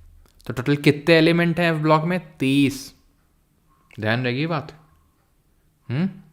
30 हैं टोटल यहाँ पे, ला से लेके यहाँ पर लू तक। एक सेकेंड यार, यहाँ पर गलत लिखा हुआ है, यहाँ ये भी आएगा आपका, ठीक है, ये दोनों भी आएंगे भैया। 3 यहाँ लिखो, 3 यहाँ पे आएगा, ठीक है। थर्ड, ये हम बात करें 6वां पीरियड और तीसरा ग्रुप, 7वां पीरियड और तीसरा ग्रुप, ठीक है, ला और ये एक्टीनियम। तो ला से लेके लू तक है, लू मतलब लूटेटियम, और एक्टीनियम से लेके लॉरेंशियम तक, एक्टीनियम से लेके लॉरेंशियम तक, टोटल यहाँ पर 15 होंगे, ठीक है, ला से लेके लू तक और एक्टीनियम से लेके लॉरेंशियम तक। याद रहेगी इतनी चीज़। लॉरेंशियम का एटॉमिक नंबर कितना है? 103। ठीक, अब यहाँ पर हमारे कुछ इंपॉर्टेंट एलिमेंट होते हैं पीरियोडिक टेबल में, जैसे फॉर एग्जांपल यहाँ पर आपसे पूछता है कि जगह है यहाँ पे, चलो यहाँ पर पहले इसका आंसर कर लेते हैं फिर बताते हैं। Not a feature transition, most of them are used as catalyst, they are all air हैं, they are all metal and have high boiling point, high melting, they are conductors of good conductor. सही, ये क्या लिखा हुआ है, ठीक है, तो ये हो जाएगा आपका। इनका आंसर बताओ और जल्दी से मुझे बताओ कुछ इंपॉर्टेंट एलिमेंट, जैसे कि सी बॉर्जियम, जो साइंटिस्ट के नाम पे नाम पड़े हैं, सी बॉर्जियम, मेंडेलीवियम, ये नील्स बोर के नाम पे पड़ा है, ये मेंडेलीव के नाम पे पड़ा है, मेंडेलीवियम, रदरफोर्डियम, रदरफोर्डियम। तो आंसर क्या होगा? तो आंसर होगा सी बॉर्जियम आपका 103 होता है, मेंडेलीवियम 101 होता है, ये आपका 104 होता है, ठीक है। तो यहाँ पर आपको मैं दिखाता हूँ, देखो 101 मेंडेलीवियम है, ठीक है। देन यहाँ पर सॉरी 103 लिख दिया हमने, 106 होगा सी बॉर्जियम और 104 होगा आपका रदरफोर्डियम, ठीक, क्लियर यहाँ पर। तो यहाँ पर अगर हम बात करें कॉपर, इसमें 6 कर लें, ठीक है, copper Cu, gold Au, magnesium नहीं होगा भैया, ये Hg होगा, तो तीसरा वाला गलत हो जाएगा, सी वाला नहीं होगा यहाँ पर, प्लैटिनम Pt, सिल्वर Ag। तो यहाँ पर आंसर क्या हो जाएगा? आंसर हो जाएगा ABDE, करेक्ट पूछा I think, as the following, ठीक है। तो कॉपर, गोल्ड, प्लैटिनम और सिल्वर, तो ABDE। गलत मिलान जोड़ना है, अच्छा गलत वाला पूछा है तो ओनली सी हो जाएगा, ठीक है, गलत वाला पूछा है, क्लियर यहाँ तक सभी को? ऑस्मियम के रिगार्डिंग ध्यान रखना, ऑस्मियम इज़ दी डेंसेस्ट, यानी कि इसकी डेंसिटी सबसे हाईएस्ट होती है, जो घनत्व है वो सबसे हाईएस्ट होता है, सबसे ज़्यादा होता है इसका। क्लियर? चलो आगे बढ़ते हैं। Which of the following statements is incorrect, कौन सा इसमें से कथन गलत है, पढ़िए और बताइए।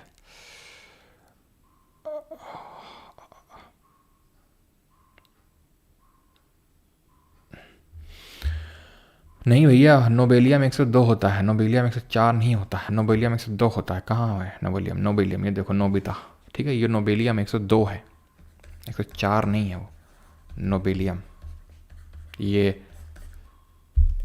अल्फ्रेड नोबेल के नाम पे है। ठीक है, इनकरेक्ट पे आते हैं। The atomic size increase from top to bottom, बता चुका हूँ मैं आपको कि ये पहले हम देख चुके हैं ट्रेंड इन पीरियोडिक टेबल के ऊपर से नीचे में साइज इंक्रीज होता है। क्यों इंक्रीज होता है? न्यूक्लियर चार्ज डिक्रीज होता है। ठीक है, ऑल एलिमेंट, क्योंकि शेल जोड़ती जाती है ना, शेल जोड़ती जाती, याद है आपको।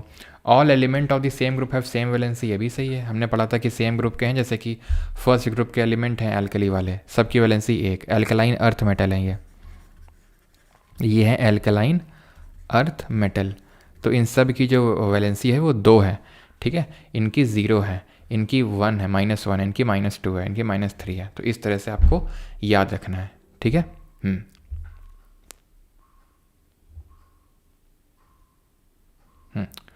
तो यहाँ पर सही आंसर क्या हो जाएगा? यहाँ पर सही आंसर हो जाएगा, दोनों सही है, इनकरेक्ट पूछा है।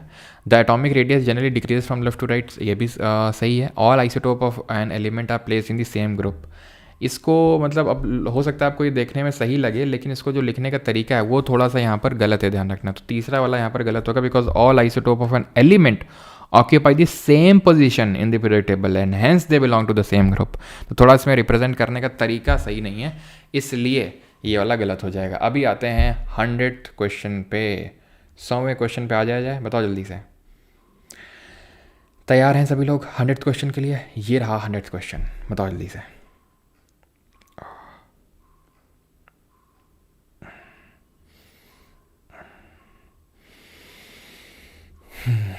तो the number of element present in the 3rd, 4th, 5th, 6th and 7th period.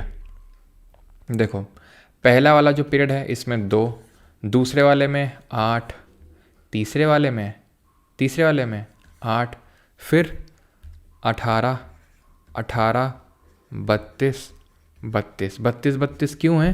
क्योंकि यह देख लो, ला से लू, एक्टीनियम से लॉरेंसियम, यानी कि ला से आगे 14 और, यानी 18 में 14 ऐड कर दो, एक्टीनियम से 14 और 32। तो यहाँ पर पूछ रहा है किसके बारे में? 3rd, 4th, 5th, 6th।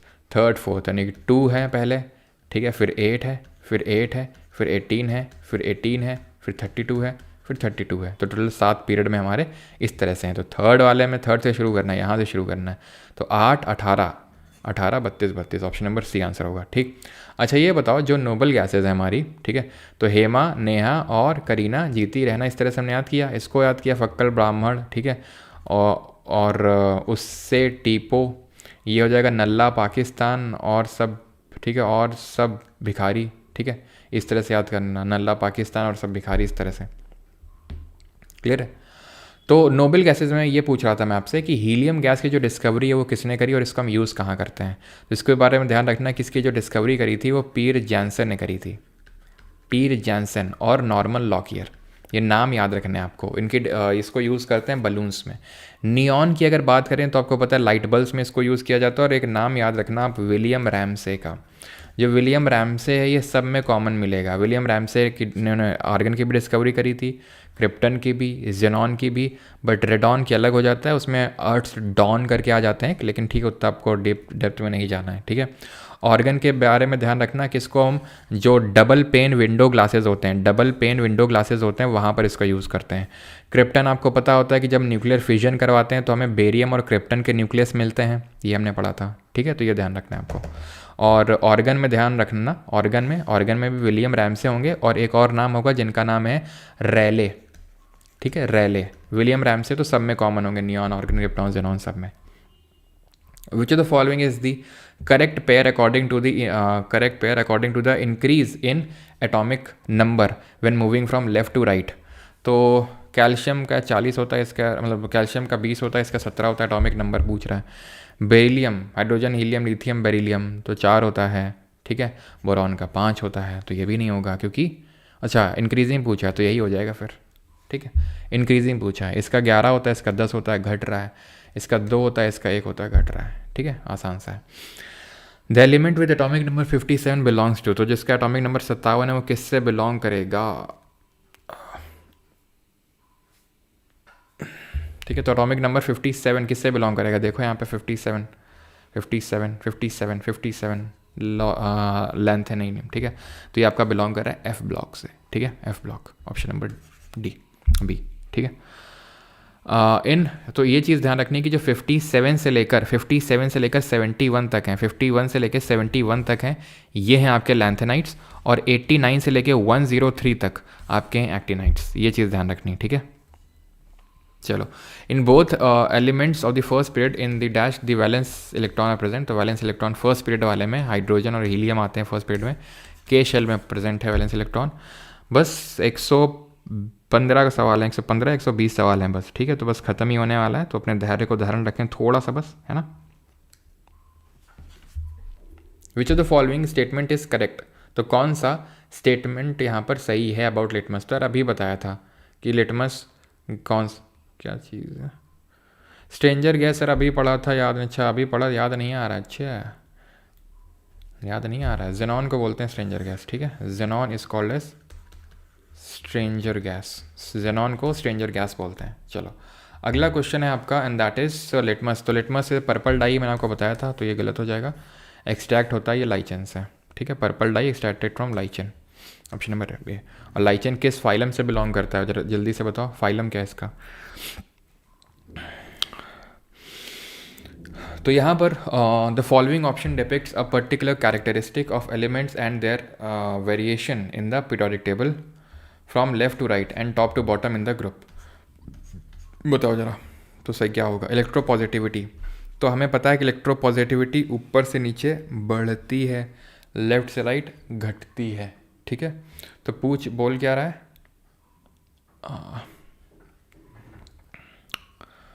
Left to right in the period and top to bottom, तो भैया पता है किस तरह से लिखा हुआ है समझ नहीं आ रहा। इलेक्ट्रोपॉजिटिविटी मतलब ऊपर से नीचे बढ़ेगी, ठीक है, तो लेफ्ट से राइट में घटेगी और टॉप टू बॉटम में इंक्रीज होगी, ठीक है, टॉप टू बॉटम में इंक्रीज होगी। अगर इस तरह से पूछा है कि ये लेफ्ट टू राइट क्या होगा, टॉप टू बॉटम क्या होगा, ये लेफ्ट टू राइट क्या होगा, टॉप टू बॉटम क्या होगा, तो लेफ्ट टू राइट ये डिक्रीज करेगी और टॉप टू बॉटम इंक्रीज करेगी। Metallic character left to right decrease करेगा, लेफ्ट टू राइट डिक्रीज करेगा, ठीक है, और टॉप टू बॉटम इंक्रीज करेगा, ठीक है। अगर इस तरह से कुछ है तो ये ऑप्शन नंबर डी हो जाएगा, अगर ये है तो, ठीक है। मतलब कॉन्सेप्ट समझ में आना चाहिए आपको यार, ठीक है, कि इलेक्ट्रोपॉजिटिविटी ऊपर से नीचे बढ़ेगी और लेफ्ट साइड में घटेगी, जो भी चीज़ ऊपर से नीचे बढ़ेगी लेफ्ट साइड में ऑटोमेटिकली घटेगी, ध्यान रखना। इलेक्ट्रोपॉजिटिविटी इलेक्ट्रोनेगेटिविटी का उल्टा होता है, इलेक्ट्रोनेगेटिविटी ऊपर से नीचे में घटेगी, लेफ्ट राइट में बढ़ेगी, ठीक है। और इलेक्ट्रोनेगेटिविटी होती क्या, वो भी बता ही देते हैं, लगे हाथ, क्या होती है electronegativity, tendency of an atom to attract the, tendency of an atom to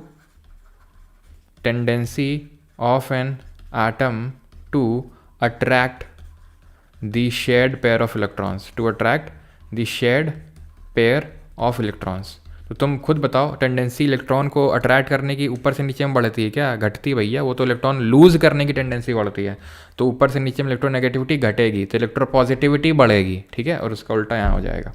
इसी तरह से इलेक्ट्रॉन गेन एफिनिटी होता है, और ये बताओ कि इलेक्ट्रोनेगेटिविटी किस एलिमेंट की हाईएस्ट होती है, ये बताओ, इलेक्ट्रॉन गेन एफिनिटी। तो ये ध्यान रखना, इलेक्ट्रॉन जो गेन एफिनिटी होती है जब हम न्यूट्रल ग्राउंड स्टेट में जब कोई एटम होता है तो उसमें जब हम इलेक्ट्रॉन्स को ऐड करते हैं तो जो एनर्जी में चेंज आता है उस एनर्जी चेंज को बोलते हैं इलेक्ट्रॉन गेन एफिनिटी, ठीक है। ये जो होती है हाईएस्ट होती है किसकी, सबसे ज़्यादा होती है ये इलेक्ट्रोनेगेटिविटी हाईएस्ट, ध्यान रखना, ये होती फ्लोरीन की और ये होती क्लोरीन की। अब इसके भी पीछे फ्लोरीन और ये क्लोरीन, देखो इलेक्ट्रोनेगेटिविटी का मतलब ये है कि आपके इलेक्ट्रॉन अट्रैक्ट करने की क्षमता कितनी है ना, कितनी टेंडेंसी है। तो जैसे जैसे जाएंगे तो इंक्रीज़ करेगी, क्योंकि मेटालिक नॉन मेटालिक करेक्टर बढ़ रहा है, नॉन मेटालिक करेक्टर बढ़ रहा है। अब इनको छोड़ दो नोबल गैसेस को, क्यों? इनकी ऑक्टेट भरी हुई है, ये कभी किसी से रिएक्ट नहीं करेंगी, ना तो लेना है ना तो देना है, आराम से बैठेंगी ये। फ्लोरीन की क्या मैंने बताया आपको, फ्लोरीन की इलेक्ट्रोनेगेटिविटी हाईएस्ट हो जाएगी, क्यों? क्योंकि ऊपर से नीचे में तो डिक्रीज करती है इलेक्ट्रोनेगेटिविटी, और लेफ्ट से राइट में इंक्रीज करती है। 18वें वाले में जा नहीं सकते हो, तो इसी की हाईएस्ट होगी। लेकिन इलेक्ट्रॉन गेन एफिनिटी क्लोरीन की ज़्यादा हो जाती है, क्योंकि जब हम इलेक्ट्रॉन को ऐड कर रहे होते हैं, ठीक है, ऐड कर रहे होते हैं फ्लोरीन में, तो उतनी एनर्जी नहीं निकलती, लेकिन क्लोरीन में ज़्यादा निकलती है, साइज़ ज़्यादा होने की वजह से। तो ध्यान रखना, इलेक्ट्रॉन नेगेटिविटी फ्लोरीन की ज़्यादा होगी, लेकिन इलेक्ट्रॉन गेन एफिनिटी क्लोरीन की ज़्यादा होगी, ठीक है, तो ये ध्यान में रखिएगा। चलो, elements of a group have similar chemical properties because, तो सिमिलर ग्रुप में सिमिलर केमिकल प्रॉपर्टीज़ क्यों होती हैं? क्यों होती हैं? सेम एलिमेंट्स ऑफ ग्रुप है बिकॉज क्यों होती हैं? क्योंकि मेटालिक क्या है मेटालिक एलिमेंट, ये कोई लॉजिक थोड़ी ना है। They have same electronic configuration, नहीं, सेम इलेक्ट्रॉनिक कन्फिग्रेशन होता ही नहीं है।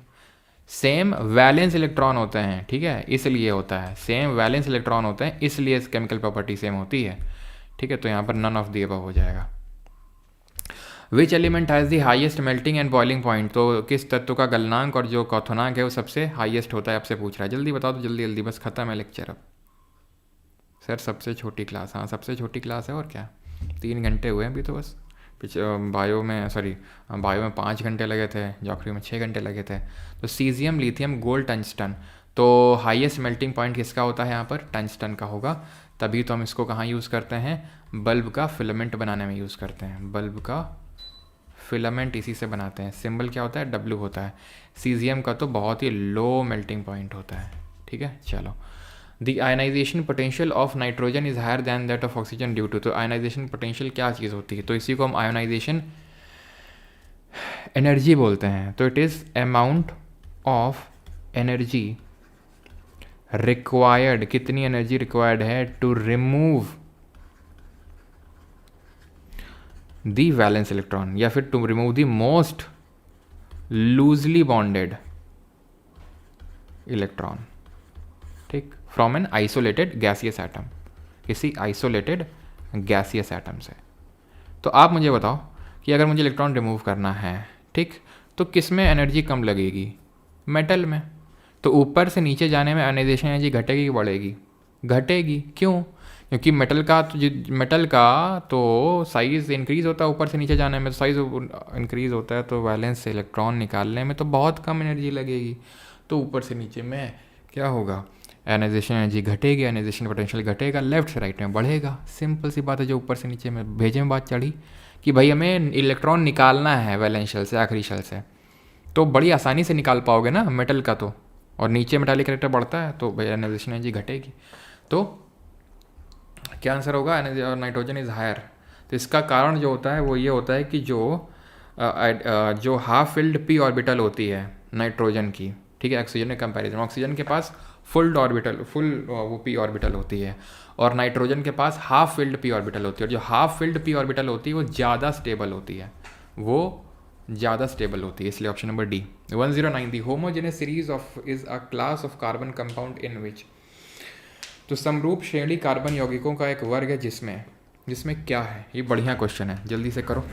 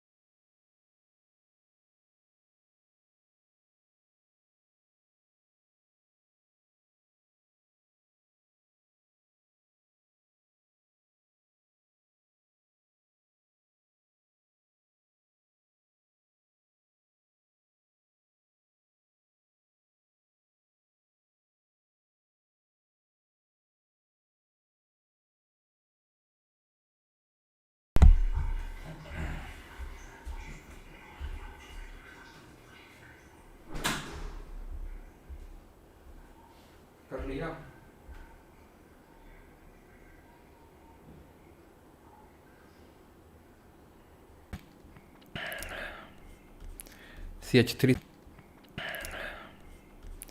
CH3 CH3, ठीक है। क्या है ये इथेन है, ठीक है, इथेन। अब अगर मैं प्रोपेन ड्रॉ करूँ, यानी कि इसका जस्ट अगला वाला, यानी एक कार्बन बस मुझे ऐड करना है, तो इसमें सिर्फ क्या ऐड होगा, सिर्फ CH2 ऐड होगा इसमें। तो अगर हम देखें तो ये दोनों किससे डिफ़र कर रहे हैं, बाई CH2। जब मैं ब्यूटेन ड्रॉ करने जाऊँगा, ब्यूटेन लिखने जाऊँगा, तो क्या लिखूँगा, CH3 CH2 CH2 CH3, यानी अगला वाला एल्केन मैंने लिखा, तो अगेन CH2, तो CH2 से डिफ़र कर रहे हैं। दैट मीन्स कि भैया एक कार्बन इंक्रीज़ हो रहा है ना। फंक्शनल ग्रुप सब सेम रहेंगे, different number of carbon atoms but and different functional group same रहेगा।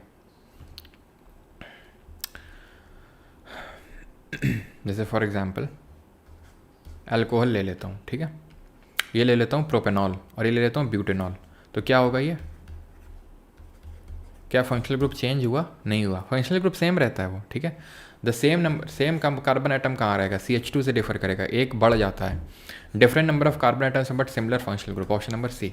और मास कितने से डिफर करेंगे, तो मास 14, कार्बन का मास 14 होता है, हाइड्रोजन का 2 होगा, तो मास 14 से डिफर करेंगे। क्लियर है ये चीज़।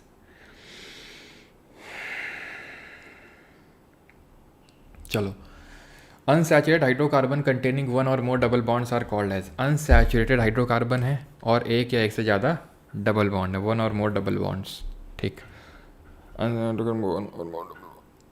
ठीक। तो देखो अभी यहाँ पर देखते हैं हाइड्रोकार्बन्स क्या होते हैं और कितने अपार्टमेंट को डिवाइड करते हैं, ध्यान से समझिएगा इसको, ठीक है। जो हमारे हाइड्रोकार्बन्स होते हैं वो दो तरह के होते हैं, कौन कौन से, एक तो संतृप्त जिनको कि इंग्लिश में सैचुरेटेड बोलते हैं, और एक असंतृप्त जिनको कि अनसैचुरेटेड बोलते हैं। सैचुरेटेड में आते हैं आपके सिंगल बॉन्ड, ठीक है, सैचुरेटेड में आते हैं सिंगल बॉन्ड जिनको कि एल्केन के नाम से जाना जाता है, they are also called as alkane, ठीक। देन अनसैचुरेटेड में आते हैं डबल बॉन्ड और triple bond, double bond and triple bond. जो डबल बॉन्ड होते हैं इनको बोलते हैं एल्कीन, और जो ट्रिपल बॉन्ड होते हैं इनको बोलते हैं एल्काइन।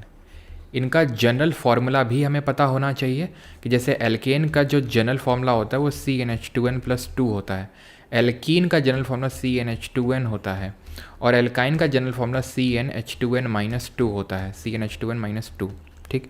एल्केन को हम कहाँ कहाँ यूज़ करते हैं, एल्काइन को, और एल्काइन को कहाँ कहाँ यूज़ करते हैं, तो एल्केन में जैसे कि अगर हम बात करें ब्यूटेन का इस्तेमाल हम करते हैं घरों में, जो हमारे LPG गैस सिलेंडर होते हैं, लिक्विफाइड पेट्रोलियम गैस में butane is a primary component, propane वगैरह भी होते हैं लेकिन butane is a primary component. Alkene की अगर बात करेंगे तो कहाँ पर यूज़ करते हैं, तो अगर आपको याद हो तो हमें पता था कि इथाइलिन, ठीक है, जो कि एक एल्कीन होता है, ये गैसियस हार्मोन भी होता है प्लांट में, और इसको ये गैस भी होती है जिसको कि हम राइपनिंग ऑफ फ्रूट्स में यूज़ करते हैं। राइपनिंग ऑफ फ्रूट्स का मतलब है फलों को पकाने के लिए। और एल्काइन की अगर हम बात करें तो जैसे कि इथाइन है हमारा, तो इथाइन कुछ और नहीं बल्कि जो हमारा एसिटिलीन होता है वही होता है इथाइन है, ठीक है। इसको हम यूज़ करते हैं वेल्डिंग ऑफ मेटल्स में। वेल्डिंग ऑफ मेटल्स का मतलब है कि धातुओं को जोड़ने के लिए इस्तेमाल करते हैं इसको हम, ठीक है। तो यहाँ पर जो सही आंसर होगा, वन और मोर डबल बॉन्ड पूछ रहा है, डबल बॉन्ड पूछ रहा है तो भैया एल्कीन। अब एक है डबल बॉन्ड, एक से ज़्यादा है, दैट वो मैटर नहीं करता है, लेकिन कितने हैं वो मतलब मैटर करता है, ठीक है। मतलब कौन सा है, डबल है कि ट्रिपल है, वो मैटर करता है, ठीक है। क्लियर, आगे बढ़ें। और ये चीज़ थोड़ा सा देख लेना, जैसे कि प्रीफिक्स क्या होता है। प्रीफिक्स होता है कि भाई कितने नंबर ऑफ कार्बन एटम होते हैं। जैसे कि अगर एक कार्बन एटम होता है तो हम मिथ यूज़ करते हैं, दो कार्बन एटम होता है तो दो इथ यूज़ करते हैं, तीन होता है तो हम प्रॉप यूज़ करते हैं, चार होता है तो हम ब्यूट यूज़ करते हैं, पाँच होता है तो हम पेंट यूज़ करते हैं, छः होता है तो हम हेक्सा यूज़ करते हैं, सात होता है तो हम हेप्टा यूज़ करते हैं, आठ के लिए ऑक्टा यूज़ करते हैं, नौ के लिए नोना यूज़ करते हैं, 10 के लिए डेका यूज़ करते हैं, 11 के लिए अब यहाँ से मेन बात शुरू होती है, 11 के लिए क्या यूज़ करते हैं, तो 11 के लिए अनडेक यूज़ करते हैं, 12 के लिए डूडेक यूज़ करते हैं। अब लिखने की तो ज़रूरत आई थिंक होगी नहीं कि 11-12 में लिखूँ। इसी तरह ट्राईडेक हो जाएगा, टेट्राडेक हो जाएगा, पेंटाडेक हो जाएगा। फिर पूछता है 20 कार्बन के लिए क्या यूज़ करते हैं, तो 20 कार्बन के लिए आइकोसेन यूज़ कर लेते हैं, ठीक है। और सब जो है वो CH2 से डिफ़र करते हैं, वो थोड़ा सा आपको पता होना चाहिए। क्लियर, चलो अगला सवाल है ये, विच of the following is the correct name of carbon compound with 3 carbon chain and a ketone group. तो 3 कार्बन चेन के लिए प्रॉप का यूज़ करेंगे, प्रॉप का यूज़ सब में है। कीटोन ग्रुप, कीटोन क्या है, फंक्शनल ग्रुप है, तो फंक्शनल ग्रुप ज़रा समझ लेते हैं। तो एल्केन, एल्कीन, एल्काइन तो हमने समझ लिया है, ठीक। हेलो एल्केन वो होते हैं जिनमें कि हेलोजन ग्रुप अटैच होता है। हेलोजन मतलब फ्लोरीन, क्लोरीन, ब्रोमीन, आयोडीन, वो सब जो हमने पढ़े थे 17th ग्रुप वाले, ठीक है, जिनकी वैलेंसी 1 होती है। तो वो अगर अटैच है तो हेलो एल्केन बोल देते हैं उनको, ठीक है। हेलो लगा देते हैं सबसे पहले। जैसे मान लो मान लो कि कुछ इस तरह से है कि ब्यूटेन में लगा हुआ है तो ब्रोमो ब्यूटेन बोल देंगे, क्लोरो ब्यूटेन बोल देंगे, इस तरह से, ठीक है, अगर क्लोरीन लगा हुआ है तो, ठीक है। हेलो आगे शब्द यूज़ हो जाता है। अल्डिहाइड, ये होता है RCHO, यानी ये CHO जहाँ ग्रुप दिख जाए। R क्या होता है, R होता है एल्काइल ग्रुप, R होता है एल्काइल ग्रुप। जैसे कि एग्जाम्पल के तौर पे मैंने लिखा CH3, CH2, CHO, तो CHO है फंक्शनल ग्रुप और ये है एल्काइल ग्रुप जिसको R मैं बोल देता हूँ इन जनरल। अब R यहाँ क्या है, CH3, CH2 है, तो इसको मैं क्या बोलूँगा, इसको मैं बोलूँगा प्रोपेनल। प्रोपेनल क्यों बोलूँगा, क्योंकि 3 कार्बन है, 1 2 3। और अल क्यों यूज़ किया, क्योंकि अल्डिहाइड है। कीटोन क्या होता है, कीटोन वो होता है जहाँ COO ग्रुप होता है। ये फंक्शनल ग्रुप जैसे CHO था तो कीटोन में C डबल बॉन्ड O है, जो दोनों एल्काइल ग्रुप से अटैच है कार्बन। अगर इन्हीं दोनों एल्काइल ग्रुप से मैं डायरेक्ट अटैच कर दूं ऑक्सीजन तो उसको बोलते हैं ईथर। देख रहे हो, अगर कार्बन अटैच करके ऑक्सीजन डाल दूं तो कीटो, सीधा ऑक्सीजन जोड़ दूं तो ईथर। और अगर एसिड और अगर एल्कोहल को मिला दूं, जैसे कि एल्कोहल क्या होता है, OH ग्रुप होता है। ऑल यूज़ करते हैं सफिक्स इसके लिए, ऑल। जैसे प्रोपेनॉल, 3 कार्बन का एल्कोहल है तो प्रोपेनॉल, 4 कार्बन का एल्कोहल है तो ब्यूटेनॉल। ब्यूट प्रीफिक्स है, ऑल सफिक्स है। सफिक्स फंक्शनल ग्रुप के हिसाब से आ रहा है। कार्बोक्सिलिक एसिड में क्या फंक्शनल ग्रुप है, COOH। तो अगर COOH और OH को रिएक्शन करवाएंगे तो पानी निकल जाएगा, क्या बन जाएगा, इसका एल्काइल ग्रुप और इसका एल्काइल ग्रुप भी होगा कोई, तो RCOOR बन जाएगा। और इसी को बोल देते हैं ईस्टर, RCOOR, दिख रहा है आपको, इसी को बोल देते हैं ईस्टर, जो कि होते हैं आपके स्वीट स्मेलिंग कंपाउंड। ये ध्यान रखना है आपको, ठीक है। तो आंसर क्या हो जाएगा, कीटो ग्रुप है तो हम ओन बोलते हैं इसके लिए, सफिक्स ओन का यूज़ करते हैं। अच्छा, एक मैं आपसे सवाल पूछता हूँ, ठीक है, इसका IUPAC नाम बताना।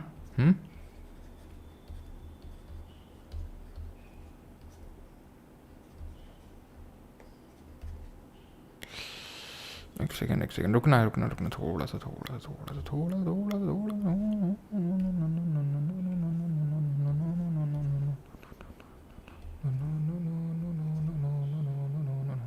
इसका नाम बताओ जल्दी से बेटा, नाम बताओ इसका, जल्दी से नाम बताओ, जल्दी से नाम लिखो इसका। और जो लोग को नाम लिख लिया ये वाला सवाल करें।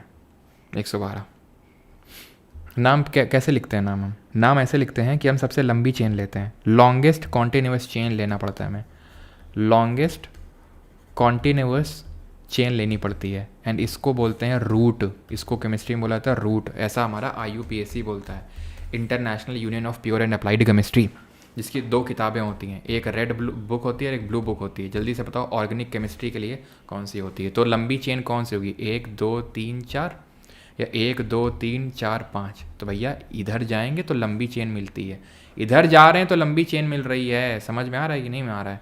ये जा रहे हैं तो भैया 4 कार्बन मिल रहे हैं यहाँ पे 4, यहाँ से ऐसे घूम के जा रहे हैं तो 5 मिल रहे हैं, तो भैया हमें लंबी वाली चेन चाहिए। तो यानी हम पेंट का यूज़ करेंगे, पेंट। और 3 में लगा हुआ है मिथाइल ग्रुप, CH2 नहीं होंगे, CH3 हो गया, ठीक है। और पेंट 3 या तो हाँ इसे बोलेंगे, ठीक है, हाँ 3 मिथाइल पेंटेन हो जाएगा, क्योंकि 3 पे अटैच है ना। अगर इस तरह से जाओगे 1 2 3 4 तो आपको मतलब 4 का ही मिल पाएगा, तो फिर ठीक है 3 मिथाइल पेंटेन ही होगा इसका, 3 मिथाइल पेंटेन, ठीक है। 3 मिथाइल पेंटेन, यानी हमें लंबी, सबसे लंबी चेन चुननी होती है। और ये भी देखना होता है कि फंक्शनल ग्रुप कितना पहले में पड़ जाए, वो भी थोड़ा सा हमें ऑब्जर्व करना होता है, ठीक है, क्लियर। चलो, तो जो ब्लू वाली होती है ये ऑर्गेनिक के लिए है, ऑर्गेनिक के लिए होती है, और रेड वाली होती है इनऑर्गेनिक के लिए। ये चीज़ आपको ध्यान रखनी है, ठीक है। और ये भी देखना होता है जैसे फंक्शनल ग्रुप, मान लो कि हमने लंबी चेन तो चुन ली, अब फंक्शनल मान लो एक लंबी चेन इधर से मिल रही है और एक लंबी चेन इधर से मिल रही है, दोनों में मान लो 5 का ही मिल रहा है, सेम लेंथ पड़ रही है, तो हमें वहाँ से गिनना शुरू करना होता है जहाँ से फंक्शनल ग्रुप पास में पड़े। जैसे फॉर एग्जाम्पल यहाँ पर ये जो ग्रुप है तो ये पास में जहाँ से पड़ता है वहाँ से हमें चेक करना होता है। अगर मान लो क्या मान लो, अगर फंक्शन अगर सेम चेन बन रही होती, सेम रूट की चेन बन रही होती तो। ठीक है, चलो आज नंबर ऑफ क्वेश्चन कम है तो सर डीले कर रहे हैं। डीले का मतलब क्या भैया, ये क्या हम यहाँ अपनी तुम्हें अपनी कथा बता रहे हैं क्या? क्यों, ये हम तुम्हें अपनी क्या, या फिर क्या कोई गाना वाना सुना रहे हैं यहाँ पे तुमको हम? तुमको लग रहा है जानबूझ के डिले कर रहे हैं हम, हैं? वहाँ सवाल आ जाएगा फिर बैठे रहना। चलो तो यहाँ पर अरेंज करना है इंक्रीजिंग लेंथ में, तो देखना ध्यान से, ये है आपका, इसको इथीन कर लेना, इथीन। ठीक है, ये इथीन है आपका। चलो तो देखो होता क्या है कि एल्केन में सिंगल बॉन्ड होता है, डबल बॉन्ड होता है आपका एल्कीन में, और ट्रिपल बॉन्ड होता है एल्काइन में। जो सिंगल बॉन्ड होता है हमेशा सिग्मा बॉन्ड होता है, और डबल बॉन्ड में एक सिग्मा होता है, एक पाई होता है, और ट्रिपल बॉन्ड में सिग्मा बॉय, एक सिग्मा होता है और दो पाई होते हैं। ठीक, ध्यान रखना कि जो पाई बॉन्ड होता है वो हमेशा छोटा होता है, तो ये सबसे छोटा होगा ट्रिपल बॉन्ड, देन ये थोड़ा बड़ा, और ये सबसे लंबा होगा। ठीक है, तो increasing order of the length, तो इथेन, इथेन, इथीन, कहाँ गया भैया, ये दो बार इथीन लिख देगा, ये इथीन लिखो इसको। ठीक है, ऑप्शन नंबर ए। और अगर बॉइलिंग पॉइंट का मैं रेशियो पूछ लूँ तो ध्यान रखना जो सबसे छोटा होगा वो सबसे बॉइलिंग पॉइंट उसका ज़्यादा होगा, तो ये बॉइलिंग पॉइंट का ऑर्डर है। क्यों? क्योंकि जो, अब तुम बताओ, इतनी लंबी मैंने तुमको छड़ी दे दी, एक इतनी लंबी छड़ी दी, किसको तोड़ना आसान होगा? ऑब्वियस सी बात है, अगर दोनों की सेम थिकनेस है तो इसको तोड़ना आसान होगा, लंबी वाली को, इसको थोड़ा मुश्किल होगा। तो ऐसी उसी लॉजिक से याद रखो कि जो ये छोटा बॉन्ड होता है, नहीं जो पाई बॉन्ड छोटा इथाइन वाला, वो काफ़ी बॉइलिंग पॉइंट उसका ज़्यादा होगा। और दूसरी चीज़ ये है कि मान लो मैं पूछ लूँ कि भाई जैसे कि ये CH4 मीथेन है, ये आपका इथेन है, ये आपका प्रोपेन है, तो अब इसमें बताओ क्या ऑर्डर होगा बॉइलिंग पॉइंट का? तो ऑब्वियस सी बात है ये बॉइलिंग पॉइंट का ऑर्डर रहने वाला है, क्योंकि जितना ज़्यादा आप लंबा एल्काइल ग्रुप करेंगे, जितना लंबा एल्काइल ग्रुप करेंगे उतना ज़्यादा बॉइलिंग पॉइंट बढ़ता जाएगा। ठीक, select the one which is different from the IUPAC names given below, तो यानी इनमें से किसका IUPAC नेम गलत दिया हुआ, ये आपसे पूछा है, पहचानो। तो देखो भैया, प्रोपेनॉल क्या होगा? प्रोपेनॉल होगा प्रोप, 3 कार्बन है, CH3 CH2 CH2। ठीक है, ऑल। प्रोपेन है ना, एन मतलब एल्केन है, तो CH3 CH3 CH3 CH3 लिख देता, लेकिन ऑल है यानी कि अल्कोहल ग्रुप है, तो OH हो जाएगा, तो यानी कि C3H, 3 2 5 2 7 1 8, C सॉरी 3 2 5 2 7, C3H7 होगा, गलत है ये। ठीक है, गलत है ये, प्रोपेनॉल गलत है, बाकी सब सही है अपने। 114, which of the following statement is correct with respect to alkane के बारे में कौन सा सही है? एल्केन अनसैचुरेटेड नहीं होते हैं, एल्केन सैचुरेटेड होते हैं। और ये बताओ तुम कि जो सैचुरेटेड होते हैं वो किस फ्लेम से बर्न होते हैं? सैचुरेटेड और अनसैचुरेटेड किस फ्लेम से बर्न होते हैं? यहाँ पर मैं पूछ रहा हूँ फ्लेम कौन सी मिलती है, लॉ कौन सी मिलती है, कैसे मिलती है? तो सैचुरेटेड होते हैं ये, और वन और मोर डबल बॉन्ड नहीं होता, सिंगल बॉन्ड होता है एल्केन में। ठीक है, और फ्लेम की अगर बात करेंगे तो जो सैचुरेटेड होते हैं यानी कि जो सैचुरेटेड यानी एल्केन होते हैं, ये क्लियर ब्लू फ्लेम में बर्न कर होते हैं। हम देखते हैं अपने घरों में जो LPG गैस सिलेंडर में एल्केन ही तो यूज़ होता है, अभी बताया ब्यूटेन यूज़ होता है, तो वो आपकी क्लियर ब्लू फ्लेम निकालता है। ठीक है, क्लियर ब्लू। और अनसैचुरेटेड जो होते हैं ये येलो सूटी फ्लेम निकालते हैं, येलो सूटी फ्लेम निकालेंगे। ठीक है, which of the following is not possible isomer of hexane, इसमें से पॉसिबल आइसोमर हेक्सेन का कौन सा नहीं है? तो आइसोमर मैंने बताया था क्या होते हैं पहले ही, कि जिनका सेम फॉर्मूला होता है लेकिन स्ट्रक्चर अलग अलग होता है। आइसोमर के लिए एक ट्रिक बता देता हूँ, यहाँ पर तो पूछ ही लिया है कि कौन सा आइसोमर नहीं है, लेकिन अगर नंबर ऑफ आइसोमर पूछ ले कभी तुमसे तो एक फॉर्मूला तुम याद रखना, वो फॉर्मूला है 2n-4। n क्या है यहाँ पर? n है भाई उसमें कितने नंबर ऑफ कार्बन एटम्स हैं, +1। जैसे कि यहाँ पर हेक्सेन है, ये हेक्सेन मतलब हेक्सा मतलब 6, हेक्सा मतलब 6, तो 2⁻6 - 4 + 1, 2⁻2 + 1, 2 दूनी 4 + 1 5, तो 5 बनेंगे आइसोमर, और 5 आइसोमर ये हैं।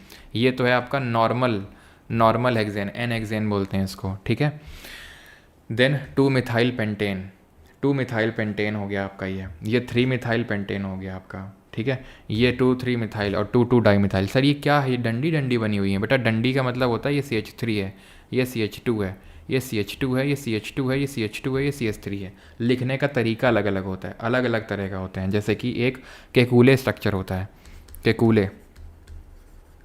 केकूले स्ट्रक्चर ऐसे बोलता है, ऐसे कैसे? जैसे इसको मैं इस तरह से अगर लिखूँ, मतलब हर एक एटम को बॉन्ड ऑन से दिखा रहा हूँ, हर एक एटम को बॉन्ड ऑन से दिखा रहा हूँ, इसको केकूले स्ट्रक्चर बोलते हैं। ठीक, अगर मैं इसी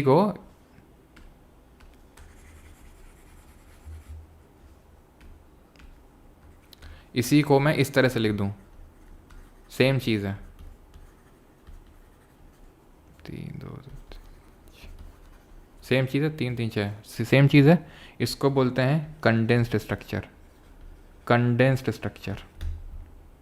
इसको बोलते हैं बॉन्ड लाइन।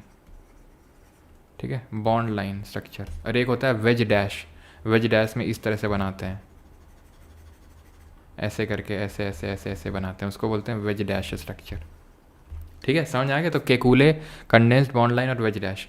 तो यहाँ पर जो आंसर होगा नॉट अ पॉसिबल, कौन सा पॉसिबल नहीं है? 2 इथाइल पेंटेन कहीं दिख रहा है आपको? नहीं दिख रहा है, तो यही हो जाएगा आपका। ठीक है, ऑप्शन नंबर ए। आइसोमर समझ गया ना किस तरह से निकालने हैं? गिनने नहीं है आपने बस ये फॉर्मूला का यूज़ करना है, निकल आएंगे। ठीक है, which of the following compound shown in the structure given below, कौन सा है ये? इसको क्या बोलते हैं बताओ जल्दी से। तो now it is a cyclical compound और ये है बेंजीन, हमारा ऑप्शन नंबर डी आंसर होगा। ठीक है, ये क्या है? बेंजीन है। अच्छा, जो ऑप्शन नंबर ए में लिखा है वो साइक्लोहेक्सेन है, वो सिर्फ इस तरह का है, इसमें कोई ऑल्टरनेट डबल बॉन्ड नहीं, इसमें ऑल्टरनेट डबल बॉन्ड है, ऑल्टरनेट डबल बॉन्ड है जिसकी वजह से रेजोनेंस दिखाता है ये। यहाँ पर कोई रेजोनेंस नहीं, यहाँ पर सिंपल कोई डबल बॉन्ड नहीं, पूरा सिंगल बॉन्ड है ये। ठीक है, एक चीज़ ध्यान रखना, तो ये जो साइक्लिकल कंपाउंड होते हैं, जैसे मैंने साइक्लोहेक्सेन ड्रॉ किया मैंने ड्रॉ, ठीक, इसमें अगर मैं छेड़छाड़ कर दूं कार्बन की जगह, जैसे कार्बन की जगह मैं यूज़ कर दूं, जैसे फॉर एग्जांपल मैं कुछ और डाल दूँ, जैसे फॉर एग्जांपल हमारा बेंजीन ही है, जैसे हमारा बेंजीन है, बेंजीन इस तरह से था, ठीक, ऑल्टरनेट डबल बॉन्ड। तो मान लो यहाँ कार्बन की जगह ना, अगर ये तो बेंजीन है, अगर जैसे ही नाइट्रोजन डाल दूँ, कार्बन की जगह जैसे ही नाइट्रोजन डाल दूँ, तो ये हीट्रोसाइक्लिक बन जाएगा, यानी एक ऐसी साइक्लिकल कंपाउंड। साइक्लिकल कंपाउंड क्या होते हैं? इस तरह से बंद कार्बन के हाइड्रोकार्बन होते हैं, मतलब बंद इस तरह से हाइड्रोकार्बन होते हैं। ये सब डब्बा नहीं बना रहा हूँ मैं, ये CH2 है, ये CH2 है, ये CH2 है, ये CH3 है। तो अगर कहीं मैं कार्बन को हटा दूं और किसी कार्बन के अलावा किसी और एलिमेंट को ऐड कर दूं, तो इसको हीट्रोसाइक्लिकल बोल देते हैं। जैसे इसका जो कॉमन नेम होता है वो पिरिडीन होता है, ध्यान रखना, इसको कॉमनली पिरिडीन बोलते हैं। अगर 2 नाइट्रोजन ऐड कर दूं तो ये हो जाएगा पिरिमिडीन, ये पिरिडीन है ये। अगर 2 ऐड कर दूं, ऐसे यहाँ पे ऐड कर दूं, ठीक है, और यहाँ पे ऐड कर दूं, ठीक है, मैंने 2 ऐड कर दिए, अभी यहाँ पे ना ऐड करो, नहीं तो फिर डबल बॉन्ड मुश्किल होगा। ठीक है, यहाँ पर ऐसा करो, ये ऐसे करके, और यहाँ पर तुमने नाइट्रोजन ऐड कर दिया, ठीक, और वही ऑल्टरनेट डबल बॉन्ड चलने दो, तो ये क्या हो जाएगा? पिरिमिडीन।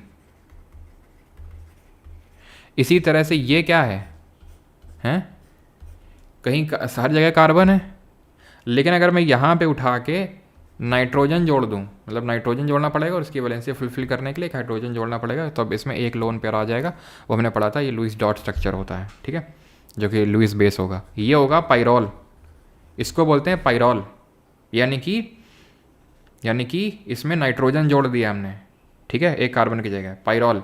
इसी तरह से सेम बिल्कुल यही जो स्ट्रक्चर आपने बनाया अभी पाइरोल के लिए, अगर सल्फर जोड़ दो तो ये हो जाएगा थायोफीन। इसी सेम स्ट्रक्चर में ऑक्सीजन जोड़ दो, क्या होगा बताओ जल्दी से बताओ। ऑक्सीजन अगर मैं जोड़ दूंगा तो क्या हो जाएगा? ठीक है, इसमें अगर मैं बेंजीन में, ये बेंजीन, इसको ऐसे गोला बना दो, ऑल्टरनेट डबल बॉन्ड बनाइए, गोला ही बना सकते हो, CH3। क्या ये हीट्रोसाइक्लिक है? बताओ, क्या इसको बोलते हैं फ्यूरेन? आंसर इज नो, ये हाइड्रोसाइक्लिक नहीं है। अब सारों रिंग में कार्बन है, अलग से हमने CH3 जोड़ा है, इसको बोलते हैं टॉलिन। ठीक है जी कि नहीं है जी? बताओ जी, सही है? तो ये बेंजीन हो जाएगा, ऑप्शन नंबर डी। अच्छा, हमारे कुछ एरोमेटिक कंपाउंड भी होते हैं जो साइक्लिकल होते हैं, ये इनमें से काफ़ी एरोमेटिक होते हैं। एरोमेटिक मतलब जो अरोमा देते हैं। उसके लिए एरिक हकल करके एक रूल दिया था। एरिक हकल जी ने बोला था कि आप नंबर ऑफ पाई इलेक्ट्रॉन्स देख लो। पाई इलेक्ट्रॉन का मतलब क्या होता है? एक बॉन्ड में 2 इलेक्ट्रॉन होते हैं। जैसे ये है, ये सिग्मा बॉन्ड है, ये डबल बॉन्ड है, तो एक सिग्मा होगा, एक पाई होगा। हर एक बॉन्ड के एंड में 2 इलेक्ट्रॉन होते हैं, यानी एक बॉन्ड मतलब 2 इलेक्ट्रॉन। तो नंबर ऑफ इलेक्ट्रॉन तुम पाई वाले गिन लो, अगर 4n+2 इतने पाई इलेक्ट्रॉन आ रहे हैं तो वो एरोमेटिक होगा।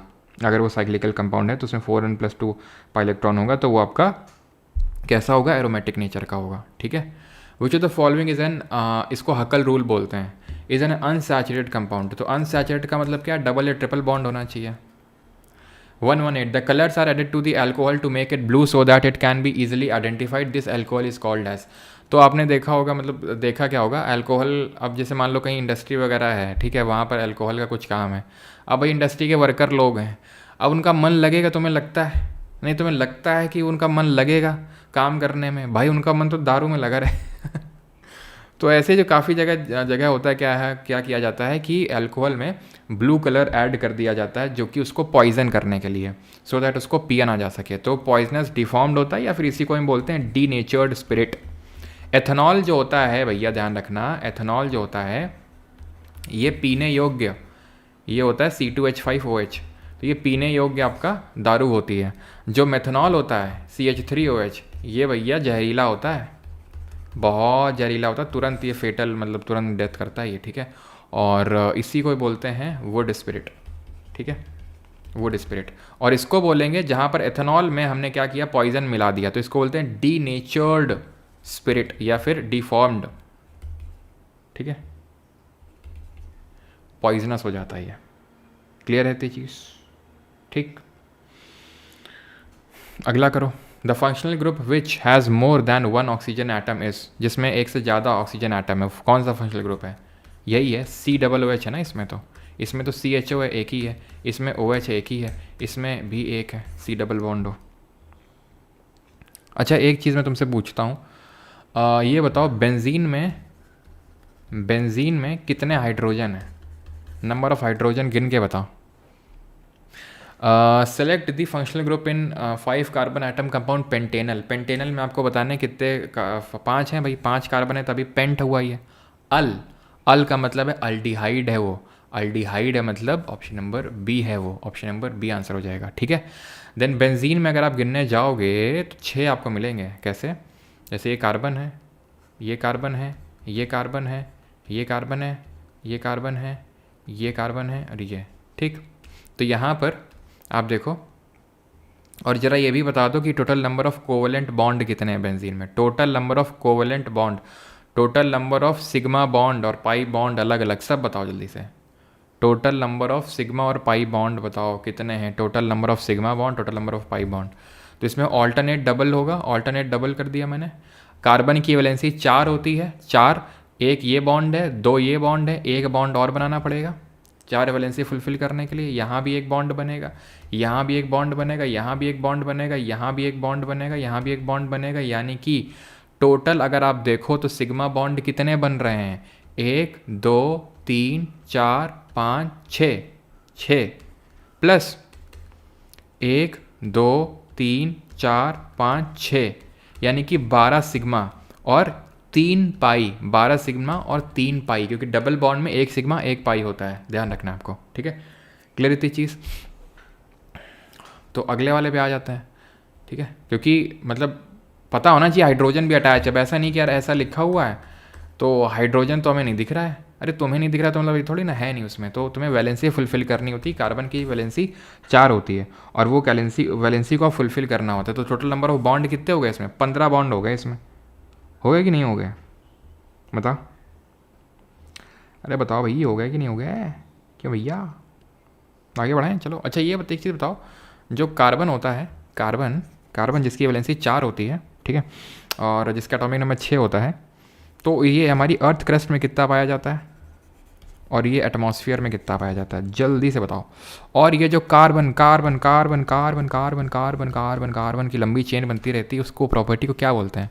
तो क्रस्ट में ध्यान रखना 0.025% है, एटमॉस्फेयर में 0.036% है, और लंबी लंबी चेन, ये लंबी लंबी चेन जो है कैटिनेशन होता है, श्रृंखलन हिंदी में बोलते हैं। कार्बन में ही क्यों देखने को मिलता है, बाकी एलिमेंट में नहीं? क्योंकि ये कार्बन छोटा होता है, ये छोटा होता है, बाकी सब इतने बड़े होते हैं कि वो कैटिनेशन कर नहीं पाते हैं, इसलिए, ठीक है। बाकी आई थिंक एलोट्रोप्स वगैरह तुमने पहले ही पढ़ लिए हैं। तो अगले वाले पे आ जाओ। Dead organs are usually kept in formalin. तो डेड ऑर्गन जो होते हैं उनको फॉर्मेलिन में रखा जाता है।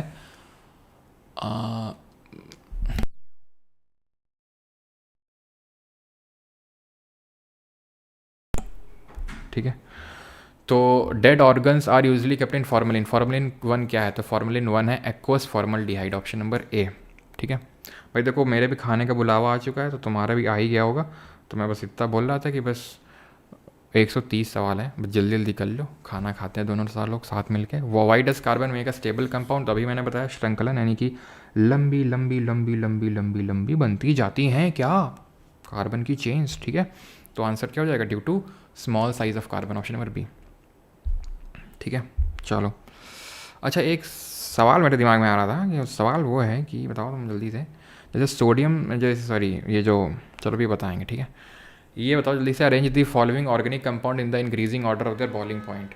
तो इनको बॉइलिंग पॉइंट के इंक्रीजिंग ऑर्डर में अरेंज करना है आपको। ठीक है, चलो भैया, तो देखो CH4 जो मेथेन होता है वो नॉन पोलर होता है। नॉन पोलर क्यों होता है? क्योंकि पोलैरिटी इस तरह से सब क्रॉस कर देते हैं एक दूसरे की, ये इसकी क्रॉस करेगा, ये इसकी क्रॉस कर देगा। ठीक है, तो नॉन पोलर होता है। ये आपका पोलर मॉलिक्यूल होता है।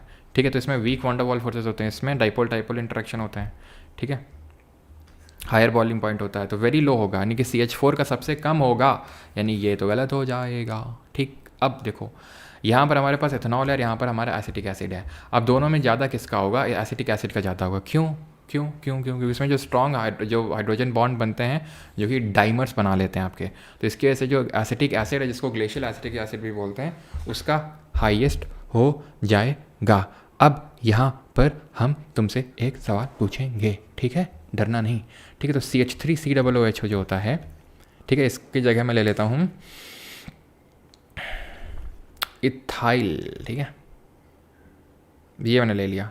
ठीक, मतलब मैं बोल रहा हूँ भैया, एसिटिक एसिड जैसे है, मान लो CH3COOH है, तो इसको जब मैं NOH से रिएक्ट कराऊंगा तो क्या मिलेगा? मिलेगा मुझे CH3COONA। ठीक, तो ये क्या है? ये है, पता है, साबुन बन गई बेटा, ये साबुन है ये। सोडियम और potassium salt of long chain carboxylic acid को ही साबुन बोलते हैं। क्या बोलते हैं? साबुन, सोप। ठीक है, और जो डिटर्जेंट होता है, डिटर्जेंट वो क्या होता है? सेम होता है, बस कार्बोक्सिलिक एसिड की जगह सल्फोनिक एसिड कर दो, सल्फोनिक एसिड, खत्म।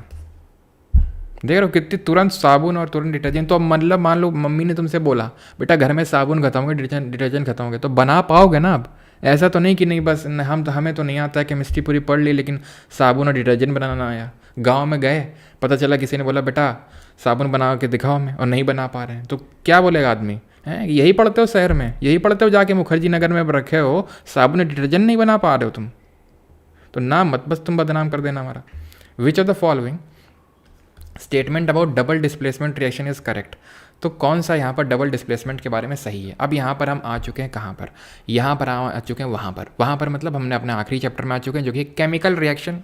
ठीक है, तो डबल डिस्प्लेसमेंट रिएक्शन में क्या होता है? ये होता है डबल डिस्प्लेसमेंट में क्या होता है, जैसे ये है, ठीक है, दोनों को पानी में डिजोल्व करते हैं तो सब आयंस में टूट जाते हैं। ये K पॉजिटिव, वो Br नेगेटिव, वो Ag पॉजिटिव, तो वो NO3 नेगेटिव। बस K पॉजिटिव बोलेगा बहुत दिन Br के साथ रह लिए, आओ नाइट्रेट। Ag पॉजिटिव बोलेगा बहुत दिन नाइट्रेट के साथ रह लिए, आओ Br। ठीक है, तो बस मजे ही मजे होंगे फिर। तो मतलब क्या हुआ? आयन का एक्सचेंज हो गया, आयन का एक्सचेंज हो गया। तो जो डबल डिस्प्लेसमेंट रिएक्शन होती है वो आयन एक्सचेंज रिएक्शन होती है। क्या समझे गुरु? ठीक है, अच्छा, डिस्प्लेसमेंट रिएक्शन क्या होती है वो समझ में आता है आपको? डिस्प्लेसमेंट मैंने आपको बताया था, कुछ याद आया? डिस्प्लेसमेंट रिएक्शन कि जहाँ पर ऊपर वाला एलिमेंट नीचे वाले को डिस्प्लेस कर देता है। जैसे फॉर एग्जांपल जिंक को कॉपर सल्फेट में डालेंगे तो क्या मिलेगा? Zinc sulphate plus copper. क्यों? क्योंकि ये ज़्यादा रिएक्टिविटी है। रिएक्टिविटी सीरीज याद करो, कैटरीना ने कार मांगी, ऑल्टो, जेन, फरारी, फिर भी क्या मिली? क्या मतलब? कॉपर। जिंक, जेन मतलब जिंक, तो जिंक ऊपर था। उल्टा कर देते तो रिएक्शन फिजिबल ना होती, हो ना पाती है। क्यों ना हो पाती है? क्योंकि जो ऊपर वाला है ज़्यादा रिएक्टिव होता है, वो नीचे वाले को डिस्प्लेस कर देता है उसके सॉल्ट से, लेकिन उल्टा नहीं हो पाता है। Which of the following balanced equations is correct for the given reaction? तो बैलेंसिंग सही, कौन सी सही हो रखी है? कैल्शियम एक है, मतलब ठीक करेक्ट पूछा है, तो एक कैल्शियम है, 2 क्लोरीन है, 2 क्लोरीन है तुम्हारे पास, ठीक है। तुम्हारे पास एक कैल्शियम है, तुम्हारे पास कितना सल्फेट है भैया, हैं 2 चौका 8 है, ले भैया ले ले लो, 4 ही है तो यहाँ पे, तो 4 ही ऑक्सीजन है, ऐसे तो चल ही नहीं पाएगा, तो ये तो होगा नहीं आपका यहाँ पे। तो फिर यहाँ पर आ जाते हैं, क्लोरीन 2 है, यहाँ पर क्लोरीन 2 है, ठीक है जी। Ca ठीक है, ओके, 4 ऑक्सीजन है, ओके 4, ओके। सल्फ़र 1 बिल्कुल, यस। हाइड्रोजन 2 यस, ठीक है। यहाँ क्लोरीन 2 है, यहाँ पे तो 1 ही है, गया। यहाँ क्लोरीन 4 पड़ा हुआ, यहाँ तो 2 ही है, गया, ठीक है। चलो, बैलेंसिंग तो बड़ा आसान होता है आपका। अब ये बताओ जल्दी से, ये रिएक्शन कौन सी रिएक्शन है, यहाँ 2 क्या है, ये क्या है, ये 2 क्या है, ये 2 कौन है, सचिन, लप्पू सा सचिन है। AgBr कैसे बना होगा, भैया दीदी जल्दी बताओ। AgHNO3 तो क्या होगा, ये रिएक्शन हुई होगी तब AgBr बना और KNO3 बना, option number D. When a piece of limestone reacts with dilute HCl, a gas X is produced. When gas X is passed through lime water, a white precipitate Y is formed. On passing excess of gas, the white precipitate dissolves, forming a soluble compound ZXY and Z respectively. बताओ जल्दी से। तो क्या होता है ना, क्या होता है, a gas x is produced, और गैस एक्स भैया इसमें सब में CO2 है, यानी हमें दिमाग नहीं लगाना है गैस एक्स में, यानी गैस एक्स CO2 है। गैस एक्स को यानी CO2 को जब पास करते हैं लाइम वाटर से, तो क्या हो जाता है, लाइम वाटर मिल्की हो जाता है, दूधिया कलर का हो जाता है। तो दूधिया कलर क्या होता है, CO3 होता है, ठीक है, कैल्शियम कार्बोनेट होता है। तो वाइट प्रेसिपिटेट जो बना है वो कैल्शियम कार्बोनेट का बना है, ठीक है। तो ऑप्शन नंबर डी वाला तो नहीं होगा। On passing excess of gas, बहुत भयंकर तुम CO2 ज़्यादा पास कर दोगे तो यहाँ पर ये बन जाएगा, ठीक है, ऑप्शन नंबर सी। ये रिएक्शन किस तरह की रिएक्शन है, कॉम्बिनेशन रिएक्शन है। कॉम्बिनेशन रिएक्शन क्या होती है, कॉम्बिनेशन रिएक्शन होती है जहाँ पर 2 रिएक्टेंट मिलके एक कॉमन सिंगल प्रोडक्ट बनाते हैं, जो उल्टा होता है डिकम्पोजिशन रिएक्शन का, जहाँ पर क्या होता है, जहाँ पर एक रिएक्टेंट 2 प्रोडक्ट में, मल्टीपल प्रोडक्ट में टूटता है। तो एक ये क्या सब लिखा है, एनर्जी रिलीज नहीं होती है। डिकम्पोजिशन में एंडोथर्मिक नेचर की होती है, ये एंडोथर्मिक नेचर की होती है, जिसमें हीट लगती है ना, तो उसको थर्मल डिकम्पोजिशन बोल देते हैं, तो हीट लगती है। कंबशन में, चलो अभी कॉम्बिनेशन में जनरली हीट निकलती है, तभी तुमने देखा होगा जैसे कि एक क्विक लाइम है, पानी डालते हैं, जैसे कि हमारे पेंटर भैया आते थे पेंट लगाने दीवारों पे, तो क्या करते थे, चूना को पानी में डालते थे, पानी चूना में डाला, शर्ट उतारने लगते थे। तुम बोलोगे हाँ सर, आपके पेंटर शर्ट उतारते थे क्या, हमारी भी उतारते थे, तुम सब के उतारते होंगे, पक्की बात है ये। हमारे पेंटर जो है चूना में पानी डालने के बाद शर्ट ज़रूर उतारते हैं। क्यों उतारते हैं शर्ट, क्यों शर्ट उतारते हैं, क्योंकि उन्होंने ऐप्स बना रखे हैं, सलमान खान से इंस्पायर्ड है, नहीं ऐसा नहीं है। एक्चुअल में वो टाइम पास कर रहे होते हैं, क्योंकि ये जो रिएक्शन होती है वो हाईली एक्सोथर्मिक होती है। तो अगर उन्होंने हाथ डाला दोबारा डाल नहीं पाएंगे, मतलब हाथ नहीं डाल पाएंगे कहीं पे, ठीक है। तो ये क्योंकि कॉम्बिनेशन रिएक्शन होती है, ठीक है, तो CaOH का होल ट्वाइस बनता है यहाँ पे, कैल्शियम हाइड्रोक्साइड इसको बोलते हैं। और combination reaction not always but most of the time is exothermic in nature, not always but most of the time. और डिकम्पोजिशन एंडो होती है, डिकम्पोजिशन उल्टा है, जहाँ पे सिंगल लेग, जैसे फॉर एग्जाम्पल लेड नाइट्रेट का डिकम्पोजिशन करवाते हैं, ठीक है, तो इसमें हमें लेड ऑक्साइड मिलता है और NO2 और O2। किस गैस के ब्राउन फ्यूम्स मिलते हैं, जरा बताइए तो, किस गैस के। तो ये पहले बैलेंस कर लेते हैं इसको, ठीक है, ये और ये, तो इस गैस के दैट इज़ नाइट्रोजन डाइऑक्साइड के ब्राउन फ्यूम्स मिलते हैं, ध्यान रखिएगा इस चीज़ को। एक और डिकम्पोजिशन आगे होगा आई थिंक क्वेश्चन, चलो करो पहले तो। विच of the following is the property of combustion reaction, combustion की कौन सी प्रॉपर्टी होती है, दहन प्रतिक्रिया का गुण कौन सा है, कंबशन का मतलब क्या होता है, किसी चीज़ को जलाना, जलाते हैं हम ऑक्सीजन में, जैसे कि कार्बन को जला दिया हमने, ठीक, जैसे कि हमने मेथेन को जला दिया। मेथेन क्या है, what is methane, methane is marsh gas is natural gas. तो नेचुरल गैस को जब हम जलाएंगे तो क्या होगा, CO2 + H2 मिलेगा।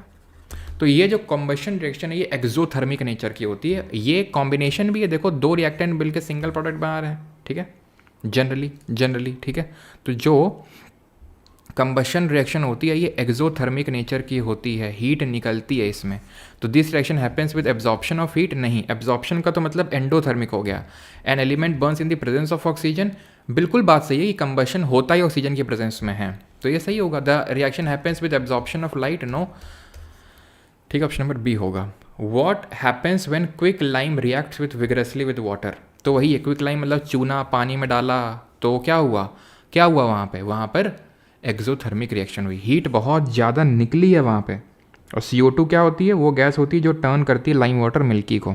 जैसे कि कंबशन रिएक्शन जो मैंने लिखी थी, मेटल की रिएक्शन करवाई थी ऑक्सीजन से, तो वाइट PPT मिला था, ये इसका वाइट PPT, और हीट और लाइट निकली थी, अगर याद हो। लाइट कैसी थी, डेजलिंग वाइट लाइट थी, एकदम बढ़िया सी।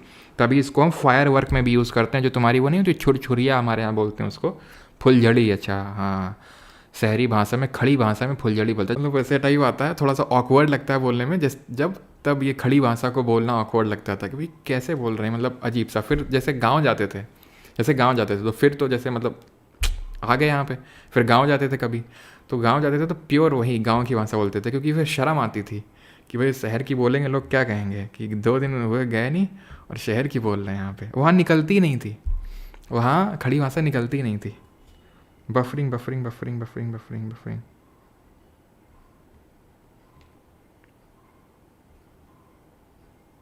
अभी भी हो रही बफरिंग,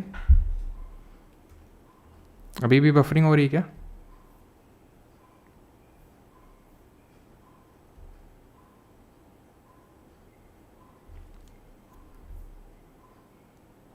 अभी भी बफरिंग हो रही है क्या?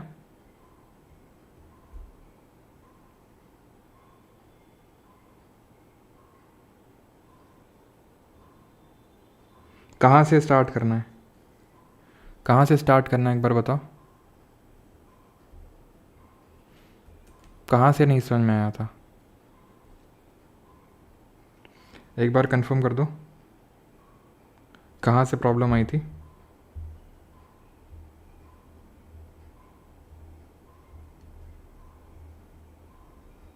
एक सौ तीस, तो 130 तो वो ये होगा एक्सोथर्मिक। फिर तो मैं अपनी थोड़ा एक गाँव की कहानी बता रहा था खड़ी भाषा से। अच्छा ठीक है, खड़ी भाषा, ठीक है ठीक है ठीक है, तो चलो ठीक है, फिर तो कोई दिक्कत नहीं है। क्वेश्चन वाली कोई चीज़ मिस नहीं होनी चाहिए, बाकी तो मेरी कहानी मिस हो गई, कोई नहीं।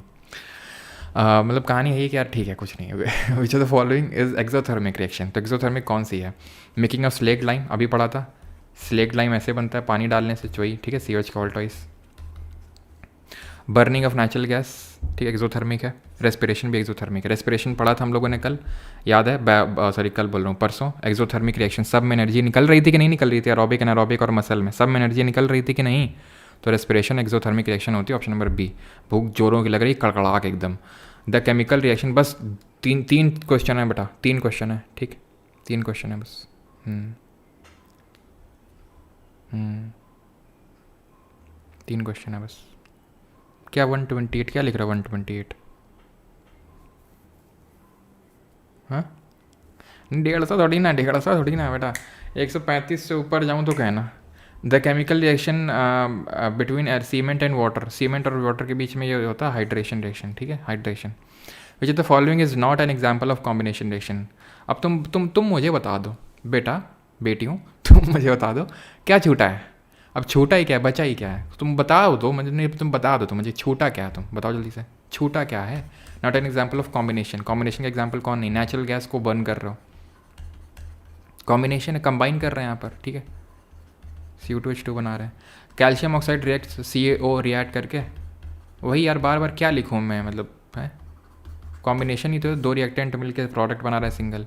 फॉर्मेशन ऑफ, ये भी आपका कॉम्बिनेशन होगा। ये जो रिएक्शन है ना, सिल्वर क्लोराइड टर्न्स ग्रे इन सनलाइट, ये आपकी डिकम्पोजिशन। क्या छूटा नहीं, तुम बता दो जल्दी से। तो सिल्वर, अच्छा बेटा बहुत तेज हो तुम में से कुछ लोग, कौन है ये? उत्कर्ष मिश्रा, बेटा बहुत तेज हो तुम, हैं? पहले ही तुम देख लेते हो कि इतना क्या माहौल है। डिकम्पोजिशन रिएक्शन, डिकम्पोजिशन का मतलब होता है अपघटन अभिक्रिया, जिसमें कि अभी वो लेड नाइट्रेट को डिकम्पोज करवाए थे तो नाइट्रोजन डाइऑक्साइड के ब्राउन फ्यूम्स निकाले थे ये ब्राउन फ्यूम्स, भूरी भूरी झाग, ये भूरी भूरी झाग। तो उसी तरह से क्या करते हैं हम, सिल्वर ब्रोमाइड का या सिल्वर क्लोराइड का क्या करवाते हैं डिकम्पोजिशन करवाते हैं, तो सिल्वर और ब्रोमीन या सिल्वर या क्लोरीन मिल जाता है, ठीक है। इसको हम यूज़ करते हैं ब्लैक एंड वाइट फोटोग्राफी में, ठीक है। और ज़रा तुम ये बता दो, बस ऐसे रैंडम क्वेश्चन आया, सोडियम बेंजोएट का यूज़ कहाँ करते हैं? जल्दी से बता दो बेटा, जल्दी जल्दी जल्दी, बिना किसी देर के साथ। विच of the following statement is और आर ट्रू? कौन सा सही है? The following is an example of reversible reaction. ये रिवर्सिबल रिएक्शन है, ये जो रिएक्शन लिखी हुई रिवर्सिबल है। और थर्मल डिकम्पोजिशन हो रहा है तुमको, डिकम्पोजिशन दिख रहा है तुमको? ये एक सिंगल रिएक्टेंट क्या मल्टीपल प्रोडक्ट ब्रेक हो रहा है? ये कॉम्बिनेशन रिएक्शन का एग्जांपल है, ये बिक गई है गवर्नमेंट, ठीक है। तो दो ये तो गलत हो जाएगा, option number C only A is true, ठीक है। जो सोडियम बेंजोएट होता है इसको हम प्रिजर्वेटिव के तौर पे यूज़ करते हैं, preservative. Do you get that? 135 which compounds are required for manufacturing of baking soda? Baking soda हमने देख चुके हैं।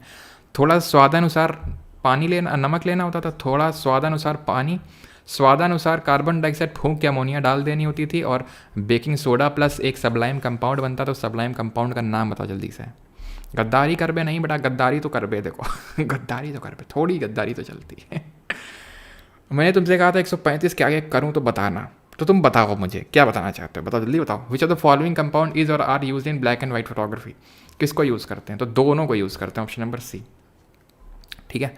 What is the effect of heating on the rate of diffusion? तो रेट ऑफ डिफ्यूजन में heating का क्या effect होता है? जब गर्म करते हो तो क्या होता है? The rate of diffusion increase हो जाता है, इंक्रीजेज, ठीक है। It increases with increase in temperature, option number B. Diffusion पढ़ा चुके हैं, हाई कंसनट्रेशन से लो कंसनट्रेशन में जो मूवमेंट होता है, ठीक है।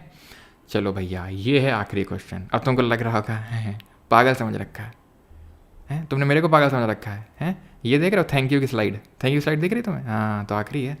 Which of the following is an oxidation reaction? अब ध्यान से, ठीक है। बताया नहीं तुम लोगों ने यार, मैंने तुमसे बोला था 135 के आगे करूँ तो बताना, बता क्यों नहीं रहे तुम लोग? तो ऑक्सीडेशन रिएक्शन क्या होती है? ऑक्सीडेशन रिएक्शन होती है जहाँ पर ऑक्सीजन ऐड होता है। रिडक्शन रिएक्शन क्या होती है? जहाँ पे रिडक्शन रिएक्शन होती है जहाँ पर ऑक्सीजन का रिमूवल होता है, ऑक्सीजन का रिमूवल होता है। अच्छा ये बताओ कि जो ऑक्सीडेशन होता है और जो रिडक्शन रिएक्शन होता है उसमें ऑक्सीजन इलेक्ट्रॉन्स का गेन होता है, लॉस होता है। तो ऑक्सीडेशन रिएक्शन में ध्यान रखना, ऑक्सीडेशन की बात कर रहा हूँ, ठीक। ऑक्सीडेशन में इलेक्ट्रॉन क्या होते हैं? गेन होते हैं कि लूज़ होते हैं? जल्दी बताओ। और रिडक्शन में क्या होता है? हाँ, और दोनों जब एक रिएक्शन में हो रहा होता है तो उसको हम बोलते हैं क्या? उसको हम बोलते हैं रेडॉक्स रिएक्शन। तो ऑक्सीडेशन में ध्यान रखियो, इलेक्ट्रॉन लूज होते हैं, रिडक्शन में इलेक्ट्रॉन गेन होते हैं, ठीक। जैसे फॉर एग्जाम्पल रेडॉक्स रिएक्शन की अगर मैं बात करूँ, एग्जाम्पल अगर दूँ तो जैसे ये जिंक है, ठीक। ये मैंने कॉपर सल्फेट लिया, वही डिस्प्लेसमेंट रिएक्शन ले लेता हूँ, जिंक सल्फेट लिखा और कॉपर लिख दिया, ठीक है। जिंक सल्फेट और कॉपर लिख दिया। अब तुम देखो यहाँ पर क्या हो रहा है? ऑक्सीजन ऐड हो रहा है, तो ये क्या हो रहा है? ऑक्सीडेशन हो रहा है। यहाँ पर ऑक्सीजन जा रहा है तो ये रिडक्शन हो रहा है। ध्यान रखना, जिसका ऑक्सीडेशन होता है वो रिड्यूसिंग एजेंट के तौर पे काम करता है। एजेंट दूसरा होता है, जैसे जिसका ऑक्सीडेशन हो रहा है वो रिड्यूसिंग एजेंट, जिसका रिडक्शन हो रहा है वो ऑक्सीडाइजिंग एजेंट के तौर पे काम करता है। रेस्पिरेशन जो होती है वो एक्सोथर्मिक होती है, हम पढ़ चुके हैं। रैंसिडिटी जो होती है बेटा, रैंसिडिटी और कोरोजन, ये ऑक्सीडेशन अभिक्रिया होती हैं। तो option number B, option number B, corrosion भी ऑक्सीडेशन रिएक्शन होती है। कोरोजन क्या होता है सर? कोरोजन क्या होता है? कोरोजन जो होता है वो होता है कोरोजन हो जाना। कोरोजन क्या होता है? एक सेकेंड, कहाँ लिखते हैं? जगह की भारी मात्रा में कमी पड़ रही है। कोरोजन, ठीक है। कोरोजन आयरन में होता है, आयरन में, Fe में पता है कैसे होता है? Fe में Fe.XH2O, खुले में लोहा रख दो, लोहे में जंग लग जाती है। क्यों? हवा मॉइस्चर सब घुस जाता है उसके अंदर, यानी कि हवा घुस गई, हवा में ऑक्सीजन, तो ऑक्सीजन घुस गया, तो रेड कलर का ये क्या बन जाता है? रेड कलर की इसमें रस्टिंग हो जाती है। तो रस्टिंग ध्यान रखना, रस्टिंग एक सब टाइप है कोरोजन के अंदर। Rusting is a corrosion, corrosion is not rusting. Rusting सिर्फ आयरन में होती है, कॉपर में क्या होता है? तो कॉपर में सर ग्रीन कलर की कॉपर कार्बोनेट को मेलाचाइट बोलते हैं, मेलाचाइट, ठीक है, और होती है। अच्छा, और से याद आया, तुम्हें एक चीज़ और पढ़ानी है, ठीक है। तो कॉपर कार्बोनेट की ग्रीन कलर की कोटिंग चढ़ती है। अच्छा, सिल्वर में ध्यान रखना, खुले में वैसे तो सिल्वर उतना रिएक्टिव नहीं होता, लेकिन खुले में छोड़ो तो सिल्वर सल्फाइड की ब्लैक कोटिंग चढ़ जाती है इसमें। ध्यान रखना, सिल्वर सल्फाइड की ब्लैक कोटिंग चढ़ती है। थर्माइट क्या होती है? रेलवे का तुम पेपर दे रहे हो मान लो, ठीक है, आरआरबी का, तो रेलवे में तुम ज्वाइन करोगे एनटीपीसी, मान लो कभी ऐसा हो गया, ठीक है, मान लो कभी ऐसा हो गया कि तुमको रेलवे ट्रैक ज्वाइन करने के लिए बुला दिया कि इधर आओ बेटा, चलो ये टूट गया है, इसको जोड़ो जरा। क्या करोगे वहाँ पे? क्या करोगे तुम? नाम बदनाम करोगे वहाँ जाके कि तुम किसका वन शॉट लिए थे बेटा, रेलवे ट्रैक नहीं जोड़ पा रहे हो, तो तुम बोलोगे लो परमार से वन शॉट लिए थे और रेलवे ट्रैक नहीं ज्वाइन कर पा रहे। तो इसीलिए रेलवे ट्रैक कैसे ज्वाइन करते हैं सीख लो आज तुम, ठीक है। भूख लगी है अभी भी, रुक जाओ अभी भी, ठीक है। तो इसमें क्या करते हैं, जैसे आयरन ऑक्साइड है, ठीक है, ये हमारा रेलवे ट्रैक है। तो थर्माइट रिएक्शन जो होती है एक तरह की, ये आपकी, यहाँ पर हम एल्यूमिनियम को as a reducing agent use कर लेते हैं, एल्यूमिनियम को as a reducing agent use कर लेते हैं। जहाँ पर क्या हो रहा है, जहाँ पर एल्यूमिनियम क्या कर रहा है, एल्यूमिनियम का ऑक्सीडेशन हो रहा है, और जिसका ऑक्सीडेशन होता है वो रिड्यूसिंग एजेंट के तौर पे काम करता है, जिसका रिडक्शन होता है वो ऑक्सीडाइजिंग एजेंट के तौर पे काम करता है। तो ये कैसी रिएक्शन है? रेडॉक्स रिएक्शन है, जहाँ पर एल्यूमिनियम रिड्यूसिंग एजेंट के तौर पे काम कर रहा है। क्या समझे गुरु? समझे? जोड़ पाओगे? क्यों नहीं जोड़ पाओगे कि भाई हमें एक ऐसे मेटल से वेल्डिंग करनी है जो उससे ज़्यादा रिएक्टिव हो आयरन से। तो अब मान लो किसी ने बोला तुमको जोड़ने के लिए, तो जोड़ पाओगे कि नहीं, कि वहाँ नाम बदनाम करके चले आओगे मेरा? क्यों हैं? और अभी वो सीखना है तुम्हें? क्यों? कैसे? मान लो मेटल की कभी मान लो गए तुम, ठीक है, मान लो झारखंड वगैरह में पोस्टेड हुए, अब वहाँ मान लो किसी ने तुमको और दे दी, और क्या होता है? और होता है मेटल प्लस इम्प्योरिटी।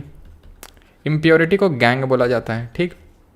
और बोल दिया गया बेटा इससे मेटल निकालो तुम, अब बैठे देख रहे हैं वहाँ पे, लो मेटल ही नहीं निकाल पा रहे।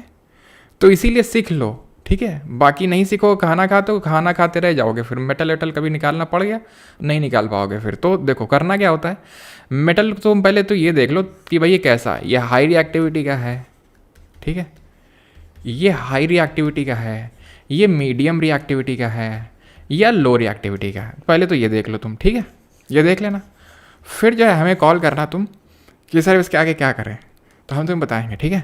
तो हाई रिएक्टिविटी का अगर होगा तो तुम इलेक्ट्रोलिसिस करवा देना, इलेक्ट्रोलिसिस कराना सीधा तुम, ठीक है, और सीधा मेटल ले आना, और उसमें से आधा हिस्सा मेरा भी होगा, ध्यान रखना। अब मीडियम जो है, मीडियम में ये तुम देखो, मीडियम में फिर दो चीज़ें हैं, तुम देखो ये कार्बोनेट और है या ये सल्फाइड और है, कौन सी हो रही है? तो अगर कार्बोनेट और है ना, तो तुम इसका कैल्सिनेशन करवा देना। सर कैल्सिनेशन क्या होता है सर?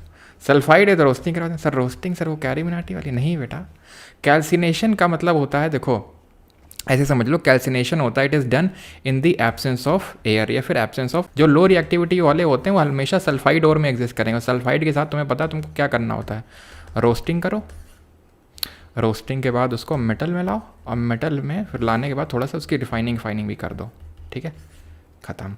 तो अब तुम मेटल बना पाओगे कि नहीं बना पाओगे, तुम ये बताओ हमको। इलेक्ट्रोलिटिक रिफाइनिंग के लिए क्या करना होता है वो भी सीख लो। अब मान लो इलेक्ट्रोलिटिक रिफाइनिंग भी नहीं पता चल रहा है, ठीक है, तो इलेक्ट्रोलिटिक रिफाइनिंग में हम एक एनोड बनाते हैं, एक कैथोड बनाते हैं, इसको मैंने ए लिख दिया, इसको सी लिख दिया। अब पॉजिटिव नेगेटिव कौन सा होता है ज़रा बताओ? तो एनोड पॉजिटिव टर्मिनल होगा, कैथोड नेगेटिव टर्मिनल होगा, ठीक है। और ये चीज़ ध्यान रखना जब ये करवाते हैं ना इलेक्ट्रोलिटिक रिफाइनिंग, हाँ, तो एनोड जो है इम्प्योर मेटल का बनाते हैं, ये नहीं कि प्योर रख दिया तो बस हो गया तुम्हारा काम, फिर हाँ बन चुका मेटल तुमसे तो फिर। और कैथोड में जो है यहाँ पर मेटल इकट्ठा होगा, ठीक है, इम्प्योर मेटल है, ये है आपका ये इलेक्ट्रोलाइट होता है, ये इलेक्ट्रोलाइट होता है, ठीक है, ये उसी मेटल का सॉल्ट होता है, मेटल का सॉल्ट, जिस मेटल को स्टैट करने जा रहे हो तुम, ठीक है। धीरे धीरे यहाँ पर मड इकट्ठा हो जाएगी और इधर से ये मूव कर जाएगा, मेटल चपक जाएगा, इसको निकाल लेना, बस मेटल बन गया। देख रहे हो? बफ हुआ था, शिट, कहाँ बफ हुआ था? क्या है यार ये बफ का रोज रोज।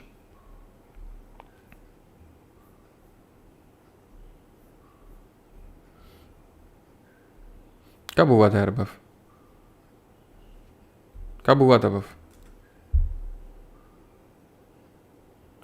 रोस्टिंग पे हुआ था। आपने तो बनाया होगा घर से सारा मेटल खुद से। एक सेकेंड, कैल्सिनेशन से बफ हुआ था। तो कैल्सिनेशन में क्या करना होता है, कैल्सिनेशन जो होता है एब्सेंस ऑफ ऑक्सीजन में होता है, रोस्टिंग जो होती है वो प्रेजेंस ऑफ ऑक्सीजन में होती है। फिर जब आप करोगे तो मेटल का ऑक्साइड मिलेगा, रिडक्शन करना होगा, जैसे कि यहाँ पर ऑक्साइड मिल गया, रिडक्शन कर दिया, या फिर कार्बन को भी हम as a reducing agent use कर लेते हैं, कार्बन को रिड्यूसिंग एजेंट के तौर पे यूज़ कर लेते हैं। तो जैसे यहाँ हमने एक मेटल को यूज़ कर लिया, थर्माइट रिएक्शन को यूज़ करते हैं, used in joining railway tracks, ठीक है, रेलवे ट्रैक्स को ज्वाइन करने के लिए यूज़ किया जाता है। तो हम रिडक्शन कर लेंगे, मेटल मिल जाएगा। अगर लो रिएक्टिविटी का है, ठीक है, अच्छा नहीं हुआ है बफ, 3 सेकंड का ही था, फिर से हो गया, ओके ठीक है। सल्फाइड में रोस्टिंग मेटल ख़त्म, ठीक है। चलो भाई, छुट्टी छुट्टी छुट्टी, खाना खाते हैं चल के अभी। PDF मिल जाएगी भाई परमार SSC टेलीग्राम चैनल पे, और वहाँ पर जाएंगे। अभी थैंक यू नहीं लिखना होता यार, थैंक यू होता है भाई ये, ठीक है। तो PDF आपको टेलीग्राम चैनल पे मिल जाएगी, ठीक है। और नोट्स आप लोगों को बायो सॉरी ज्योग्राफी के मिल चुके हैं, बायो के भी थोड़ी देर में मिल जाएंगे, और क्विज़ भी अपलोड कर दी जाती है। मतलब कि जो भी हम यहाँ सवाल करते हैं, जैसे ज्योग्राफी में किए थे, बायो में किए थे, वो सब क्विज़ अपलोड है ऐप में। ऐप जिन लोगों ने डाउनलोड नहीं किया, पता नहीं ऐप अभी आया अभी तक या नहीं आया, क्योंकि सुबह गायब हो गया था। हमने सारे अपनी तरफ से एक्शन ले लिए हैं, ठीक है। और वो मतलब ये तो शाम तक आ जाएगा अगर नहीं आया होगा तो, ठीक है। तो वहाँ पर आपको सब मिल जाएगा, फ्री है सब कुछ। टेलीग्राम पे ही PPT की PDF मिल जाएगी, नोट्स वहाँ मिल जाएंगे, वहाँ क्विज़ मिल जाएगी, जो हमने यहाँ क्वेश्चन किए हैं उसी क्विज़, सो दैट कि आपका एक बार और रिवीजन हो सके।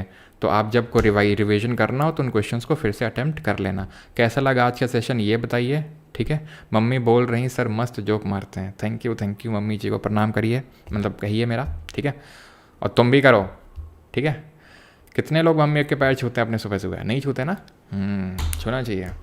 तो ये बताओ कि कैसा लगा सेशन। कल पॉलिटी होगा, पॉलिटी वाला छोड़ना नहीं बेटा, नहीं तुमको घर से उठा के और डंडे से मार मार के लाएंगे, ध्यान रखना अगर तुमने कल पॉलिटी वाला मिस किया तो। सही बता रहे हैं। अरे यार अगर 10 मिनट और रुक जाएं, 10 मिनट नहीं 8 मिनट, हाँ 7 मिनट 5, हाँ 10 मिनट और रुक जाएं, 5 घंटे मतलब 4 घंटे हो जाएंगे। थोड़ा सा सही नहीं लगेगा, लिखा होगा 4 घंटे, अच्छा लगेगा देखने में। तुम क्या कहते हो, कुछ पढ़ा दें क्या 8 मिनट में? 8 मिनट में कुछ पढ़ा दिया जाए, कुछ ऐसा याद करो जो केमिस्ट्री में ऐसा कुछ छूटा हो, कुछ ऐसा कुछ लग रहा है, कुछ छूटा वैसा। वैसे तो ऑलमोस्ट सारी चीज़ें कवर हो गई हैं, लेकिन फिर भी अगर ऐसा कुछ लग रहा हो तुम्हें कि नहीं नहीं नहीं ये तो छूट गया है, अगर कुछ लग रहा हो बेटा तो बताओ जल्दी से। मैं सोच रहा हूँ 8 मिनट पूरे हो जाए, 4 घंटे हो जाए। 4 घंटे थोड़ा देखने में अच्छा लगता है ना, क्यों? बताओ बताओ जल्दी बताओ, जल्दी बताओ। कुछ छूटा तो है नहीं यार, छूटा तो है नहीं कुछ। हाँ छूटा है छूटा है छूटा है, सही बताया बड़ा। एवोगैड्रो। अच्छा ये बताओ, ठीक है, कोई मस्ती वो नहीं, जल्दी बताओ कि अगर अगर अगर अगर अगर मुझे नंबर ऑफ़ मोल्स निकालने हो तो उसका फॉर्मूला क्या होता है? अगर मुझे नंबर ऑफ़ मोल्स निकालने हो तो उसका फार्मूला क्या होता है? उसका फार्मूला होता है given mass upon molar mass is equal to, इसी को हम बोल सकते हैं given number of particles upon Avogadro number, ठीक है। और एवोगैड्रो नंबर की वैल्यू कितनी होती है? 6.022 इंटू 10⁻23, यानी किसी भी चीज़ में इतने नंबर ऑफ पार्टिकल्स आपको देखने को मिलते हैं, ठीक है।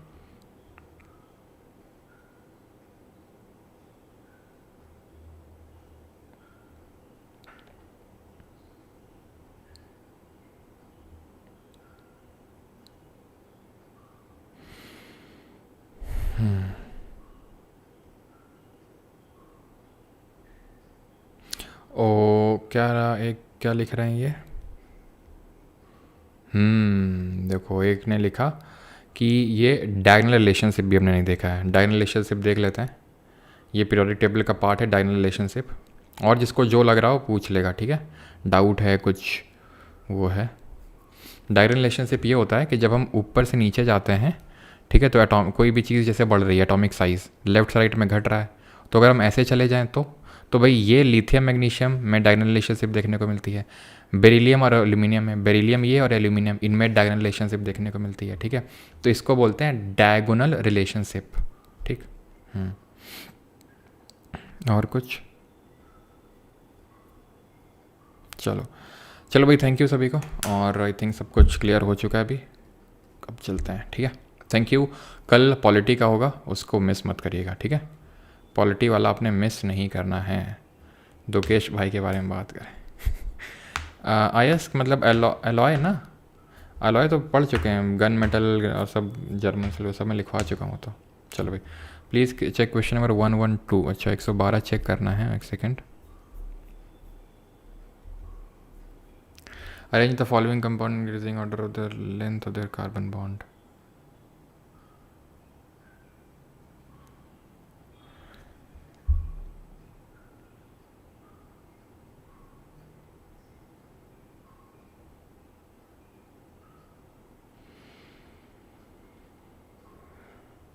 नहीं भाई, ना ना ना, उसमें कल पॉलिटी करेंगे। किसने बोल दिया स्टैटिक है कल? करंट अफेयर का वो बता देना, ठीक है। करंट अफेयर का बता देना तो कर लेंगे। नहीं तो मैंने पीडीएफ दे रखी है, ठीक है। नहीं वो तो मैं उसको पिन कर दूंगा, पिन कर दूंगा, तो वहाँ से उसको कर लेना आप, ठीक है। उठा मतलब डाउनलोड कर लेना। चलो, तो यहाँ पर क्या है, द फॉलोइंग। सही तो है यार, सही तो है, कोई दिक्कत नहीं इसमें। इथाइन की कम होगी, इथीन की ज़्यादा, और इथेन, इसमें क्या दिक्कत है? क्या दिक्कत है इसमें? सही है ये, ठीक है, सही है, इसमें कोई दिक्कत नहीं है। चलो भाई, thank you thank you thank you thank you thank you thank you, धन्यवाद।